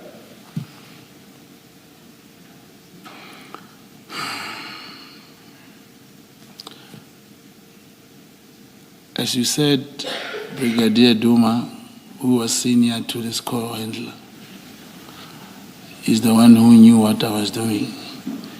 Even the notice for investigation went to Duma. Why didn't you mention Duma at all in your statement? Let me not incriminate myself, Jay. You see, your alleged co-handler didn't just say he was unaware that you were investigating Mr. Matlala. What he said is that if you were investigating Mr. Matlala, sharing documents relating to your investigation of crime intelligence with Mr. Matlala, who was a completely different target, would be bad intelligence practice. And what's your response to that? That is thinking, and there's nothing I can do about it. But your handler, are you saying that your handler was aware of this and was quite happy with you sharing these documents with Mr. Matlala? Let me not incriminate myself.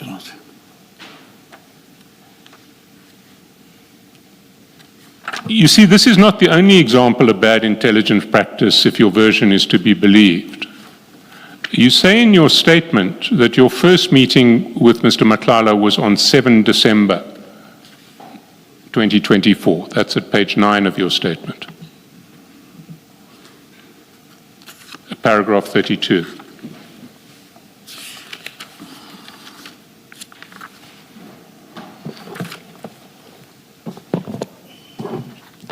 Yeah, Jay. And you stand by that? No, I'm not going to incriminate myself. Well, Mr. Mokgotsi, it's a bit too late for that because you've stated that under oath in paragraph 32 of your paragraph. Yeah, it means all the evidence that I've given will stand. I'll not retract or change. From now, let me not incriminate myself. I see. Well, you then say, and 7 December was the day after the raid on Mr. Matlala's house. You're aware of that? The raid was on the 6th of December. Let me not incriminate myself. Mr. Mokgotsi, you are refusing to answer the question. It's not an incriminating issue. You simply refuse to confirm that the 7th of December was a date after the raid on Mr. Matlala. And that's it. You're refusing to answer the question. Commissioner, I'm going to give an answer, Commissioner. You see how I incriminate myself. I met Kate on the 7th of December. I may not remember if it was a day after he was raided. I don't see anything incriminatory in that answer. Let's check the next question.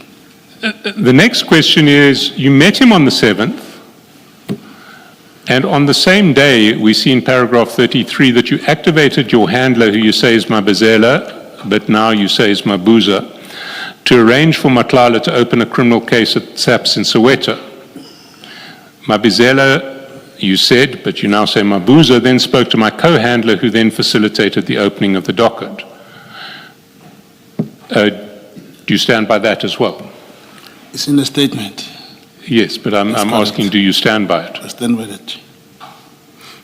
You see, your co-handler said that the request came straight from you, not from Mabizela or Mabuza. The request to open a docket for this person. Yes, I may have called him also, because I talked to them both. Okay. Your co-handler also said that at that stage he was unaware that you were investigating Mr. Matlala. Is it possible? It's possible. If I request... It's possible. Yes, any high-ranking officer, you ask him, may you assist someone to open a case? He won't ask you if you're investigating, why are you opening a case? He'll just help the person. Yes, and he said he didn't even know that it was Mr. Matlala you were asking to open a case for. It was just some person. Yeah, it's possible. He didn't know why. Yes. He was very clear that it was not good intelligence practice to put a target in contact with a member of crime intelligence who was playing a supervisory role in relation to the investigation of the target. So he was clear on that. So the tenor of his evidence was that if he knew you were investigating Mr. Matlala and he knew that you were asking him to open a case for Mr. Matlala, he would not have put himself in a position where Mr. Matlala saw him and knew that you were dealing with him. What's your response to that? See, one of the reasons Mr. Matlala had to open, he's staying in Pretoria. One of the reasons he had to open a case, I did say that previously, the same to the arrest of General Khumalo. The case was opened in Cape Town by a member of parliament. It could not be investigated. The same person came to Soweto in Orlando to open a case because there was this thing of station commissioners communicating or being instructed by their provincial commissioners that this case, this one, don't open. So for me to say, help someone to open a case, it is not about intelligence practice or not. It's to ensure that a person is able to open a case. Yes, but you can get a case opened without exposing your supervising handler, or co-handler, as you say, to being known by someone who is a target of an investigation that he is supervising. Chair, the man could not open a case in Broadland, even in Location Township in Pretoria. Once you are a target, you cannot open a case. Why was it so important to get this case open? He wanted to open a case. If a criminal charge is to be laid, it doesn't come with importance or non-importance. And so you were prepared to expose your co-handler's identity to this man because you thought it was important for the case to be opened? No, Chair, you call, please assist this person to open a case. You don't say, my brother, I now expose you, going to open a case. This man is from crime intelligence, let me show you. No. Even himself, he didn't open a case for him. He spoke to someone, please assist this man, and he left, according to him. Yes, but according to him, he met Mr. Matlala outside the police station. That's correct. Didn't know it was Mr. Matlala, he says, but... Yeah, it means he didn't know him, and yes. he didn't know him. Yes. But he was very clear that it is very poor intelligence practice to put Mr. Matlala, who was a target, in contact with the supervisor of the investigation into Mr. Matlala. Yeah, no, I have no comment. That's what he's clear about. Yes. And it goes further, because a few weeks later, you not only gave Mr. Matlala the name of your co-handler, but you also gave him his ID number. Take a look at page 84.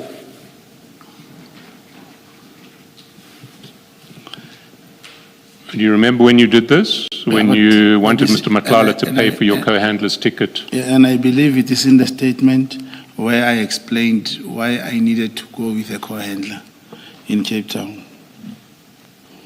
Yes, but why was it necessary to give Mr. Matlala his name and ID number?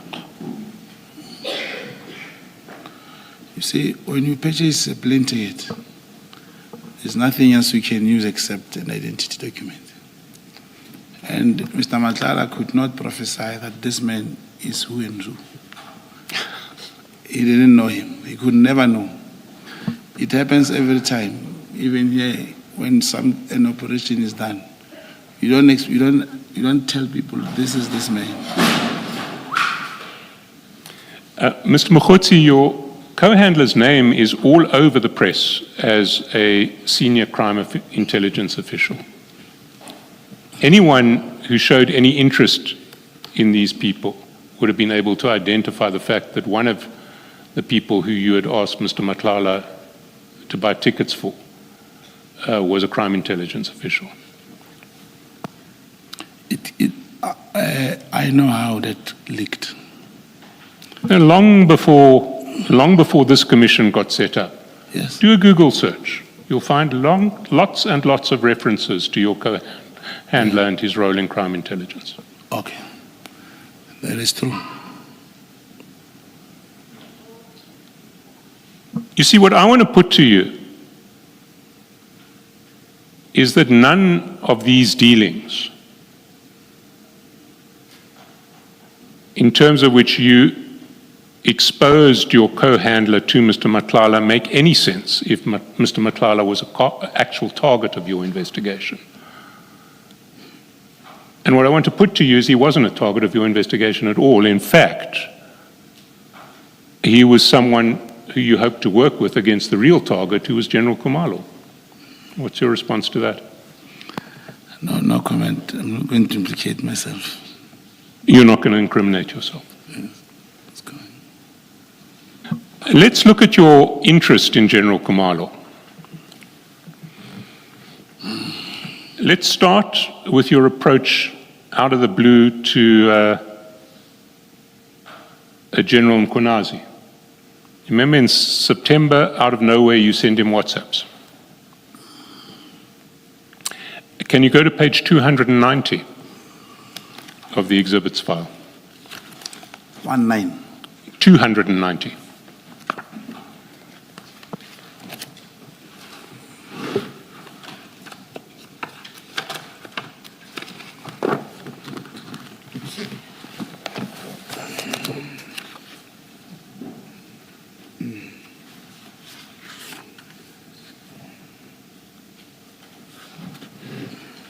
Do you have it?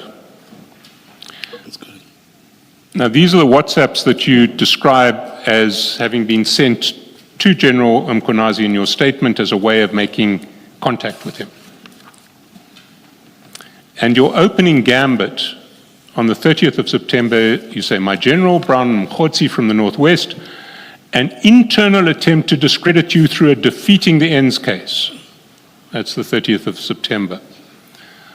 General responds to you the next day and says, "Morning, sir, what you talking about? What defeating case are you referring to, and who's behind it?" And just remember, he's asking who's behind it.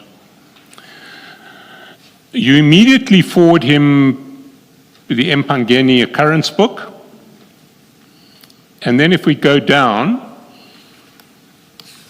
all the way to page 292, you answer his question, who's behind it?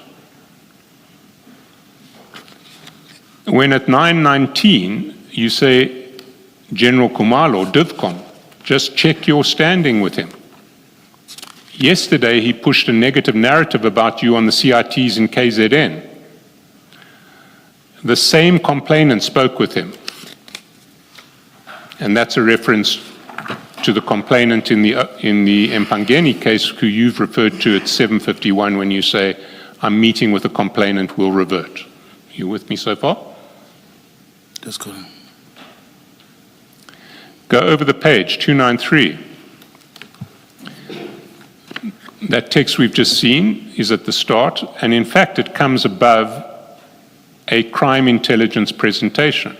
So when you say General Khumalo DivCom is behind this attempt to discredit General Khumalo, yesterday he pushed a negative narrative about you on CRTs in KZN, you actually attach To discredit General Mkonazi. General Mkonazi, you attach a screenshot which shows a crime intelligence presentation.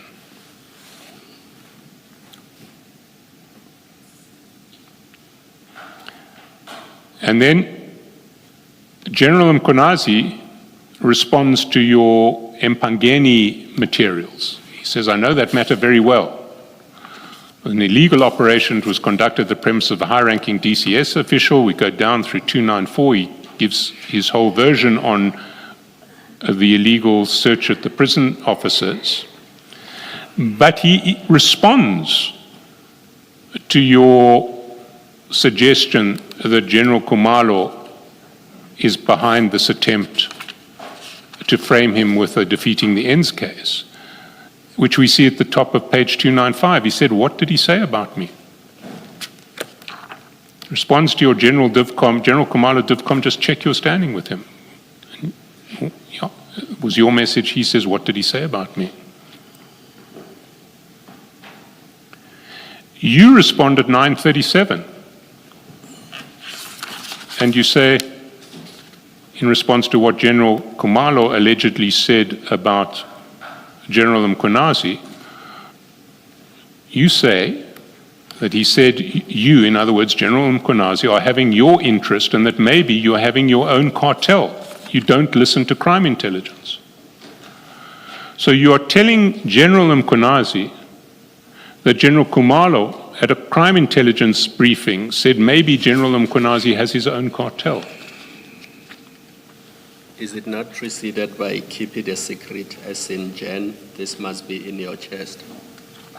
Then that chat that you just mentioned. Yeah, indeed, Commissioner. So if we go a step back, you respond to General Mkhwanazi when he says, what did he say about me? Jen, this must be in your chest. He responds, trust me on this one, and then you give the answer. You're having your interest in that maybe you're having your own cartel. You don't listen to crime intelligence. Then Masemola intercepted him. Also spoke about your provincial crime intelligence. Remember, he's retiring next month. And General Mkhwanazi is clearly concerned. He says, please get me that presentation if there is one to confirm, or otherwise if there's any recordings. And you respond to that, nothing. In other words, there are no recordings. General Khan will brief you next week. So that's what the exchange was. And what I want to put to you is that the overall picture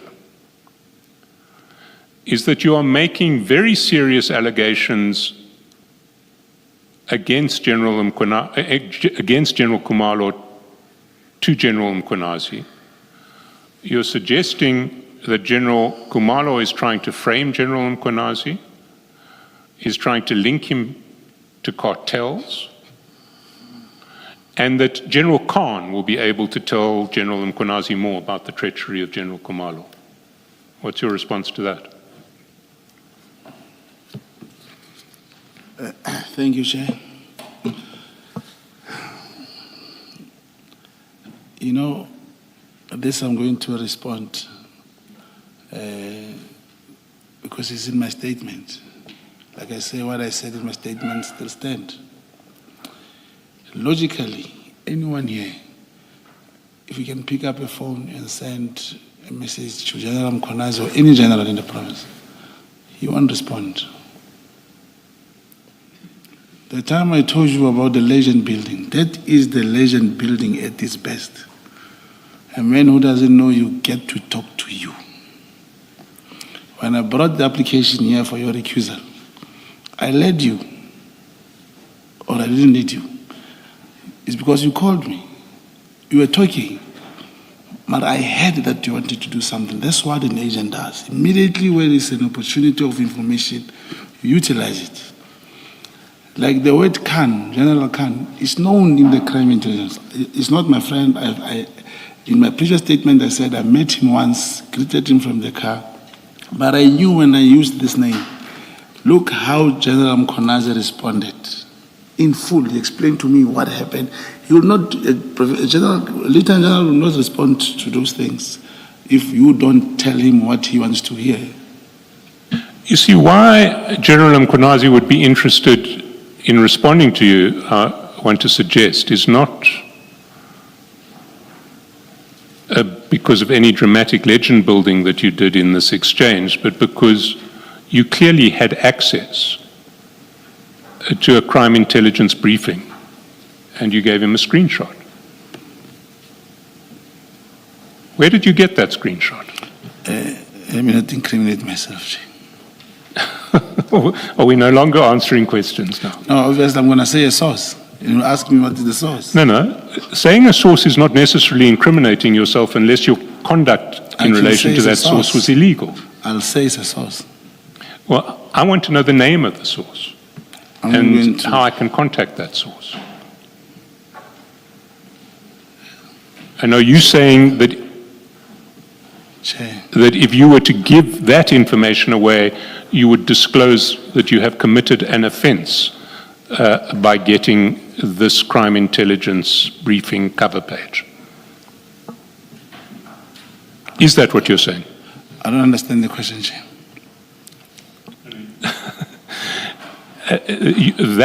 Answering that question cannot incriminate yourself. Okay, but I don't want to incriminate myself. I know you don't want to incriminate yourself, but I am asking you, if you were to give me, with the mere fact of the name of the person name and details of the person who gave you that cover page, expose you to criminal prosecution? Because if not, you're obliged to furnish it. If I don't give the name? No. If by giving the name you have exposed yourself, you have disclosed that you have committed an offense, then you don't have to.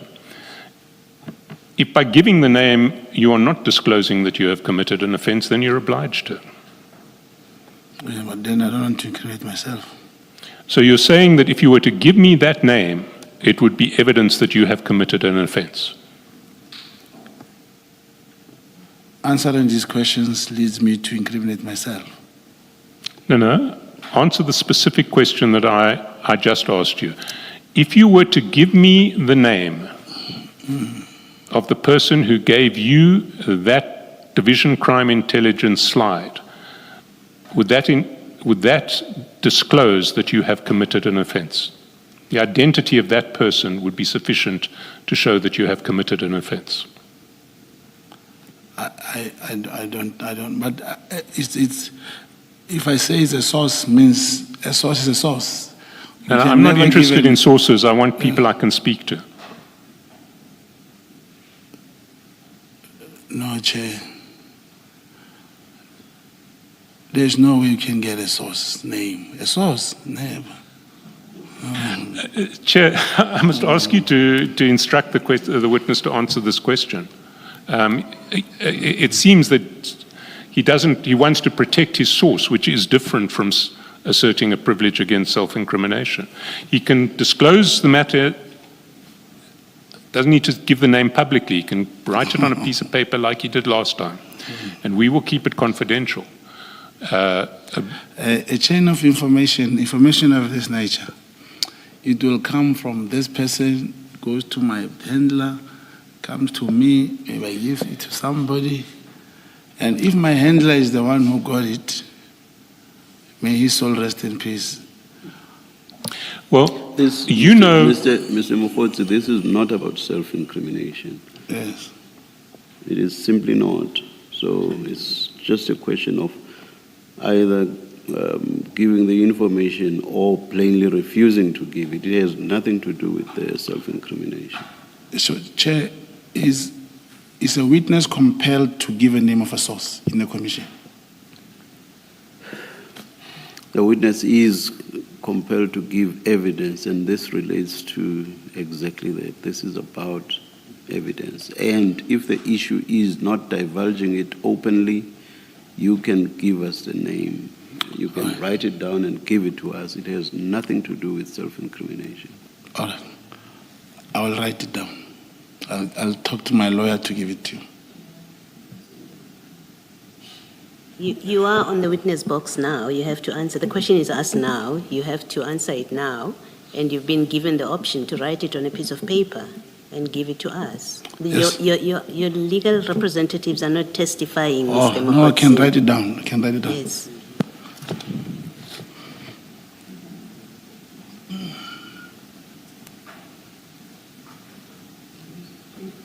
Give him a piece of paper. They are borrowing me now.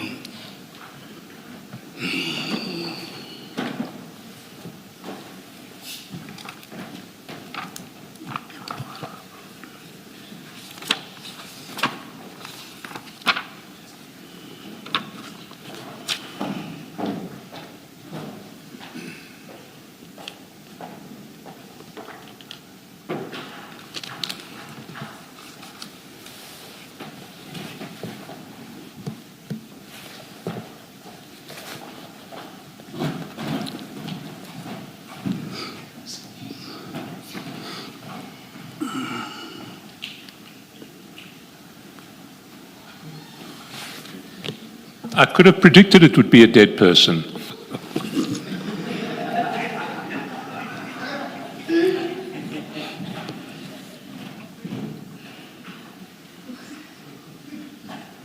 But Chair, you heard that's the person I was working with is the only one who had access to that.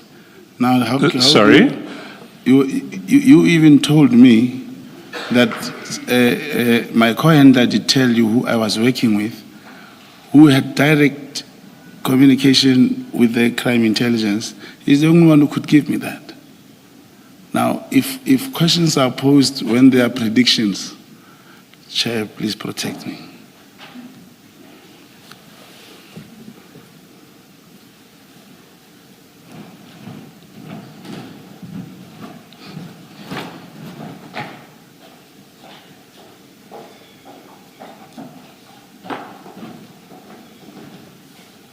Yes, Mr. Johnson.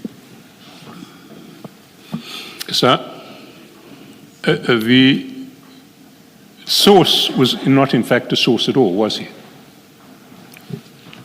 Chair? The source was not a source at all. The person who gave that cover page to you, you said it came from a source, you didn't want to disclose a source. That was false, was it not? It's not false. You see, there is life and there are families who are still alive.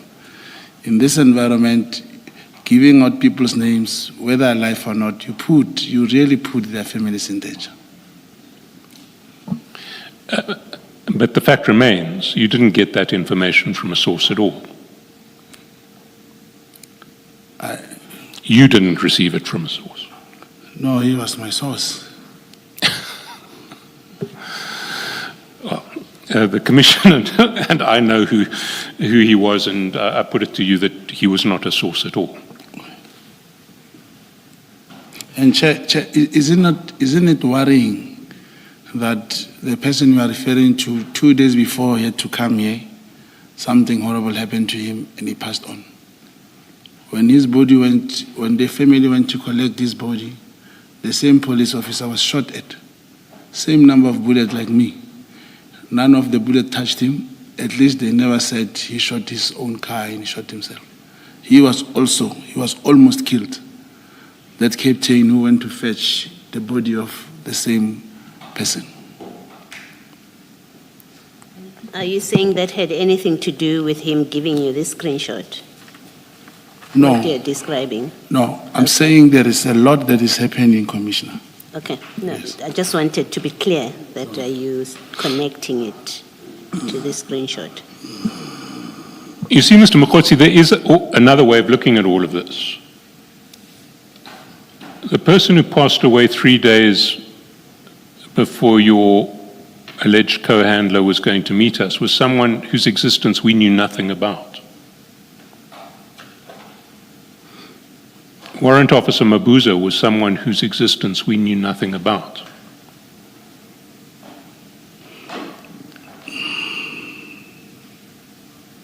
We learn about these people. For the first time they get mentioned a long time after they have passed away, when of course they're no longer around to be able to contradict the things that are said about them. And it is very disconcerting to me that you are able to mention Warrant Officer Mabizela, who was arrested several years ago and never played any role at all in your handling, in your witness statement. You don't mention Warrant Officer Mabuza. You mention your co-handler and you give us your name, his name. We go to speak to your co-handler, he says nothing about Brigadier Duma. And then after Brigadier Duma dies, he suddenly becomes the key to this entire operation. It does seem to me that you are pinning on a dead man responsibility for what looks very much like a renegade crime intelligence operation. And it's very convenient to have a dead man to pin it onto. What's your response to that? No comment, Chair. Do you have any evidence of having met Brigadier Duma at any time? Any extrinsic evidence that will satisfy us that you met Brigadier Duma before he passed away?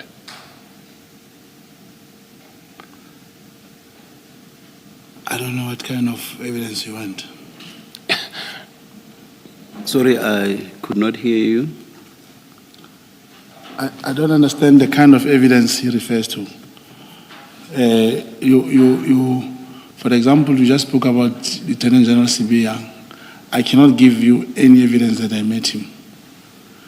If people met, and this thing operates differently. We don't take pictures. You can't say, hey, I was with this man, then you take pictures. If we look at your cell phones, will we find the geolocation showing that you were ever in the same place together? Yeah, that if it's utilized, yes, definitely, more than once. More than once. And maybe you could give us some dates to look at. No, I can't remember the date.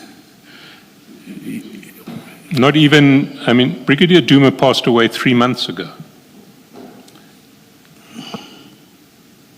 But it cannot be dates. If you do your section 205, I can tell you locate me with the same person. You give us some approximate times when you say you met with Brigadier Duma and where, and we will do that exercise. Yeah, I'll try and check when was that. The last time. Oh, you want them now here? Yeah, no, I would like to have them here.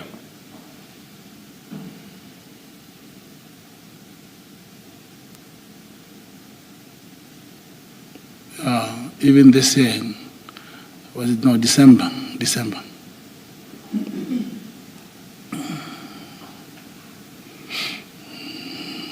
And where would you meet Brigadier Duma?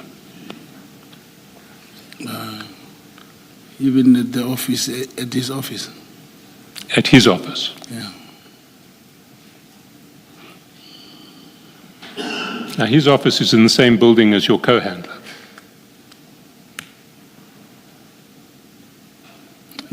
No, yes, you also have an office. Yes, there. it is. You also have So an office there. it's not going to help us to look for meetings at his office, because if you go to meet your co-handler who admits to meeting you, you will be seen in the same position. No. I want a location outside the office. No, that's the only help. That's the only place we'll meet. That's You the only ever met Brigadier Duma at his office? I met him at his office. Yes. How many times did you meet at his office? If we go and look at access records at that office building, will we find you coming in and out to see Brigadier Duma? Yeah, but we can go and check. We'll never find, even when I went to see my co-handler, I don't sign. You'll never find my signatures or name there.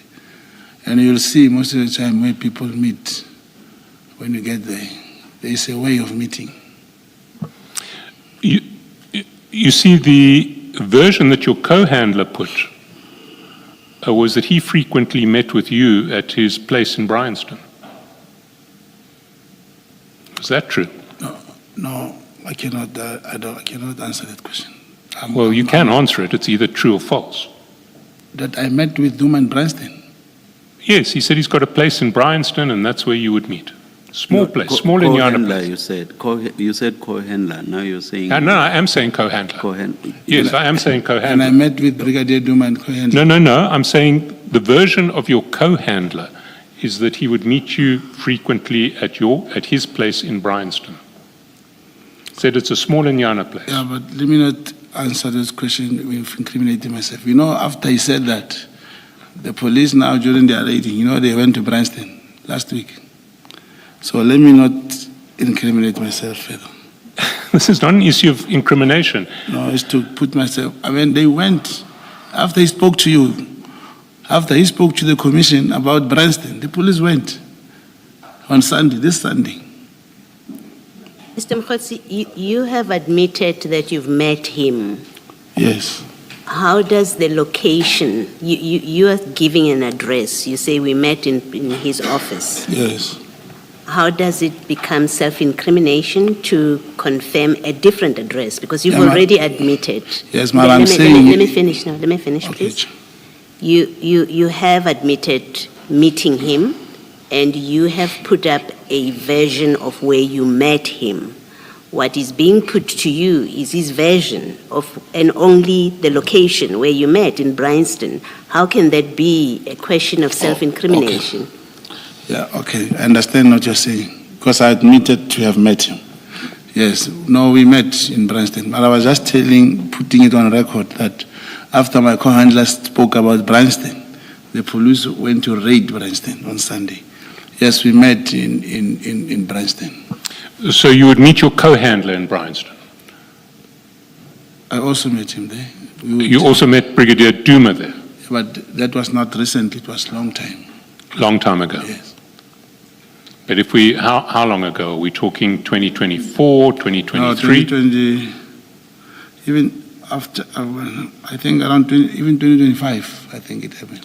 It was in 2025. I think so in Bryanston. Not sure.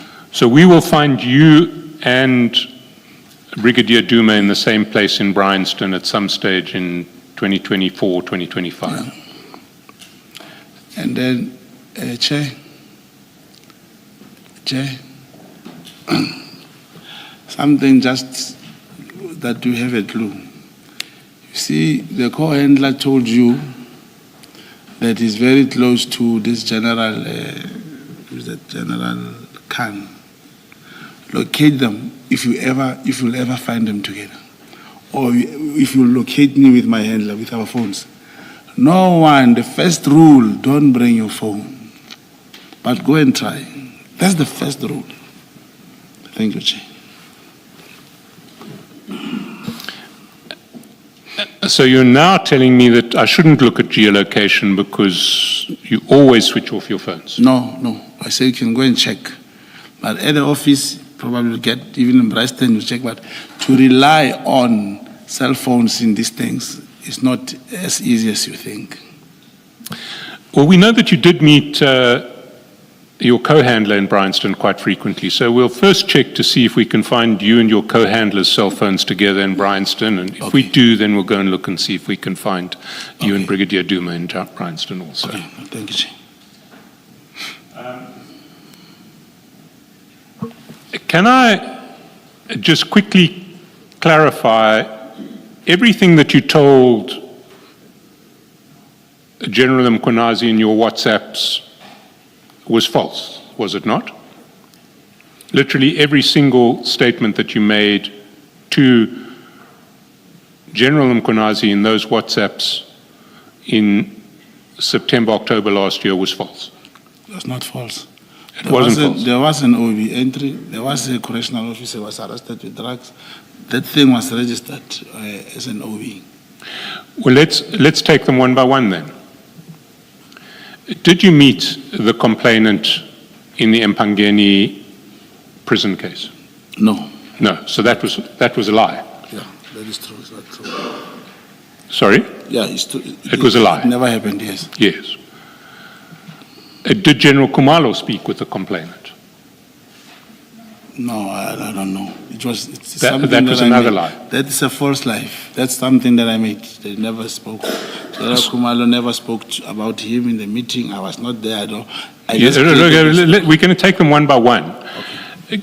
So you've told two lies there. You've said you met with the complainant in the Mpangeni case and that General Khumalo was also speaking to the same complainant. Did you clear with your handler and co-handler that you were going to tell these lies to General Mkhwanazi? My handler knew when I started talking to General Mkhwanazi. My handler knew. And I knew you were talking to General Mkhwanazi. Did he know that you were going to lie to him and say General Khumalo is meeting with the complainant who is Obviously, setting up this defeating the ends case against you? No, obviously where the information of this nature comes, wherever from the name where I showed you, my Buzma visa will always be involved. So Mabizela stroke Mabuza knew that you were going to say that you were meeting with a complainant and that General Khumalo was also meeting with a complainant and that General Khumalo was trying to set up General Mkhwanazi, trying to frame General Mkhwanazi on a defeating the ends case. No, Chair. And maybe I should give it in a way of example. If one is a prosecutor and instructions say the state opposed this bail, you don't tell him or go there, stand up and say, you just tell him go and oppose. When you get there, you oppose the bail. That doesn't necessarily mean you give him statement by statement. This is what we're going to say. This is what we're going to say. I see. So now I understand that you've got a broad brief from your handlers. Go and engage General Mkhwanazi. Is that what you're saying? Let me not incriminate myself on that.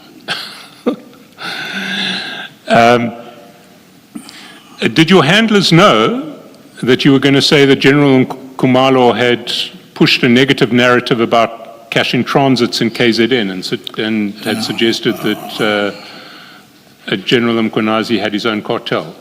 No, I'm not going to incriminate myself.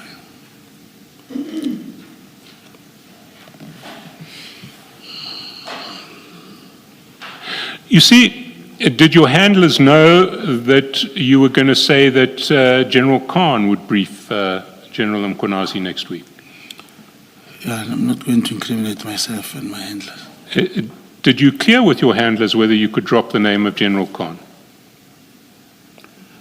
You don't need to clear. When you work on such things, you do what you have to do and you report. But perhaps I should not incriminate myself. Please. You see, in your statement, you say this was all about an attempt to gain General Mkhwanazi's confidence and trust in order to execute my mandate in terms of the task order of your handler. What was that mandate? No.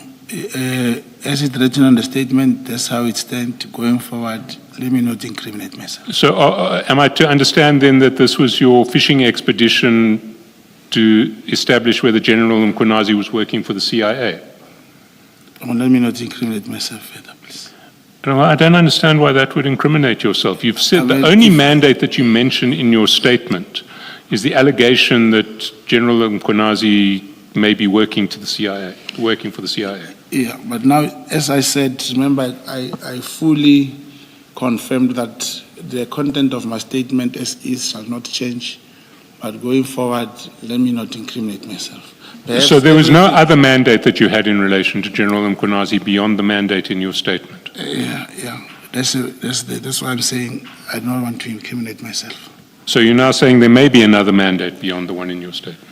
Of incriminating myself, it's coming. I don't want to incriminate myself. You've now publicly apologized to General Mkhwanazi for suggesting that he may have been linked to the CIA. I did apologize. I can apologize again. Yes. And retracted that since I do not have tangible evidence, I should retract it, and that's what I've done. But in pursuit of that link, you were happy to tell a series of lies that were calculated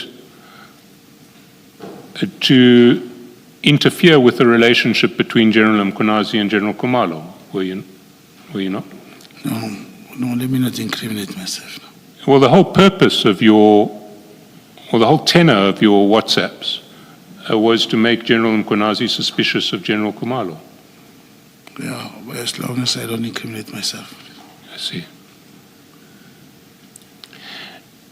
And you were going to sow suspicion between General Mkhwanazi and General Khumalo, who was the head of the PKTT in KZN and the Divisional Commission of Crime Intelligence nationally.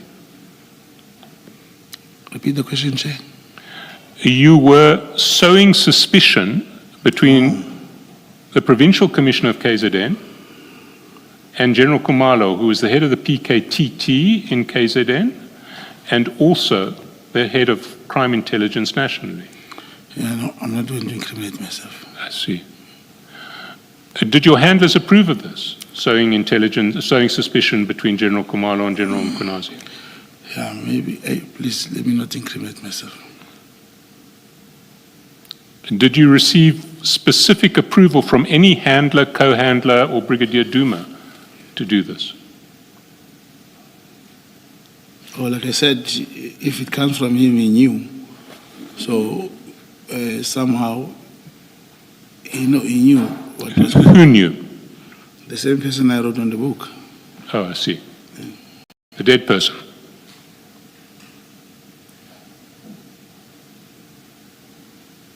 I've agreed, I've accepted that they have passed on.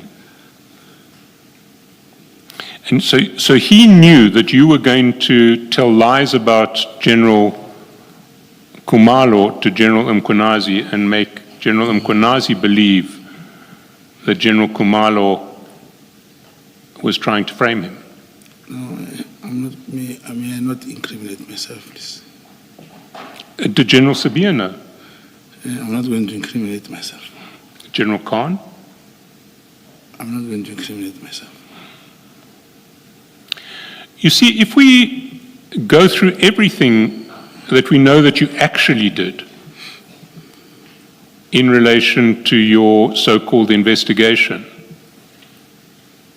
what we see is time and again, you are trying to set up General Khumalo. Do you remember the episode when you wrote to the minister about the breakthrough and whether the arrest was effected? And you immediately, well, not immediately, you then WhatsApped your screenshot to Mr. Matlala and asked him about iPad. Yeah, those that are in the statement, they still stand. Yes, well, so I'm going to list a series of episodes. The first is your attempts to get members of the PKTT, or who you thought were members of the PKTT, arrested for the raid at Mr. Matlala.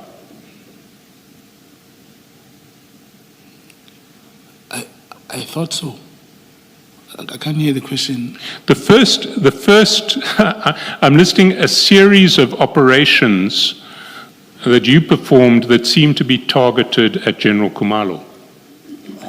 The first is trying to get members of the PKTT, or who you thought were members of the PKTT, arrested for the raid at Mr. Matlala's house.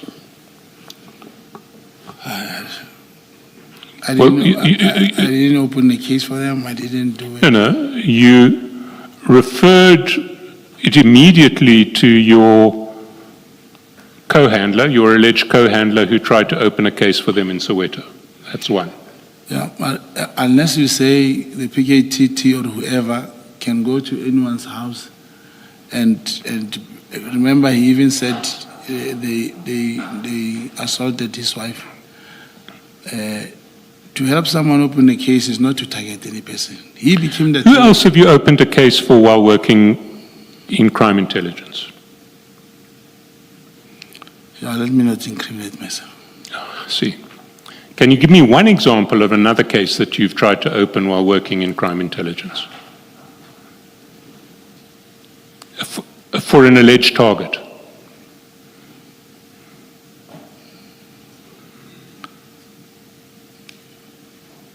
I can't remember. Well, try and remember. Is there one? Is there any target in your lengthy experience in crime intelligence who you've helped to open a case, other than Mr. Madlanga? No, they didn't want to open cases. They were not attacked. Operations were not about opening cases. It was just a coincidence that a person's wife was assaulted and you know someone who can help him. And that's it. Yes, but it wasn't a coincidence. Your first meeting with the man was the day after he was raided. It's a coincidence in the nature that his wife and himself were assaulted. I didn't say, for those that assaulted, come to me and I refer you to open cases. Then that time, a person could not open a case.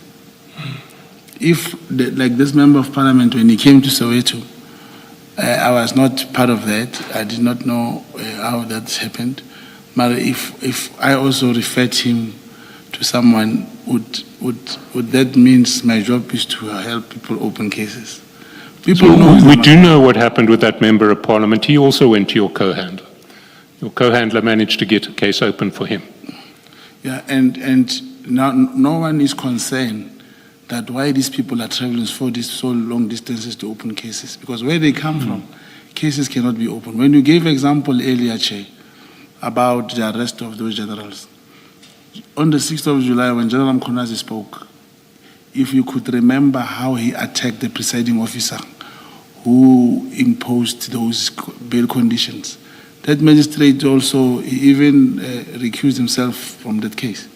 It's because they were not worried as to how did this man open, why did he have to travel all the way to open the case?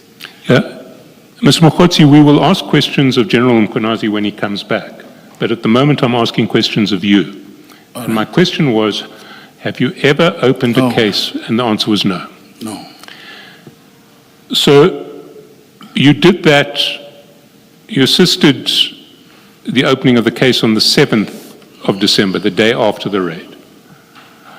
You then started communicating with the minister about getting an IPID arrest. You recall that? If it's in the statement, it's done like that. And Well, we traversed it last time. I'm not going to do it again. That was the second occasion. At this point, let us adjourn for 10 minutes. Let's come back at 5:10. Thanks.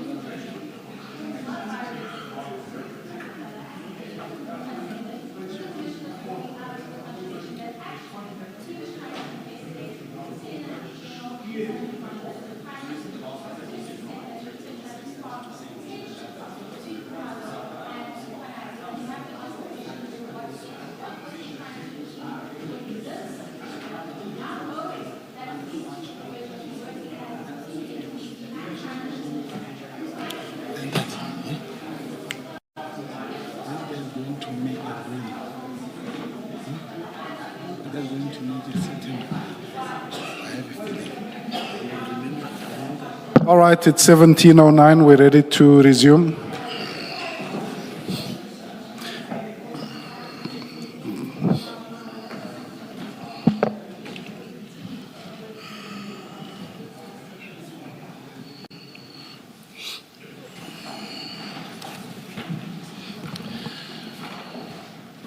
Yes, Mr. Chairperson. Thank you, Chair.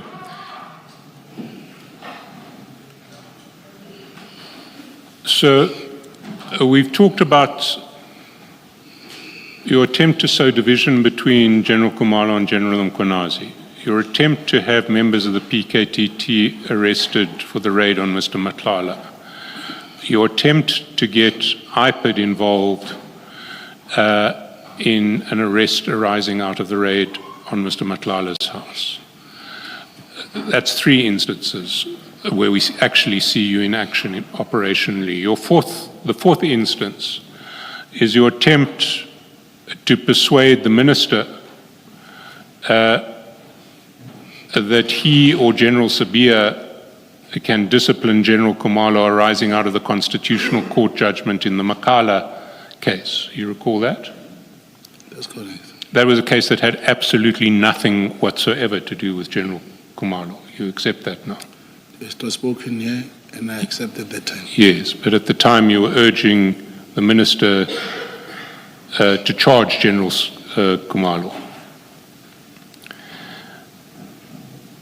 That's the fourth case. The fifth case is your attempted trap involving the colonel who was going to give evidence in relation to the disciplinary of General Khan that would result in General Khumalo being prosecuted for defeating the ends of justice. You remember that?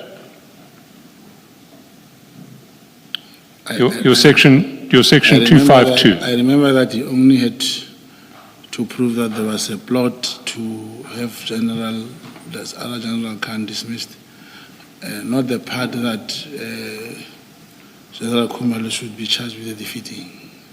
Sorry, the General, so you're now disavowing that you wanted General Khumalo charged with defeating the ends? Going with, as a result of the operationalization of the 252A. Yes. Wasn't that the purpose of the 252A? No. The purpose was to get information on what that man was saying about the hearing. No, that wasn't the purpose of the 252A. 252A, you were trying to bribe the colonel with promises of promotion and possible payments of bags of money to say that General Khumalo had put him up to changing his version to implicate General Khan. We went through this all last time. I don't want to rehearse it again. Do you remember that? But the word that I wanted to bribe him is not true. I never bribed him. He in the transcripts are here. There's no way I bribed him. He spoke about how he was approached and what to say during the hearing. And to my surprise here, having his statement, what he said from the transcript, the evidence leader decided to defend that man. It's not me who was speaking. I was part of the recording of the trap to have the man recorded. He said himself that I was approached, I was in Devon to speak lie about this general, but the concentration is not on that man, what he was saying. It's me, I wanted to bribe him. Yes, but you didn't bother investigating what he'd said under oath the day after the events at Ayrton, which were what General Khan was going to be charged with, did you? No, it was said you led that evidence here. You showed me the statement that he said during the arrest. Yes. And so what he said the day after the event was exactly the same as what he had been, as what he was intending to say in front of the disciplinary committee. I don't know. I recorded the man. That's all I can tell. Yes, but you got involved and tried to persuade him to say that General Khumalo was telling him to change his story. I didn't persuade. I didn't even know that he was going to do that thing. He came and said all those things himself. There is no way where I persuaded him. It is him.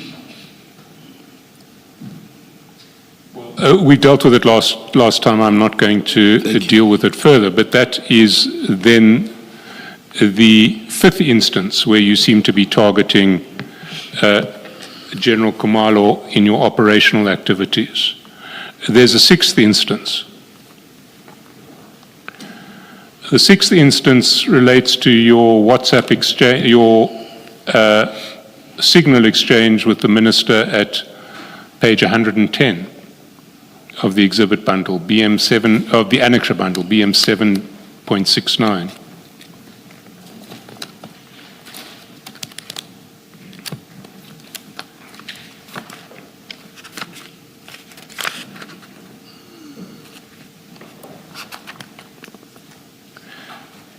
Sorry, the page again? 110. It runs over 110 and 111. You remember this signal screenshot that you sent to Mr. Matlala on the 30th of January? This is what it was also dealt with previously.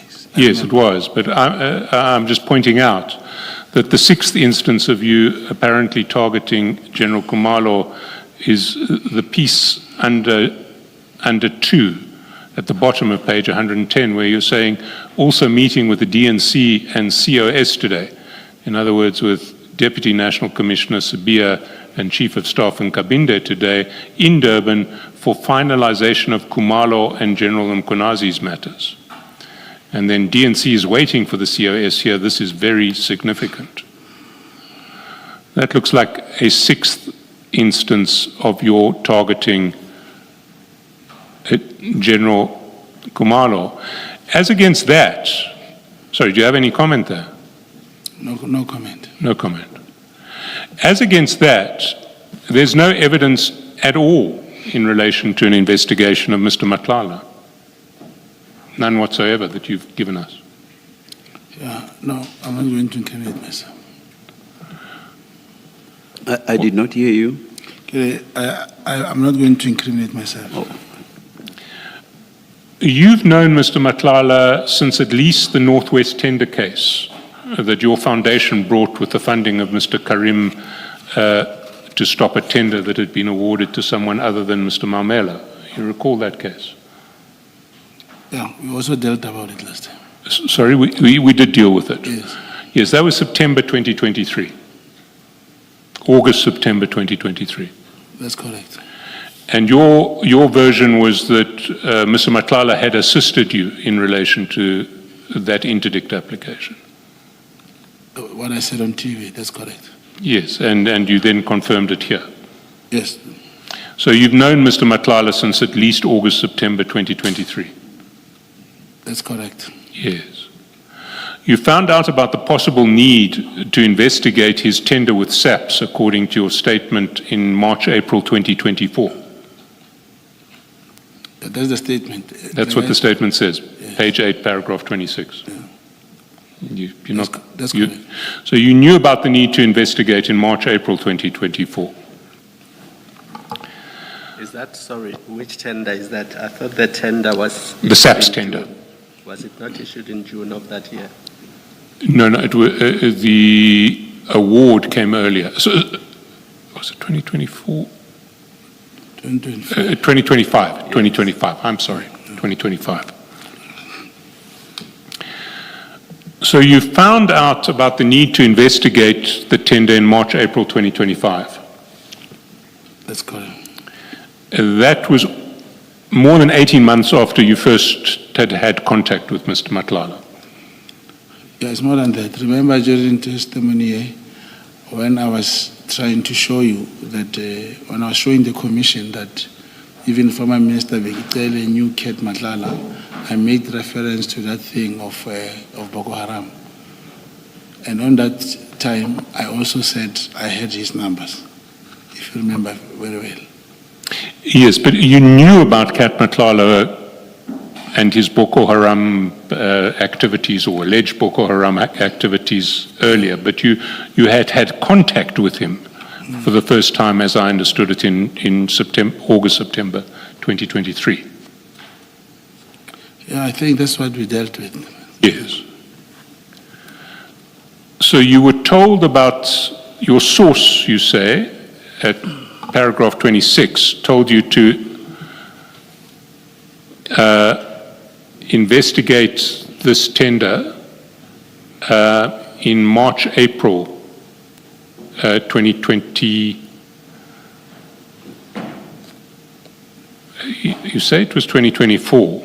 I see where you got confused, Mr. Chaskalson. No, it was 2024. It was 2024 because the contract was cancelled early 2025. So it was 2024. So you say your source informed you about the tender that was awarded to Mr. Matlala through a company, Medicare 24, which also had links to the former Minister Tqele. Yeah, my answer is I'm not going to incriminate myself. No, but It's in a statement. you've said it. It's Yes, March, and April that's what I'm 20. saying. Everything in the statement, I agree it should stand. I see. Yes. Well, in your supplementary statement, you mention that you were contacted by Mr. Karim prior to his investing money in Medicare 24, and he wanted you to verify if the tender was indeed valid. It's in the statement. That one stays. No, I'm asking you questions. No, going forward, let me not incriminate myself. No, this is not about incrimination. Mr. Karim approached you before he invested in the contract. His version is his first payment of 5 million rands was on the 26th of June, 2024. So this would have been before 26 June 2024 that he approached you and asked you to establish whether the contract was valid.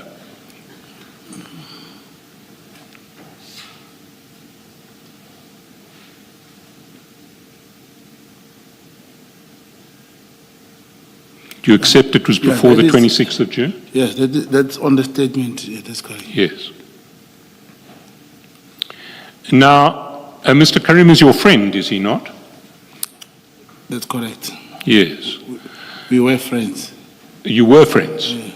Are you no longer friends? No, but not I always understood the recusal application as an attempt to start being friends again.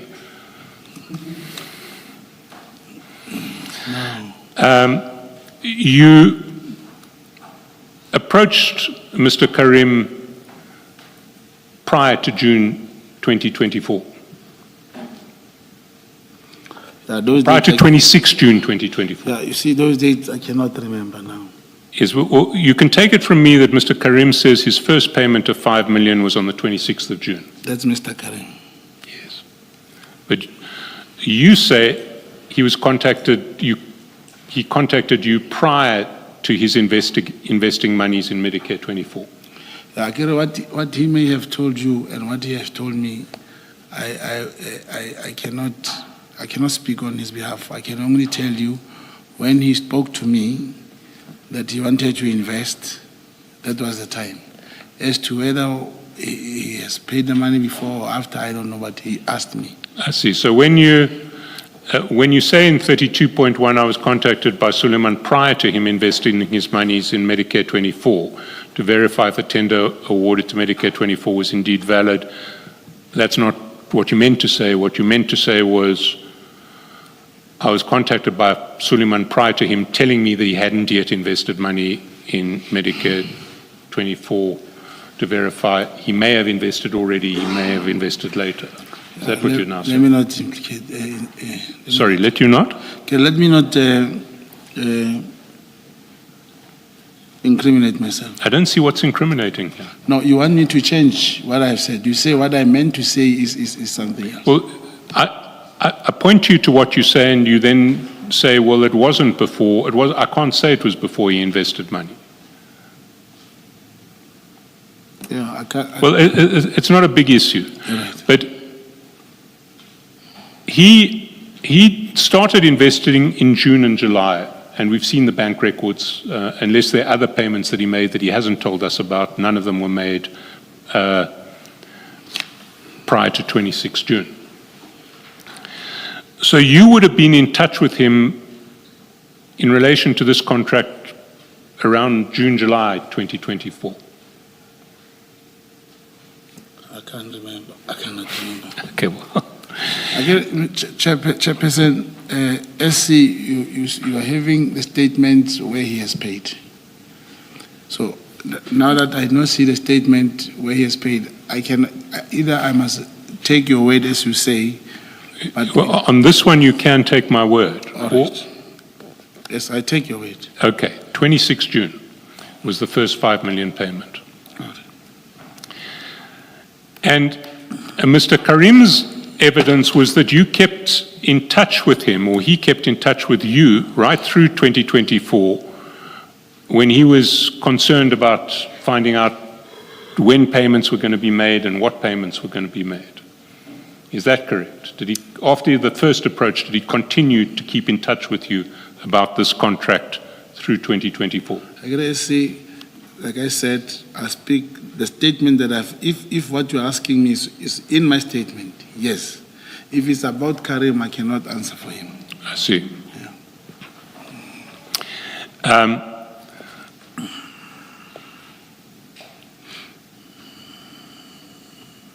If you wanted, I want to put to you that if you wanted to make contact with Mr. Matlala to investigate the contract, you could always do so through Mr. Karim. You could always have arranged an introduction to Mr. Matlala in relation to the contract through Mr. Karim, and you could have done that at any stage after June 2024.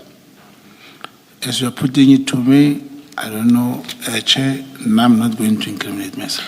Well, why would it not have been possible to get access to Mr. Matlala through Mr. Karim? The same way, I don't know, let me not incriminate myself. It's not an issue of incrimination. No, it's an issue of either you think there would have been a problem approaching Mr. Matlala through Mr. Karim, or you don't. The question why? Why didn't I? No. The question is, could you have approached him through Mr. Karim if you wanted to investigate his contract, if you wanted contact with him to investigate his contract? That's why I'm saying let me not incriminate myself. By saying yes, I could have approached him directly, or I could have called him, is to incriminate myself, Chair. How does that expose you to criminal prosecution, whether or not you could have found out about the contract from Mr. Karim? Either you could or you could not. Because how does answering that question expose you to criminal prosecution? The next question will be, the question here is, yes, is... You cannot say I'm anticipating that 10 questions from now. No, Chair. You'll be asked a question that might Yeah, Chair. specific question. Yeah, but the answer is simple. I don't know. He's asking me 2 years back if I wanted. I didn't want. He's asking me if I wanted, Chair, I could have made them meet and so. So I didn't want. I had no intention. It was not in my mind that time. So it's difficult to say now, yes, I could have made them meet. So that's the answer you should give. But don't say you don't want to incriminate yourself, because that has nothing to do with whether or not you'll expose yourself to criminal prosecution. All right, there may very well be questions that concern you for that very reason, and there you can say, All right, thank I you, don't Chair. have to. But where you are asked, could you have contacted this person or that person, there's no reason why you can answer that question. All right, Chair.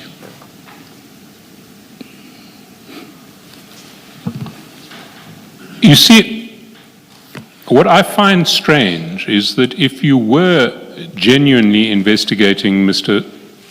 Matlala's contract from March, April 2024, I can't find any rational explanation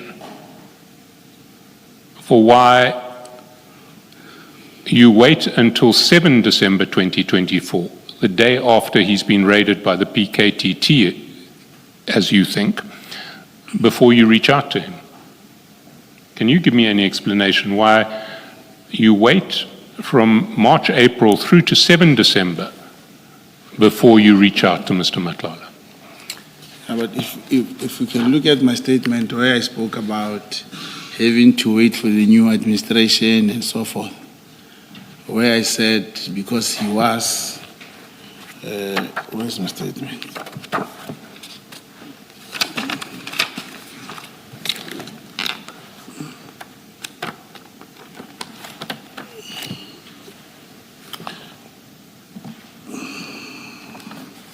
Yeah.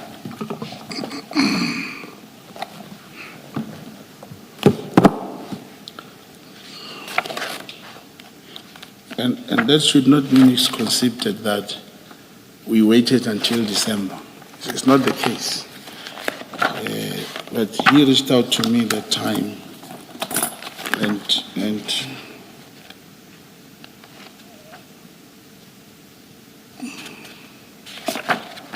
on my statement, I can't find my statement. On a statement, that's where I said, because he was close to the former minister and the national commissioner who appointed him, we thought we should wait for the new dispensation. And indeed, when the ANC list, parliamentary list came out, we were able to see that former Minister Begitela did not make it into the list. That's when we realized that there's going to be a new minister, of course, and we waited. It's somewhere in my statement.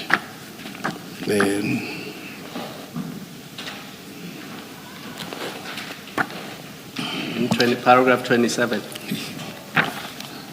Commissioner did it totally. When were the elections in 2024? Well, let me help you on that one. They were on the 29th of May. All right. Okay. The new cabinet would have been announced in June. All right. Right? Roundabout's the time that you were approached, probably before you were approached by Mr. Karim to check out this contract.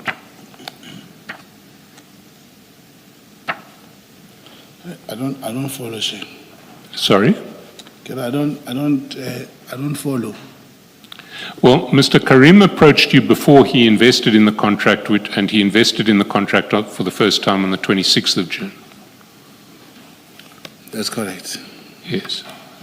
So by the time Mr. Karim approached you, there probably already was a new cabinet. You would certainly have known that General Pele was not going to be Minister of Police, because he wasn't on the lists. That's correct. So my question remains, why did you wait until the 7th of December before you reached out to Mr. Matlala? Chair, because I'm starting to get the statement here. If you remember what I said, thank you so much. I did mention that we had to wait. And I also mentioned in my statement here is on paragraph 20. Commissioner said 27. 27, Mr. Mokhosi. Thank you. On page 8. Yes, it was after the disciplinary list that he may went to. Now, remember we also had to wait to meet with General CB at the time. And all those processes, we could not jump and look for Mr. Matlala. In my statement, it is written on page 8, how the whole thing unfolded until we were able to get another DNC and go to Matlala. But the point I'm trying to make is, people do realize when you are looking for something. You cannot go to him and say, Bona, I'm here, I'm looking for you. There is a process. That's how you must talk to a person. It takes time. But it was not a target that we're supposed to meet in September. It is a known fact that after he was not able to open the case, that's when he reached out to me. That's when he wanted to open the case. So your version now is that Mr. Matlala reached out to you? No. I'm saying that's when we met. Let me put it that way. That's when we met. And that's, remember, as I said, these things are here in the statement. And whatever that I've said in the statement, I'm not changing it. I will request that the statement should stand. You see, Mr. Mokhotsi, you were quite happy to spread some very damaging lies about General Khumalo to General Mkhwanazi on the 30th of September and the 1st of October. Why did that not have to wait for things to go very slowly? What was supposed to wait? Why were you able to sort of send your texts to General Mkhwanazi saying lies about General Khumalo and sowing suspicion between the two of them on the 30th of September? Why didn't you have to speak to General Sibiya and get your authority to do that first? That's how I'm going to incriminate myself now. Yeah, I think this may be the first time that you've actually asserted privilege in an appropriate context. You see, what I want to put to you, and it's been a long day, so I think we might want to end quite soon now. But what I want to put to you is there was never any investigation on your part into Mr. Matlala, none whatsoever. You were targeting General Khumalo, and you only became interested in Mr. Matlala when he was raided by SAPS members who you thought were the PKTT, and you thought arising out of that raid, you could get criminal charges brought against PKTT members and use that against General Khumalo. What's your answer to that? No, that's not the case. I see.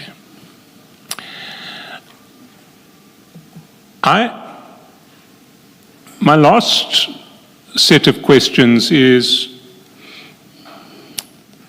I want your understanding of who is at the head of your operations, which I see as targeted against General Khumalo rather than Mr. Matlala. It seems to me that there are three possible candidates. The first is General Sibiya, who you say was at the head of all of your operations. What's your response to that? I should not incriminate myself. You have said already that he was in overall charge of your operations. You recall? He replaced, when General Mfazi passed away, General Sibiya took over. Not my operations. He took over in the space of General Yes, but did you not understand your handler and co-handler ultimately to be reporting to General Sibiya? I don't understand the question. Did I understand that they were reporting to General Sibiya? Yes. Yeah, reporting or not reporting is not my operation. It's not that now he's heading the operation. Sorry, did you understand, well, let's take it a step at a time. Did you understand that they were reporting to General Sibiya? No, I know they are working together. As to how they are reporting, I cannot tell. I don't know how they report. So did you expect that General Sibiya would be kept filled in on what was coming out of your operation? Yeah, I'm not going to let me rather not incriminate myself. Not what you say in paragraph 28, unless I'm reading it incorrectly. Statement. No, it's a shop. It's the black file, Mr. Mokhotsi.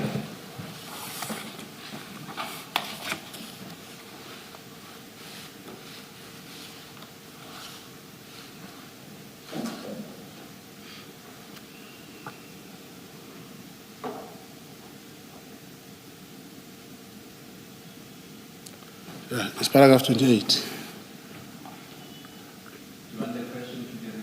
Yes, can you repeat the question? And did you understand that your handler and co-handler would be reporting the outcome of your operations to General Sibiya? Yeah, and I believe the statement is that's my statement. My question is slightly different. Did you understand that General Sibiya would be briefed on the outcome of your operations? Oh, I didn't know that. You didn't know that? No. Why then did you need General Sibiya's permission before you could get going with your operations again? That's incriminating myself, Jay. Is that going to incriminate yourself? I don't wish to incriminate. The question is, why do I want to? Why was it necessary to have a meeting with General Sabia before you took matters forward in Yeah, September? but it is in the statement that General Sibia was appointed in the space of General Mfaz. It's written there.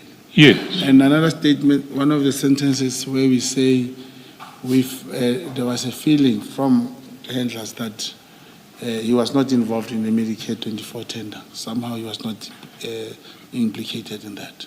Yes. He would be more. Well, let's just stop there. We have seen substantial evidence of the relationship between General Sabia and Mr. Matlala in this commission. And in particular, we've seen evidence that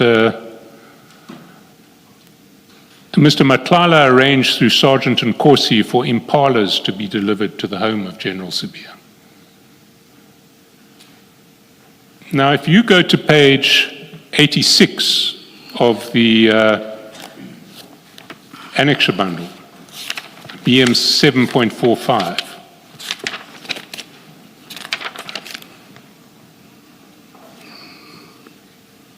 this is when you're in Cape Town for January the 8th. Yeah, that's correct. And you WhatsApp Mr.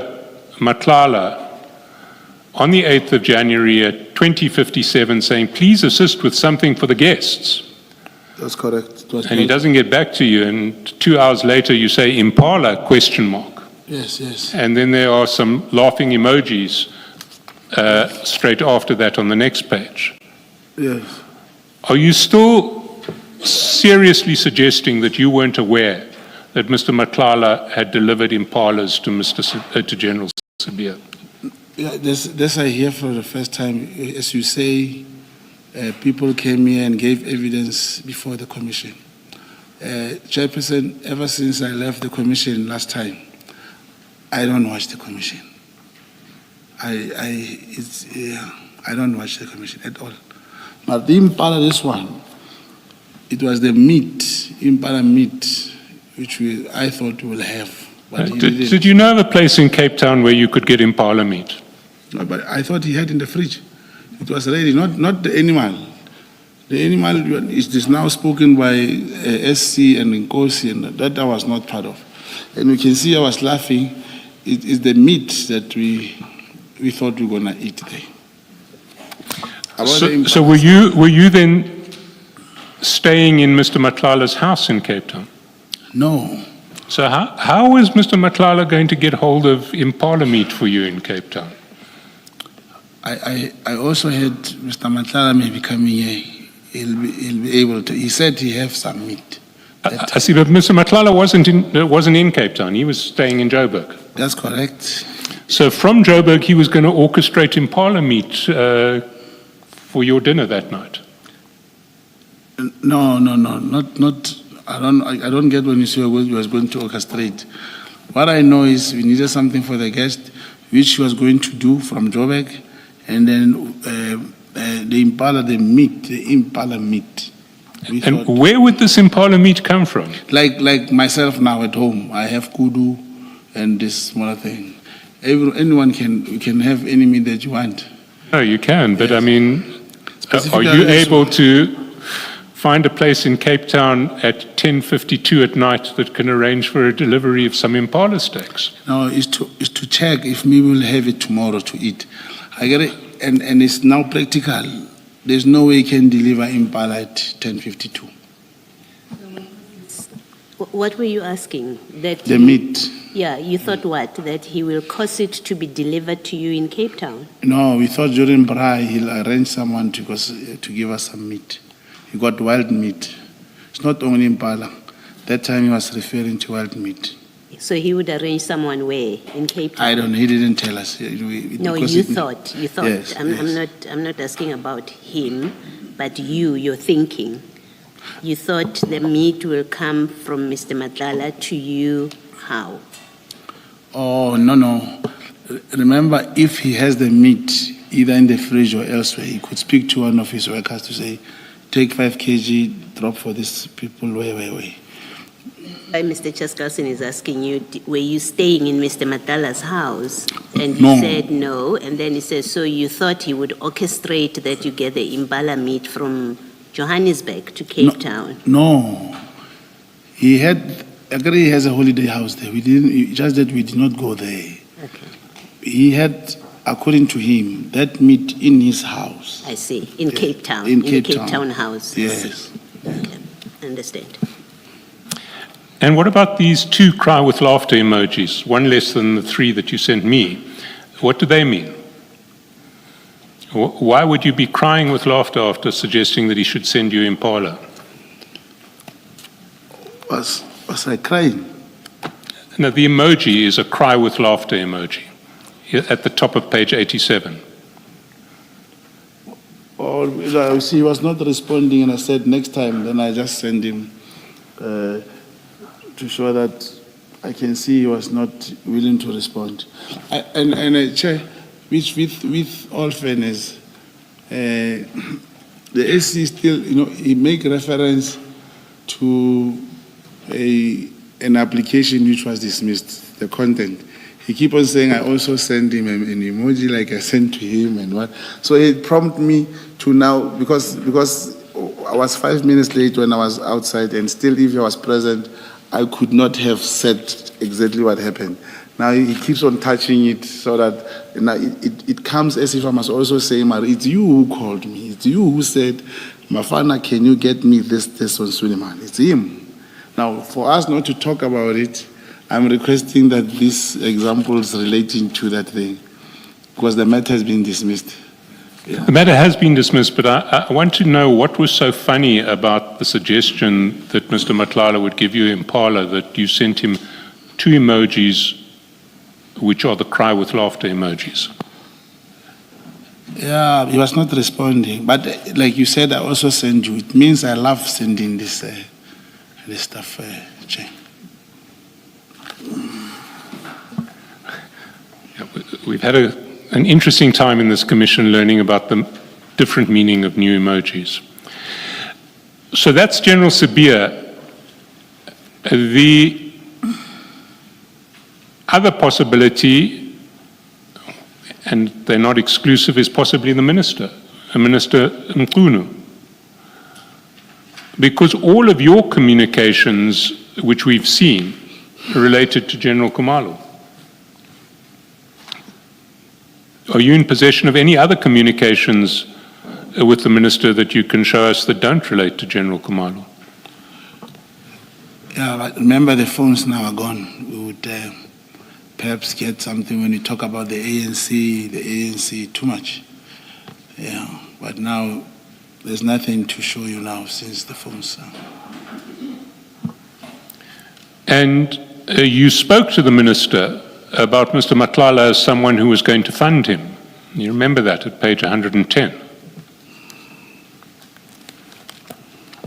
Foot of 110. The guy of the funding, brackets 20, is also in Joburg from Tuesday. He's the one I said has a 3 billion contract with SAPS. Yes, I remember this, but we also dealt with this previously. Yes. Yeah. And you told Mr. Matlala that you wanted him to fund the minister. You remember that? I want him to fund the minister? Yes.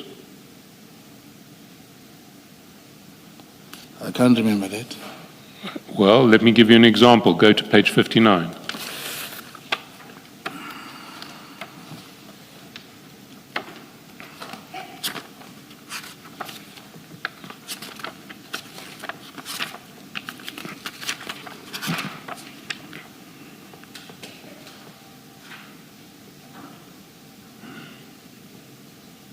You see foot of page 59, Mr. Matlala tells you, when you tell him to stand back for his safety in business, he says, this won't change my contribution towards the minister, though.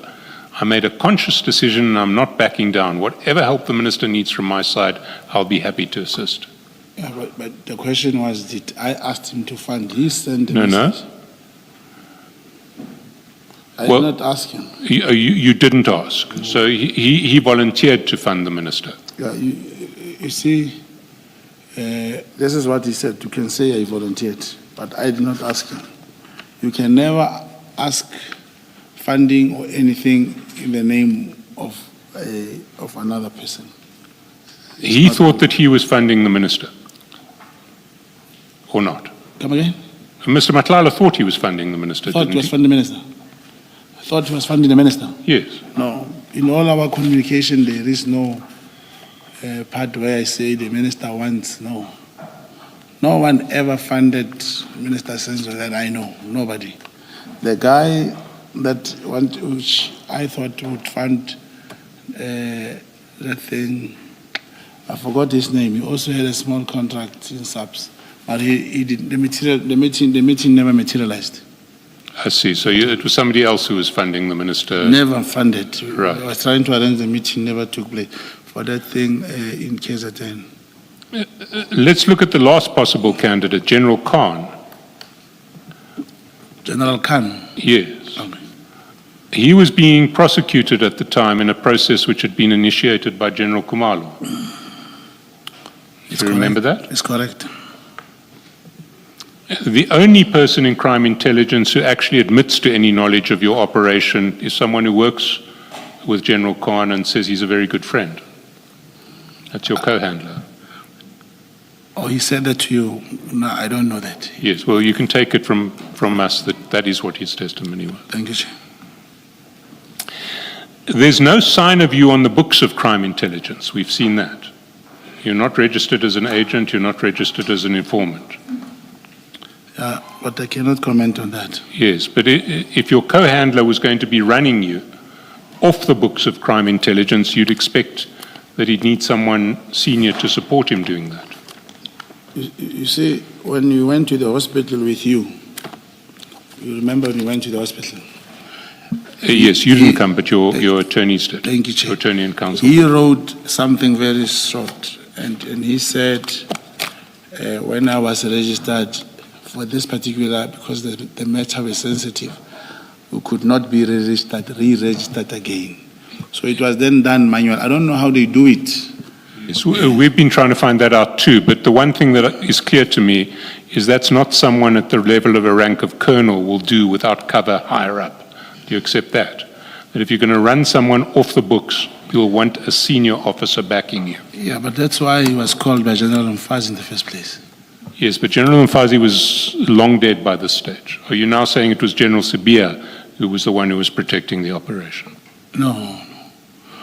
The introduction of the co-handler and General Mfazi happens on the same day, simultaneously. It was the same period. General Sibia came in after the elections, now recently, when we needed another DNC. It's the co-handler who went to talk to him, who arranged all those things. It's not me. You see, the situation is so, I don't know how to put it, Chair. A logic person will think, will ask himself, but this Brown Mokhodzi, if, like you say, this does not exist, where does these things come from? Why will this man be involved in these things to the heath? It is just that when you are here, we are not being questioned the evidence or the information that we brought. What I've been doing, I'm getting to be asked about this, like Impala, my ID number, the matter in the Northwest. We don't deal with the nitty-gritties of why do we have this commission. And that's why I was so willing to come here and say, this is what happened. Now, I've also said, if it is just that now commissioners say I'm sitting here under oath and the lawyers are not talking and they have not taken an oath. I was saying there is someone who can help this commission in 2 days. He brings the file, he brings you everything that has been purchased illegally. I wish you accept that. Well, we've asked you for the name of this person and contact details, and you won't give them.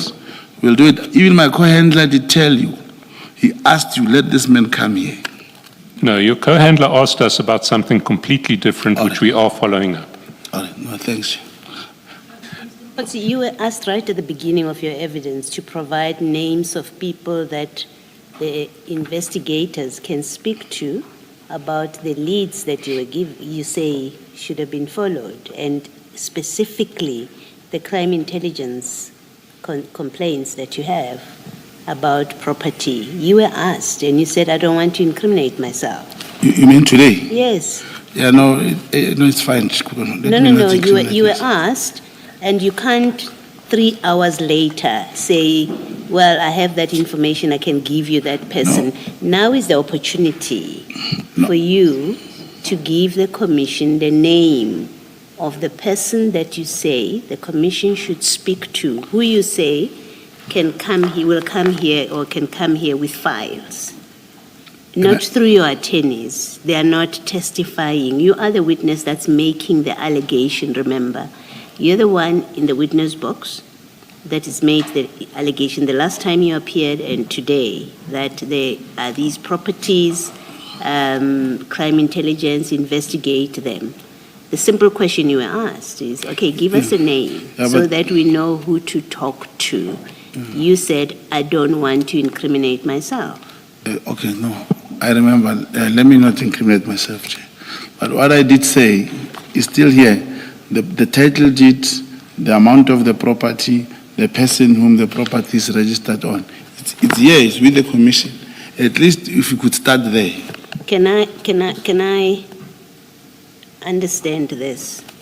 You are refusing to give a name of the person that will assist the commission to find out more about these properties that you say crime intelligence bought, used money bought and registered in the name of somebody's daughter.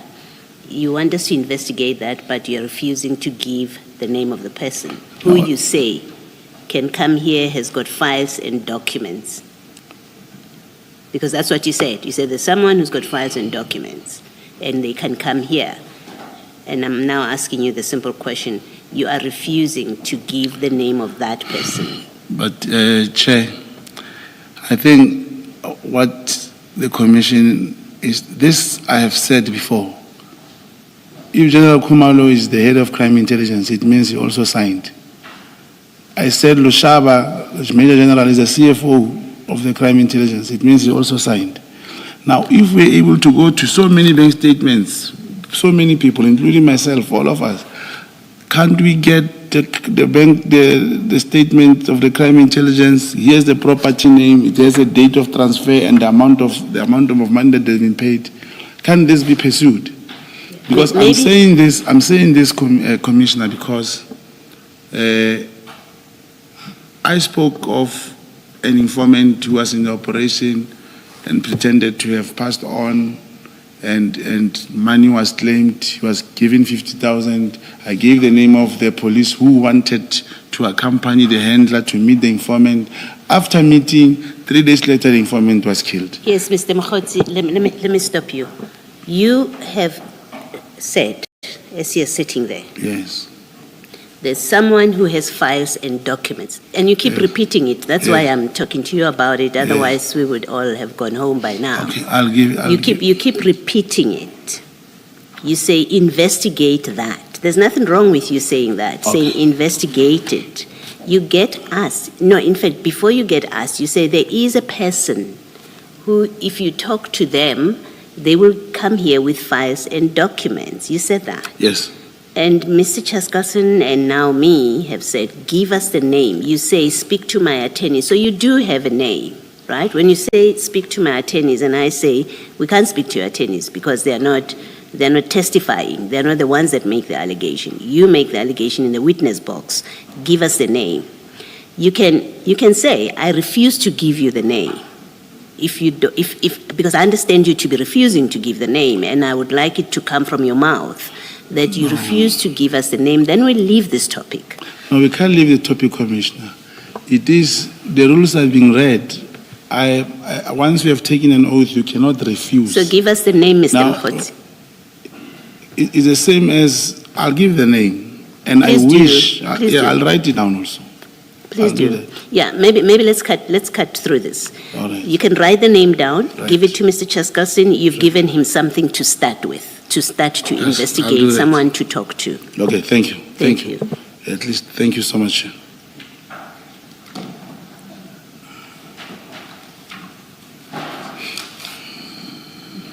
No problem.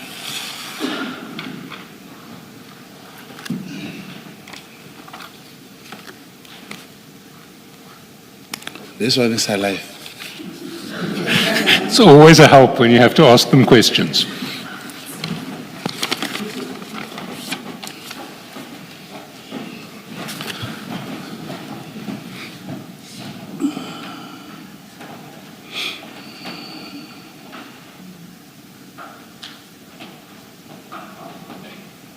It's a name I know. I'm happy if you want to destroy that so that it goes no further. I will remember that name. I know that name. Oh, thank you.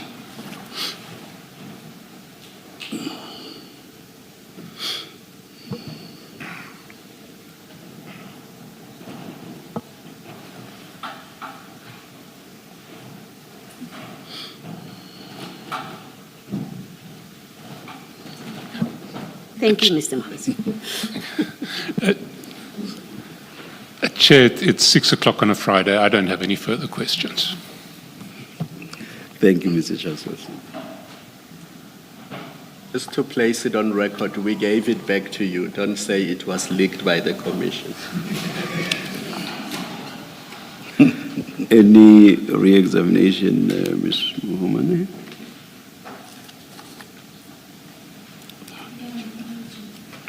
None, Chair, thank you. Thank you very much.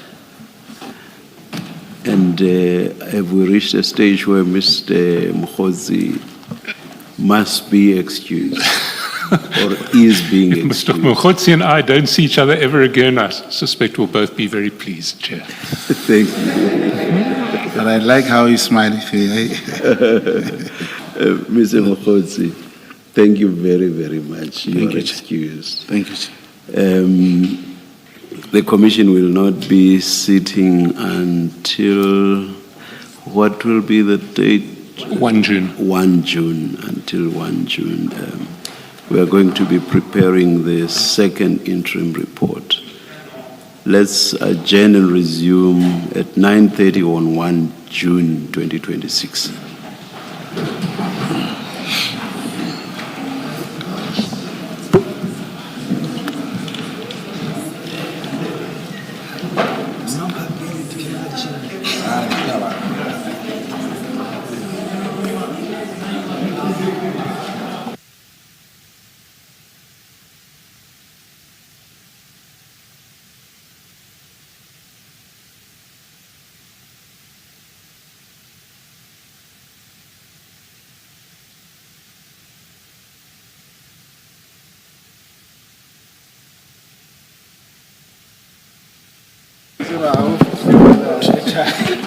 Just a quick word to say, I hope you all have a good rest over the next 2 weeks.